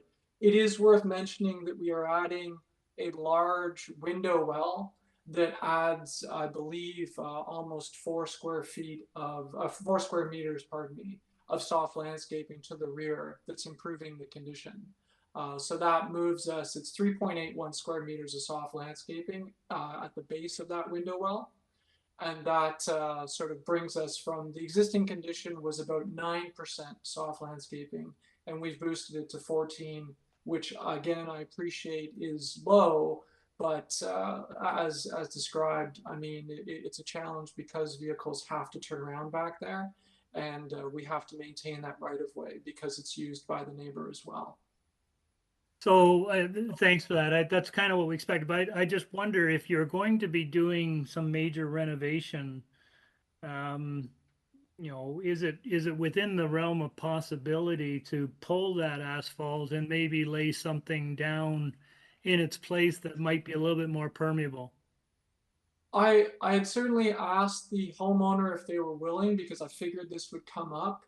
The challenge is their expectation is to do a heated replacement, sort of a hot water system under any portion of the driveway they replace, which is basically embedded in concrete anyways, and this is a snow melting feature. So what happens is that anything you put on top is still technically not semi-permeable. So it would not be fair for me to say that it would operate the way we intend semi-permeable to behave, because we want that to be on gravel that's on sort of subsoil. So I don't know if they plan on going through with it, but that was the only consideration, was that it wouldn't actually work the way we want it to. Yeah, I guess, thanks for that. I guess when I see a 50% requirement and a 14% achievement, it just strikes me as being a considerable shortfall. And while I appreciate what the owner might be wanting to do, I'm wondering if there's a more innovative solution than that. I mean, obviously, it's completely at your discretion. I think it's still worth mentioning that it is an existing condition. You know, the existing was at 9%. If you notice on the site plan there, you can see in dotted where the existing deck to be removed is. So we are certainly not making it worse than it is today, and we are going to some extent to improve it. I appreciate that, again, the numbers are what they are. And again, with regards to semi-permeable, I would happily support it if I thought it was going to materialize. That's the only reason why I explained what I explained. I guess I'll just have to leave it at that, honestly. Mr. Nipfel? Thank you, Madam Chairman. I have the same question. I think the rear yard asphalt backyard is just, frankly, it's unacceptable with the city's objective of trying to provide for percolating soft landscaping everywhere. I frankly don't see why about a third of that existing asphalt driveway couldn't be ripped up and replaced with grass or some other soft landscaping and still allow you to maneuver as necessary into the garage. I don't know the circumstance next door, whether or not they have a similar problem, but they've taken a portion of the asphalt driveway and they've got a walkout there, so they're actually not using that space for maneuverability either. I'm not prepared to support this unless you can get me some more soft landscaping in the rear yard. I just don't think it's acceptable. Through you, Madam Chair, I appreciate the comments. I apologize. The label that says existing stucco garage is a bit deceptive. That's actually a carriage house with the ground floor that's renovated. So there is no parking within that structure, which means that when you're parking the vehicle, you're basically occupying, we'll call it a third to half of the existing asphalt driveway. And to maneuver, you can't back into or out of the garage structure. Any turning is being done in that clear open space, which is what limits how much we could change to soft landscaping. If you wanted to impose a certain amount as semi-permeable, I could take that back to the client. I know that would improve the drainage consideration, doesn't address soft landscaping, but I don't think it's realistic to be driving across grass or shrubbery with a vehicle, whereas the semi-permeable would at least improve it from an asphalt perspective, but still allow us to drive over it as needed to radius a vehicle.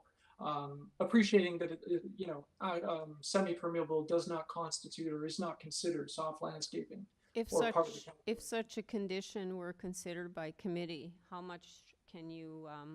how much can you give us, taking into consideration what you said earlier about the heating they're trying to put underneath? Well, it would remove that as an option, and that Okay. would just be something that they have to discuss and accept, you know, with regards to developing the property. I could come up with a number if it's something that the committee is willing to discuss. Well, it's something Mr. Niffull raised, so if, what do you think you could do with, permeable pavers? Could I, Madam Chairman, could I interject? I'm actually in position of wanting to have more than that. I don't buy that you can't introduce some soft landscaping there, regardless of permeable or impermeable pavers. I think there is the opportunity to craft additional soft landscaping, which would help your variance. In terms of the asphalt driveway, I don't think it's reasonable for you to have a portion of that permeable and a portion of it still remaining asphalt. I think the entire backyard, if you're not going to put in soft landscape, you should be permeable pavers. Yeah, so I'm just going to come back. I would agree with that. And Chair, I don't know whether we'd be able to get a calculation for additional soft landscaping and introduce a change to the variance, or whether we could just have a condition that requires that any hard surface in the rear yard be constructed out of permeable materials. I think that still gets us to the objective of percolation. But I'm not sure if we're going to using our time very well if we start going back and carving out little pieces to put grass down. I'd be happy, frankly, if it was a condition that just required all permeable pavers. And when I first raised this, the applicant talked about heating and underground. You know, frankly, I think that's a sacrifice that the homeowner needs to make to accommodate the concerns that we as a committee have. I agree. I'm completely in agreement with you. I'm just representing their point of view because I had this conversation with them. I was 100% sure this would come up. I think that if I could only suggest one slight change to the commentary, if we could make it the rear yard, but not the right of way, because that is a mutual space that each is shared. So everything less the right of way as semi-permeable as a condition, because I appreciate, again, to your point, figuring out numbers and soft landscaping is likely not a good use of your time right now. Then at least as a condition, it's something that they have to satisfy. And I think Larry's suggestion, which was that it be soft, it be permeable pavers and or soft landscaping, that's fine. That covers both and gives you some flexibility. I think that's quite reasonable. Okay, so just so I understand, potentially this may be entertained by the committee, a condition that in the rear permeable and or soft landscaping be put in, excluding the right of way. Yep. That's fine. Chair, I indulge my colleagues one more time. I'm just looking at the plans and as well on a separate matter. There is a third floor balcony in the back. And I just wondered whether there are any plans for screening of that. We spoke to both neighbors. They had no issue. I'm happy to support screening just to, for the sake of expediency. Really, the consideration is, if you look again at the site plan, we've basically matched the depth of the buildings next door. So by default, we fall in line with them. These are all very long, tall buildings. So again, the idea of overlook is a little bit mitigated from that point of view. But again, happy to add it if you feel it's necessary. Ms. Hayes? Is the roof terrace not at the front rather than the back? The roof terrace, the fourth floor is at the front. Yes, the south side. Yeah, it's not at the back. Yeah, There's a small terrace on the third floor to the rear. There's a third floor in the rear. Ms. Hayes? If the committee were to approve this, would you be prepared to have it tied to plans with respect to the side wall height so that it is only limited to that portion shown on the plans? Yes, absolutely. Okay, anything else? Madam Chairman, on the same point of tying to plans, I think it would make sense to tie it to the floor plan, the third floor plan as well, because there's an area at the back that could potentially be a walkout and it's not shown as a walkout. I'd be comfortable with the third floor plan being attached to the condition as well. Okay, third floor plan.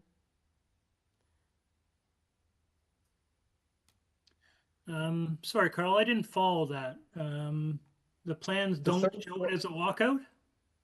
No, the third floor plan shows the walkout at the front, but then there's a large area at the back, which could potentially be a walkout as well, and it's not shown that way. So I think it might be useful to tie the approval to the third floor plan, which clearly shows that there's a terrace at the front, but there isn't one at the back at the third level. That's Oh, the fourth floor. Yeah, it's a fourth floor. I Sorry, think it's my there is mistake. I'm sorry. yeah, there is a I mean third the floor walkout.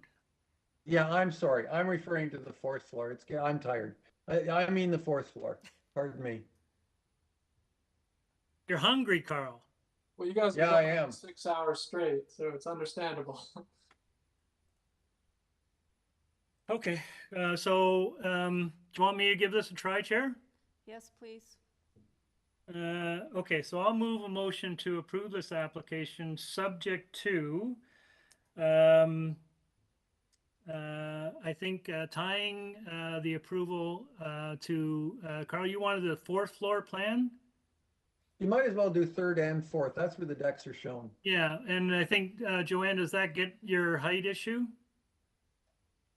Yeah, provided the drawing shows the height, yes. Okay, But so, it'd probably have to be an elevation drawing then. well, I don't want tie doll playing, drawings because we're changing the backyard, right? Yeah, no, just at least the one that shows the height of the wall. That it's only limited. Maybe staff, can you suggest which one would be the best? Through you, Madam Chair, could we just tie it to all floor and elevation plans? And Okay. not the site plan? Okay. So that condition, the condition that the rear yard be, I want to say constructed, but of either soft landscaping or permeable pavers, Yep, excluding the right-of-way. excluding the right-of-way, and finally that the third floor rear balcony be screened on both sides. That's Privacy screen. Okay, so that motion with those conditions is moved by Mr. Clay, seconded by Mr. Nipfel. All in favor? Okay, that motion carries. Through you, Madam Chair, we do have to go back to item number 2. Number 2. Okay, And I believe we have Christian on the line, and that's regarding the soft landscaping. okay. Chair and committee members, Christian Chan here again for item number 210 Wilfrid Avenue. Chair, I'm just going to leave this Yep, one. yep, go ahead. Okay. Yeah, were you able to come up with some numbers? Yes, thank you, Madam Chair, and I thank you for the indulgence allowing me the time to discuss it with my clients and to revise the plans. So I have sent Mr. Stanley Wu, as well as Ms. Salatino, a zoning waiver showing the revised variance, as well as a revised site plan that shows where the improvements to soft landscaping are proposed. Okay, that are now requested before the committee. So what are the numbers going to be then for the revision for the variance? Okay, so just a moment, I'll pull it up. It's 31.15%. 31.15%, and that's how many And- square meters? Square meterage, that will be 48.04 meters square. 48.04 meters square. Okay, did you get the revised stuff? Yes, through you, Madam Chair, we're just going to, it's on the screen now to Okay. show the changes. So we'll be using this plan. Okay, so. Great, so thank you, So what do Madam we- Chair, if I can so I'm quickly sorry. explain. sorry, 1 second. So when we get to a motion, do we refer to the revised drawings submitted today? That is correct. Okay. Okay, sorry, Mr. Chan, go ahead. Thank you, Madam Chair. So in the dark green gridded areas, these are the areas that we are now proposing to improve the soft landscaping to achieve the 31.15%. Just for clarity purposes, I have shown in the light green where existing soft landscaping is in the rear yard as well as the proposed landscaping, and we can indicate here too on screen in the comment box where in the dark green gridded areas it says proposed July 27th is what the revisions are and where the new soft landscaping is proposed. Okay, panel members, are you okay with this? Any other questions? Okay, so the revisions again are to, for the variance, 31.15%, which is 48.04 meters square.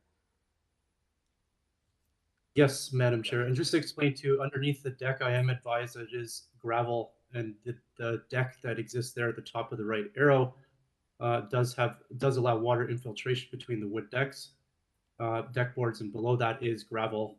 So there is water infiltration below that deck. Also, previously the carport that existed on the west side of the property was paved with asphalt, and which is now also constructed with permeable pavers. Okay, any other questions, panel members? No? Okay, Mr. Chan, I think we're ready to go into committee to make a decision on this then. All right, panel members, so again, we're looking at one variance which was revised to 31.15%, 48.04 meters squared, and staff have the revised drawing as shown on the screen. Mr. Niffel and then Ms. Hayes. Thank you, Madam Chairman. I'd like to thank Mr. Chan for his cooperation. I think the project is substantially improved from those changes, and I certainly won't have any difficulty supporting it. So I give the floor over to Joanne. Okay, thanks. I think it is rather a constrained lot. It's unfortunate that, you know, there might have been some reconfiguration to allow accessibility down one side and have some soft landscaping between the distance that's necessary to have between the lot line and water. Having said that, I still think it's a lot of hard landscaping, but I think that what's being proposed and the small improvements in piecemeal, in terms of a little bit here, a little bit there, is improving it to the degree possible, so I can support the application. Okay, did you want to move a motion, Joanne? Sure.